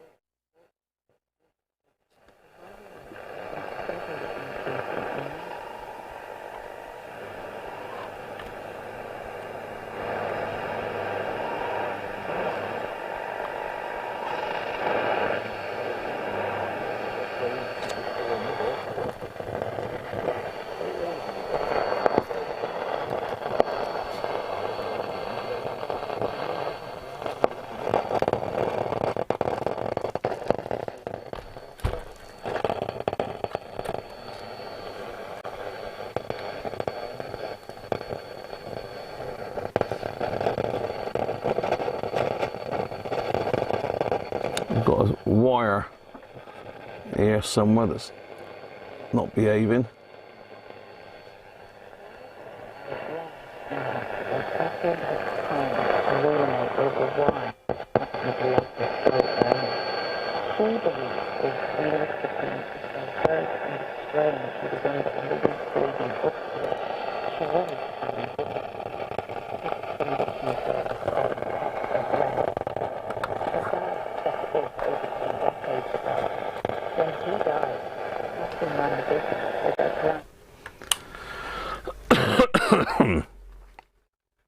I think it's my leads. I think it's his leads to the speaker for some reason. They're working just now fine. Let's get Doug's leads in. What have I done with Doug's leads?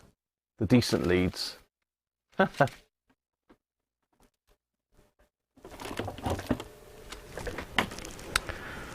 What have I done it with the other leads? There we go.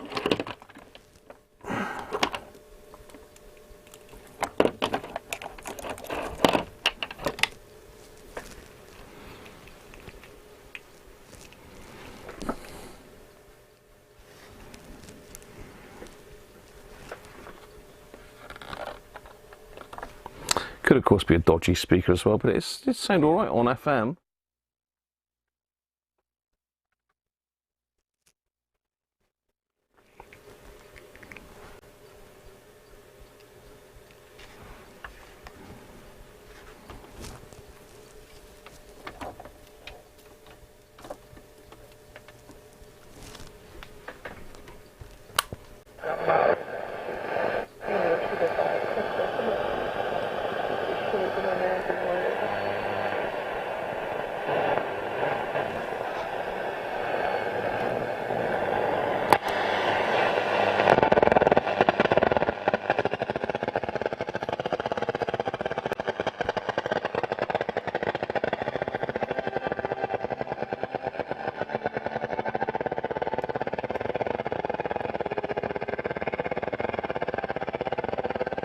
Motorboating. It's motorboating.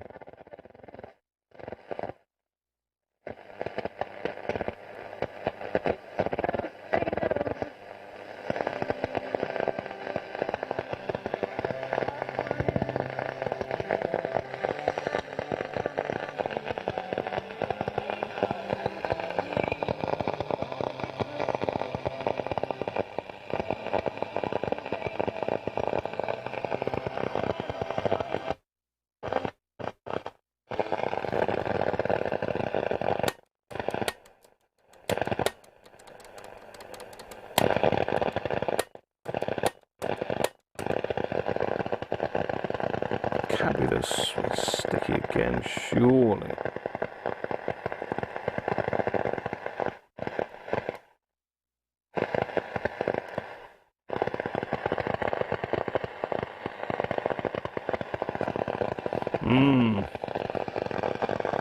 Still not sounding overly healthy, is it?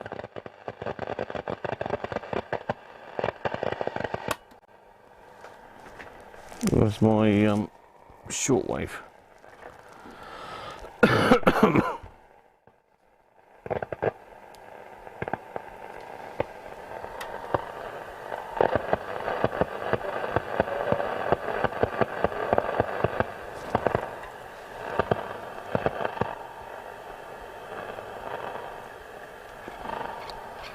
Yeah, I don't know, because if we stick it in... Well, they didn't like it very much, and so they've asked if I can take them a casket.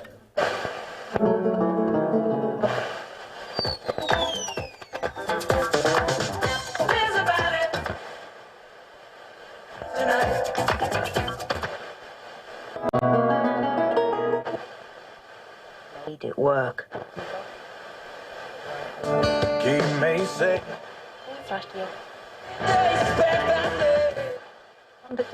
The small car with the big... Wow, it's partially working. It's not properly working yet. Something that's unique to AM is not working properly. I just wonder whether someone's been in and had a fiddle with the module here. Hope not. Or they've screwed with the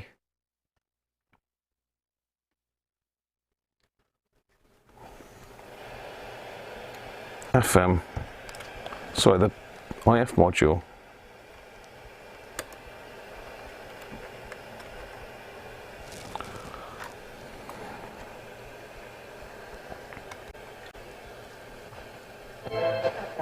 .6 fix con.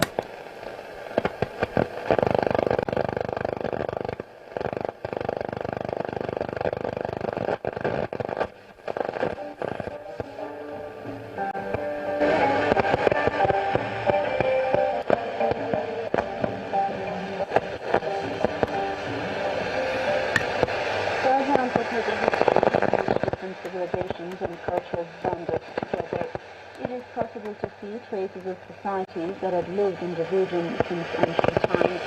Since it is located on the historical Silk Road, it was a popular destination that was status as a center of culture and trade in every period.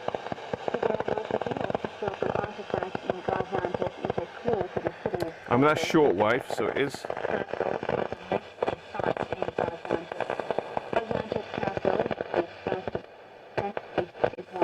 Magnificent castles in Anatolia. There are fortresses such as Aravan Castle, and Tilbushire castles that were built hundreds of years ago within the province. There are 3 Roman mausoleums within the boundaries of Gaziantep's Aravan district that are unique to Anatolian monumental architecture. Churches were non-Muslim citizens living from their...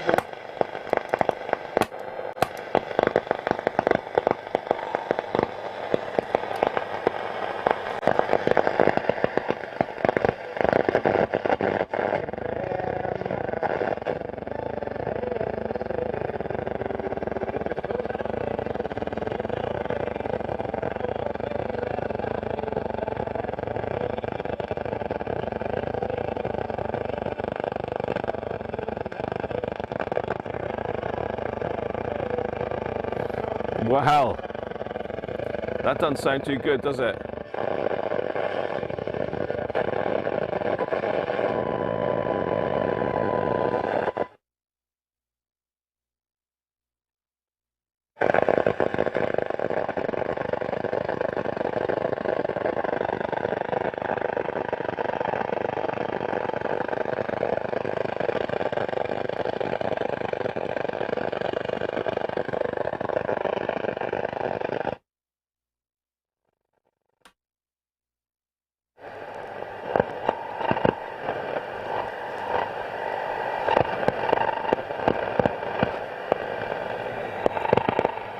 The police chopper.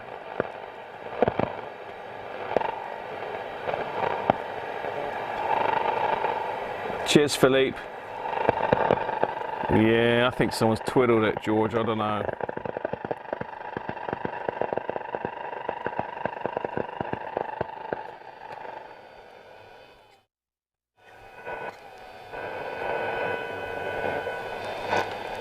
It could be something in here, though.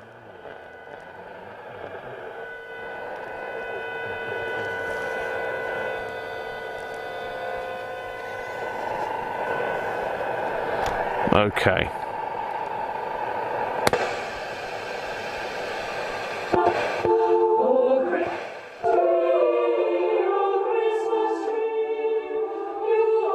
I bet that little bit of Paul Harrison is crazy. Don't mind, can you make it better?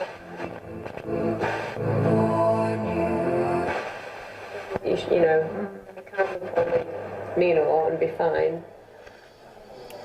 Because everything's still forming, isn't it? You know, that she shouldn't be here yet. She shouldn't be here for another few weeks, so... So she's had lots of visits from ophthalmologists who've had a good squint around the back of her eyes, and she's got a degree of retinopathy, but not a degree... Well, people, I'm going to leave it at that. We've done the module. There's still issues with it. Is the issue in the module? I don't think so. I can't be 100%, but I don't think it is. Got a bit of a sweat on here. It's this jumper. It's the old reindeer jumper. Right, let's get me chat up. Yeah, it does need a full recap, but the thing is, George, the amplifier obviously is used with FM and I'll bang that camera over there a bit. That the amp shares its shares the signal path with FM, so it's FM's perfect. AM is a bit scratchy. So it's got to be, there's not really a lot of circuitry on the board for AM. It's all in that module. I'll double check that I've got the wires in the right places, but I'm pretty sure I have. So again, that's another to be continued. Still more work to do on that. All right, Dave, yeah, good session. Time for bed, it definitely is. 1:45, look. I should have been in bed hours ago.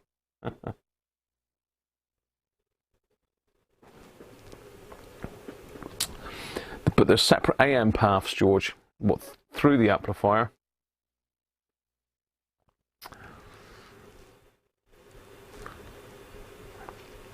It's like a noisy transistor noise, really, but what I need to do is take it outdoors. I need to get it out of here and take it outdoors, because AM in here is pretty shocking normally. And some radios seem to be worse than others. In fact, the R600 and the R707 seem to get interfered with more than the R700 that I did.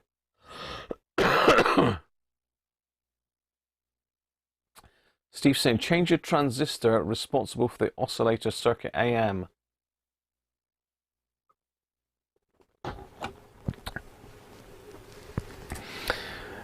I've got a feeling that the oscillator is in the RF can, because there is an oscillator core in the bottom.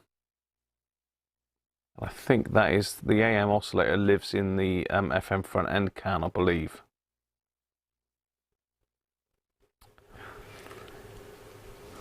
I believe it does. And hi Steve, anyway, Steve 7931.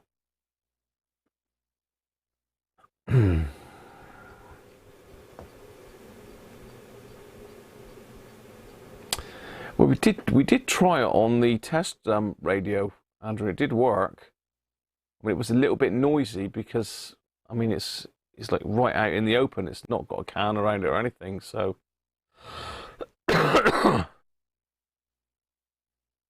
You're going to be cross if one of those GT322s is faulty, are you? Why are you going to be cross? Quick look at the circuit, please. I don't know, it could be a number of things. Let's see if I can get the R707 circuit up for you quickly then.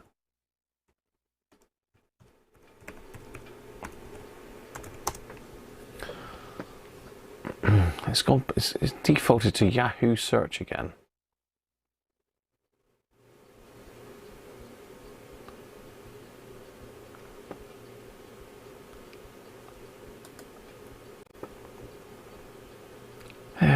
Where are we? ERT.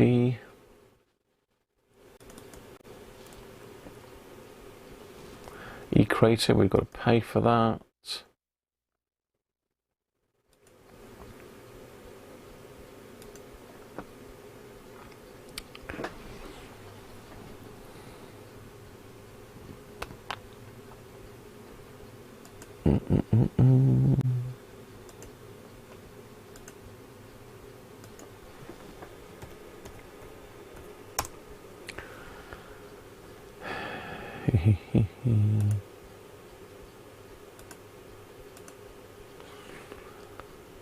Yeah, schematic.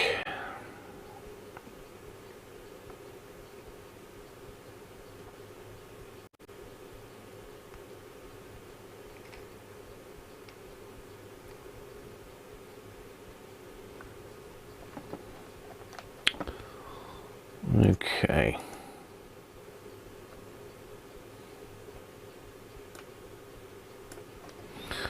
Let's stick you on my page a minute then. So, it says it's a VHF tuner.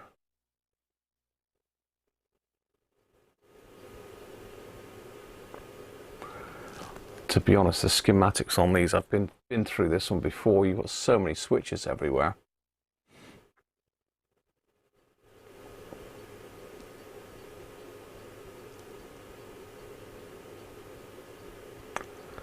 So AM out is pin 24 of the module.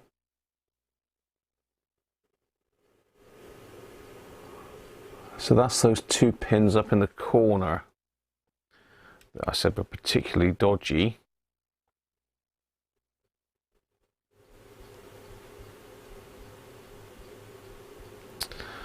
But they look fine.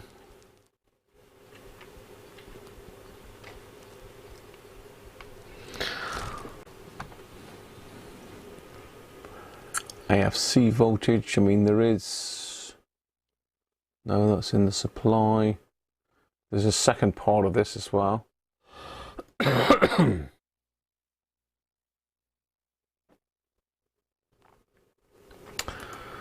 not all on one sheet, that's the sad bit.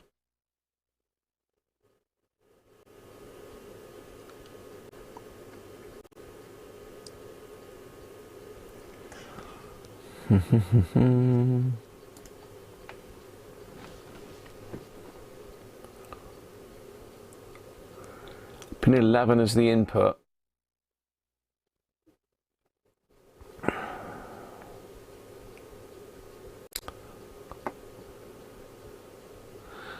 So assume this is our antenna here for AM.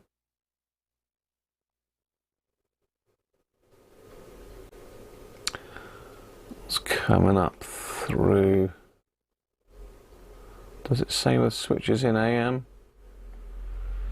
Let's have a quick look at the second page. No, that's the output stage.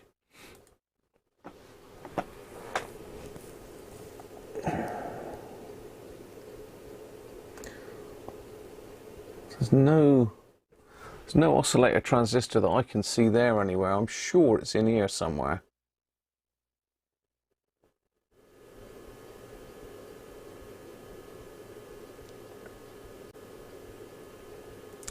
I think that's the switch shown in FM position, isn't it?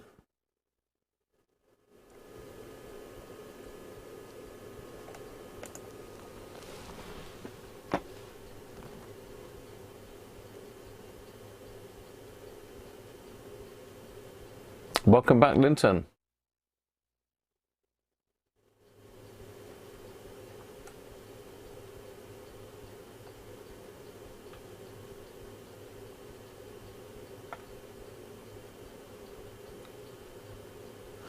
Too small to study?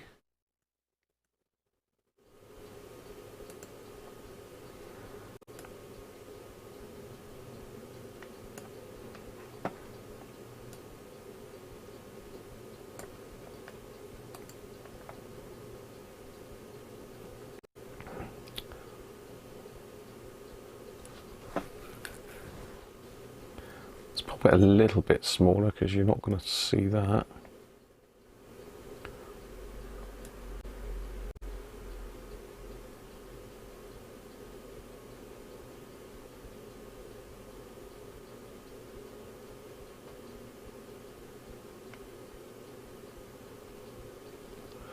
Is that any better for you, Steve?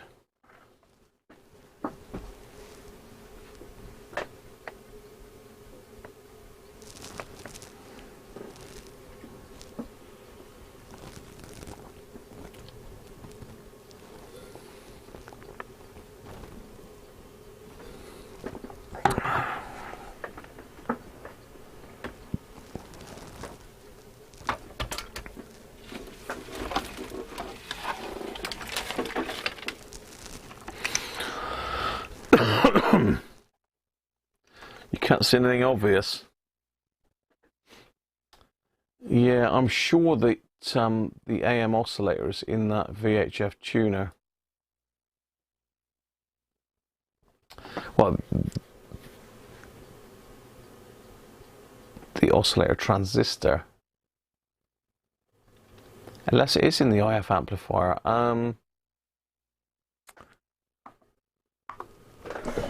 Just let me have a quick look to see if I can find the LP11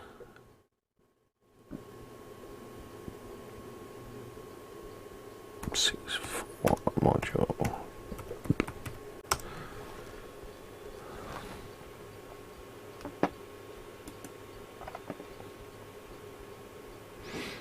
Okay.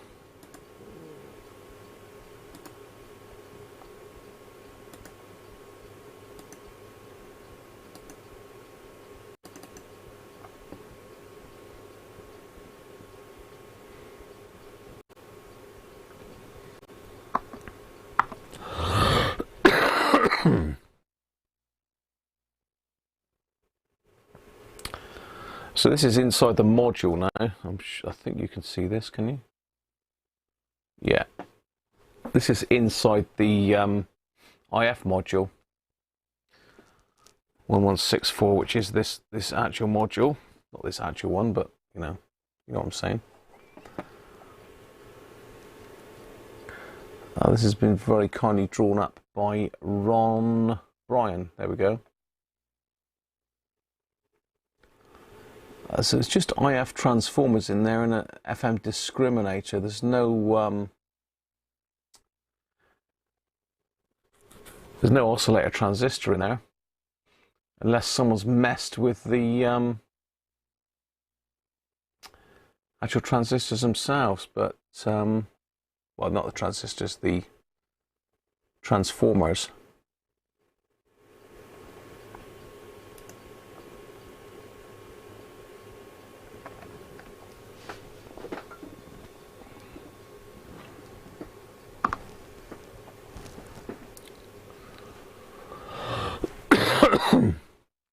So pin 24 is AM out. I just got rid of that, didn't I? Let's pop that back on for you again in a minute. So really, we could probe pin 24. That's AM out. So that's the signal that's being sent. I mean, we could have a problem with this diode inside, I suppose, couldn't we? D2. Yeah, there could be a problem with the diode. Let's see now, that's split off.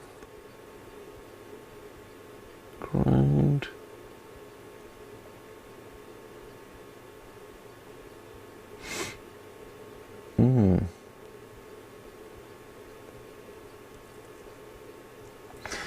Yeah, so there could be a diode issue in the module, just to throw us.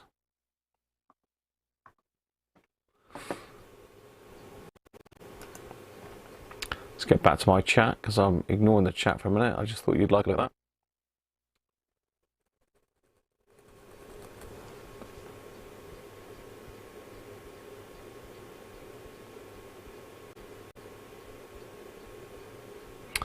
Could you just disconnect and stick a modulated AM signal on one end of C17?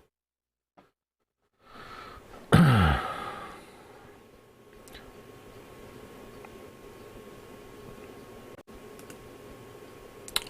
get off.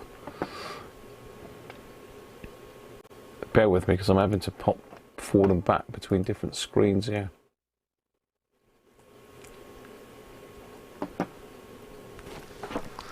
So what's Andrew saying? Disconnect tags 24 and 19.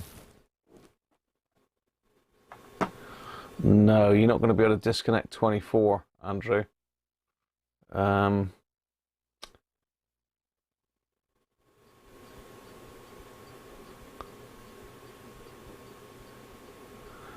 24 is soldered directly to the board. C17, C19.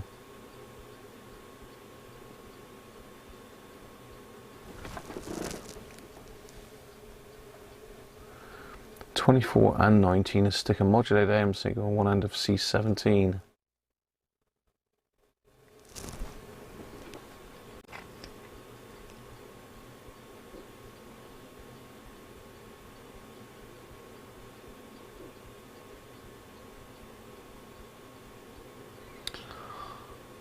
Let's see where C17 is. Is that one in the I wonder if C17 is the one in the switch bank.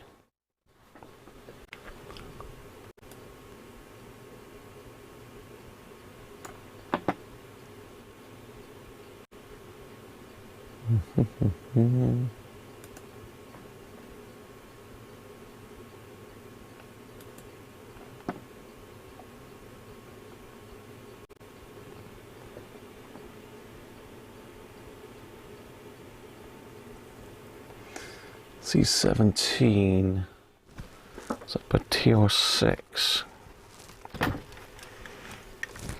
Just having a quick look at Andrew to see if I can find where C17 is.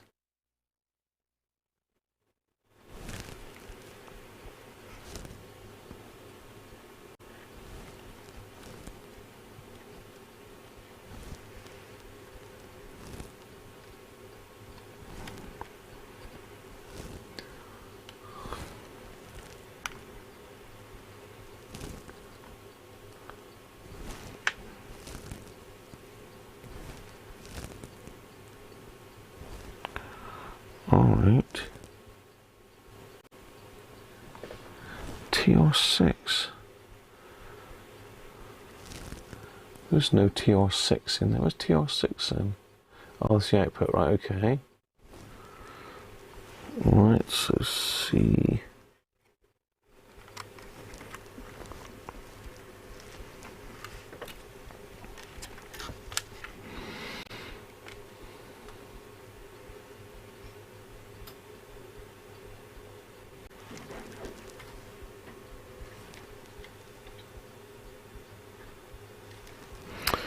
No, Andrew, it might be able to be done, but it's more than a bit complicated.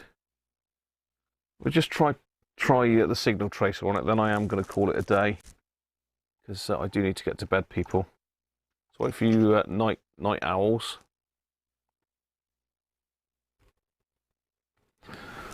So let's get you back. Where are you? I think you're on the main cam, aren't you? So I'm just going to give it a quick go. The voters, and with a new speaker.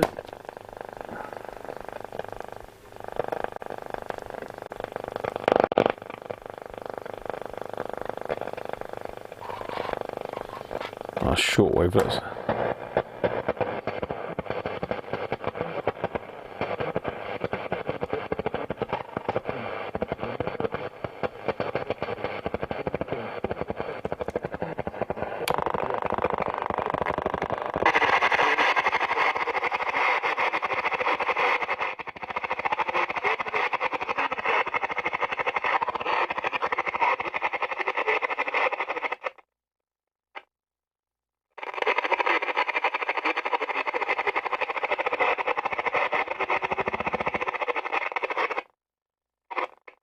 Well, that's probing pin 24 there now, look. So if I get this schematic back up on screen for you.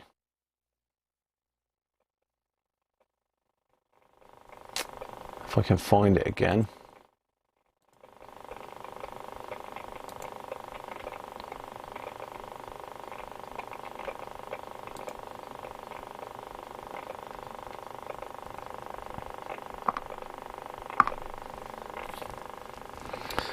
So I'm going on to pin 24.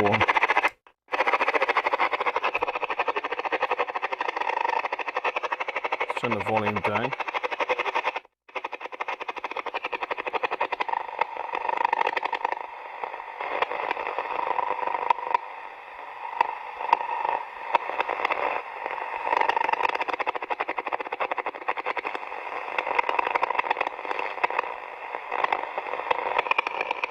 Long wave.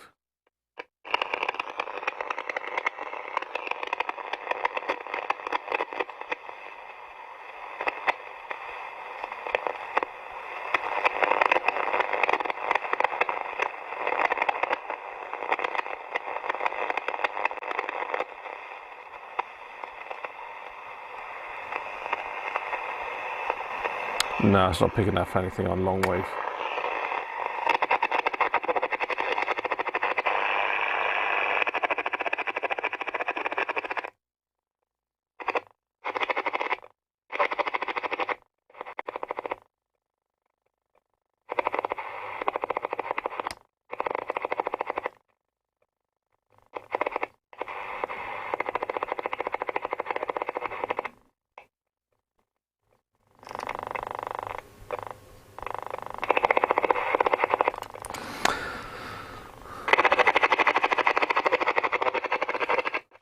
So it appears to be coming out of the module. Bad. So let's see if I can find pin 11, which is the input. George thinks pin 11 is the input.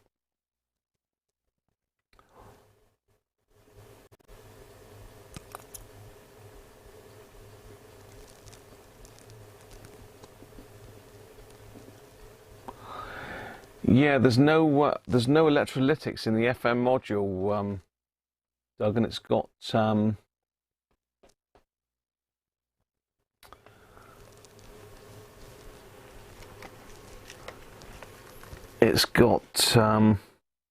what am I trying to say? It's got lock fit transistors in it, not germaniums. I'm trying to think what pin 11 is. Let's just probe the pins on the input to the module then.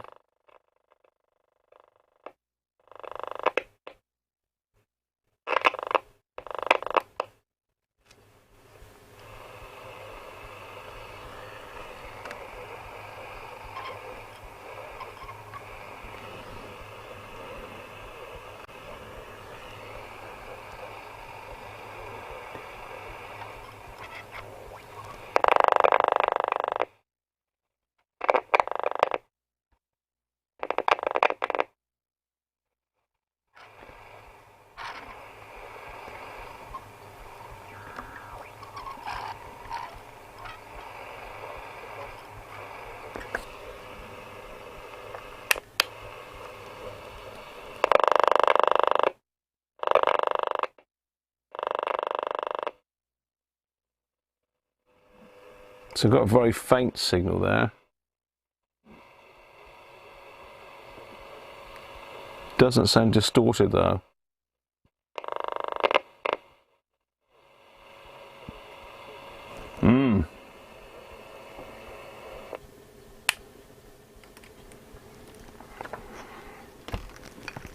So there we are.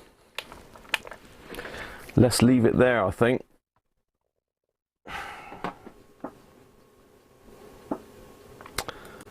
As I say, the FM does go through there as well. But it goes through different transformers. I'm just wondering whether that diode's had it in the module.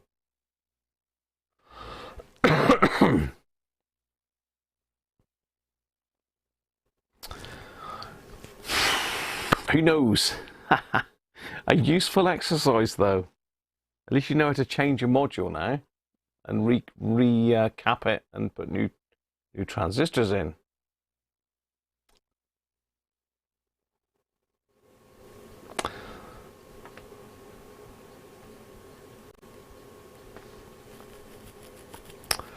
So yeah, I have got a very faint RF coming into it. So I think the problem's in the module personally. So we might have to get the module out. So wait for a hacker, Gary. Good idea. Right, we need to do our calendar. Oh, it's gone midnight again, that. We need to get the calendar going.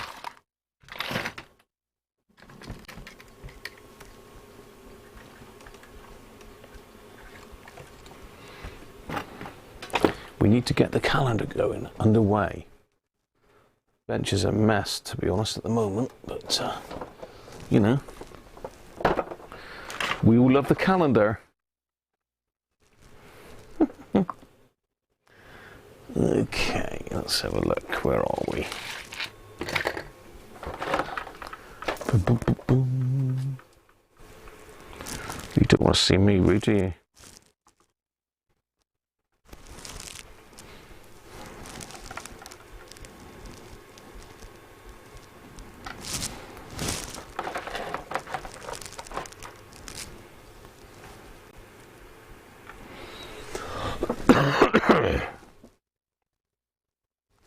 $17 we want, not 18.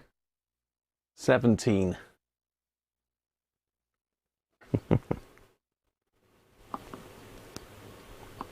Hang on, there's 17 up there. We don't want to cover 17 over. No, 17's not up there.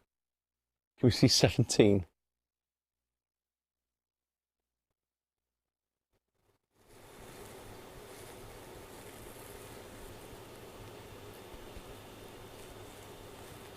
Take it out again. We can take it out again.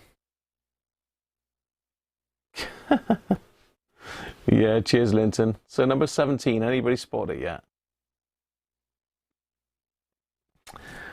What I think I will do to that is I'm going to, if I get a chance tomorrow, I'm going to do another module, because I've got some spare modules here.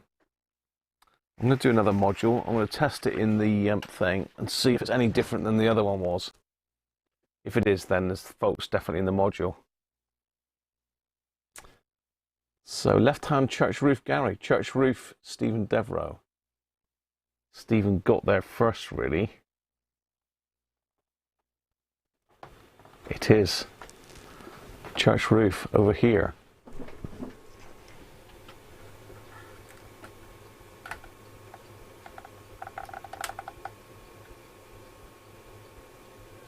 Where are we?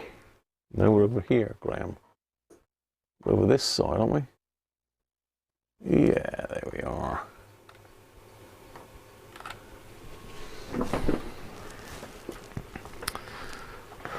So let's have a look in there.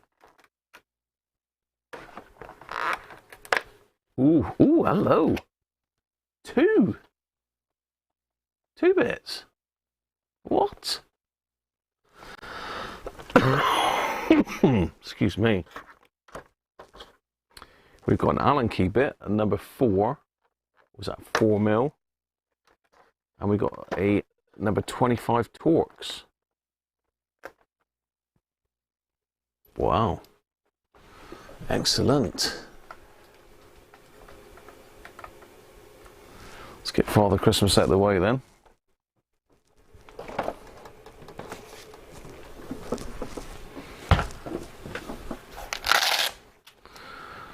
So these are longer bits again, so I'm assuming they're going in here. There's all sorts in this, isn't there? This is a nice bit of kit, this is. Good old Mrs. Cruncher. So that's, yeah, because that's a huge great Allen key bit there. A huge great Torx bit.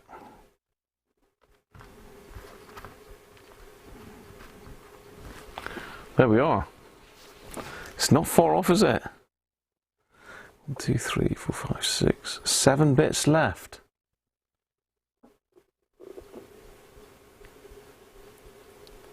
Two bits make a dime, Steve. 2 bits make a dime.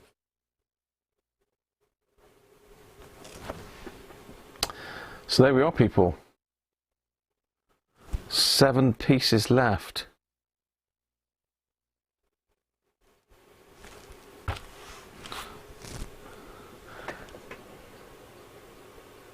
And 7 days left as well. So we've got another piece a day.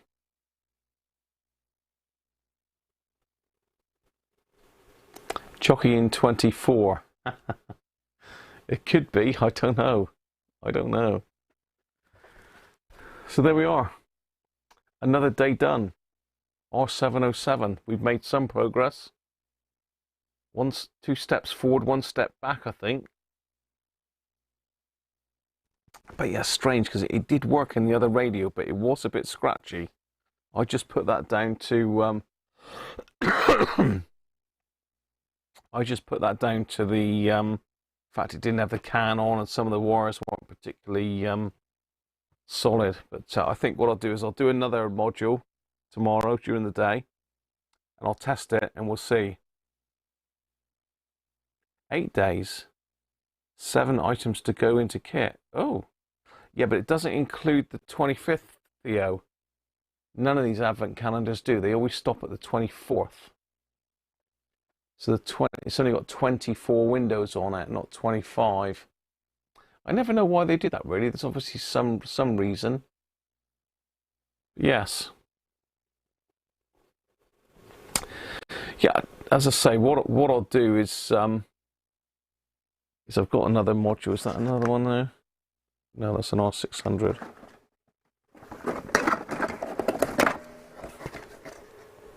Yeah. So I've got another module there that's come out of a radio. I did buy some modules on eBay, some second-hand modules. So I'll get into this one tomorrow. I'll change the transistors and the caps in it, and I'll put it on my test jig and see what it sounds like compared to the other one. I'll play back the footage and I'll have a listen. And we shall see. But it could well be that some diode is packed up in it. Because again, I suppose if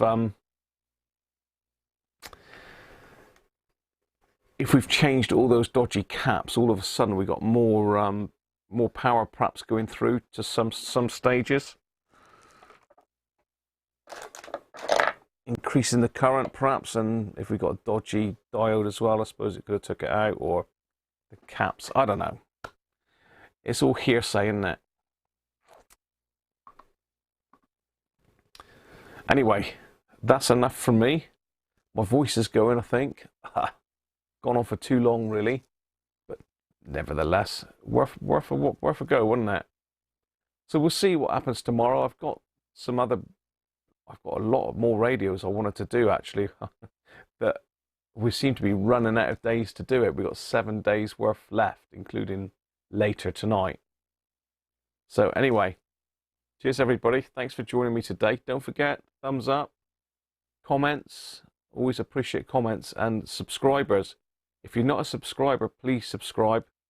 I'm up to 1970, and I wanted to get to 2000 really, but 30 is a lot to ask for in 7-8 days, isn't it, really? But you know. Anyway, cheers, David. I didn't see you lurking there. Cheers, 73 Steve. Cheers, Colin, Steve, Stephen, Theo, Andrew, Paul, if he's still up, Rob. Catch you all later on tonight. Bye for now.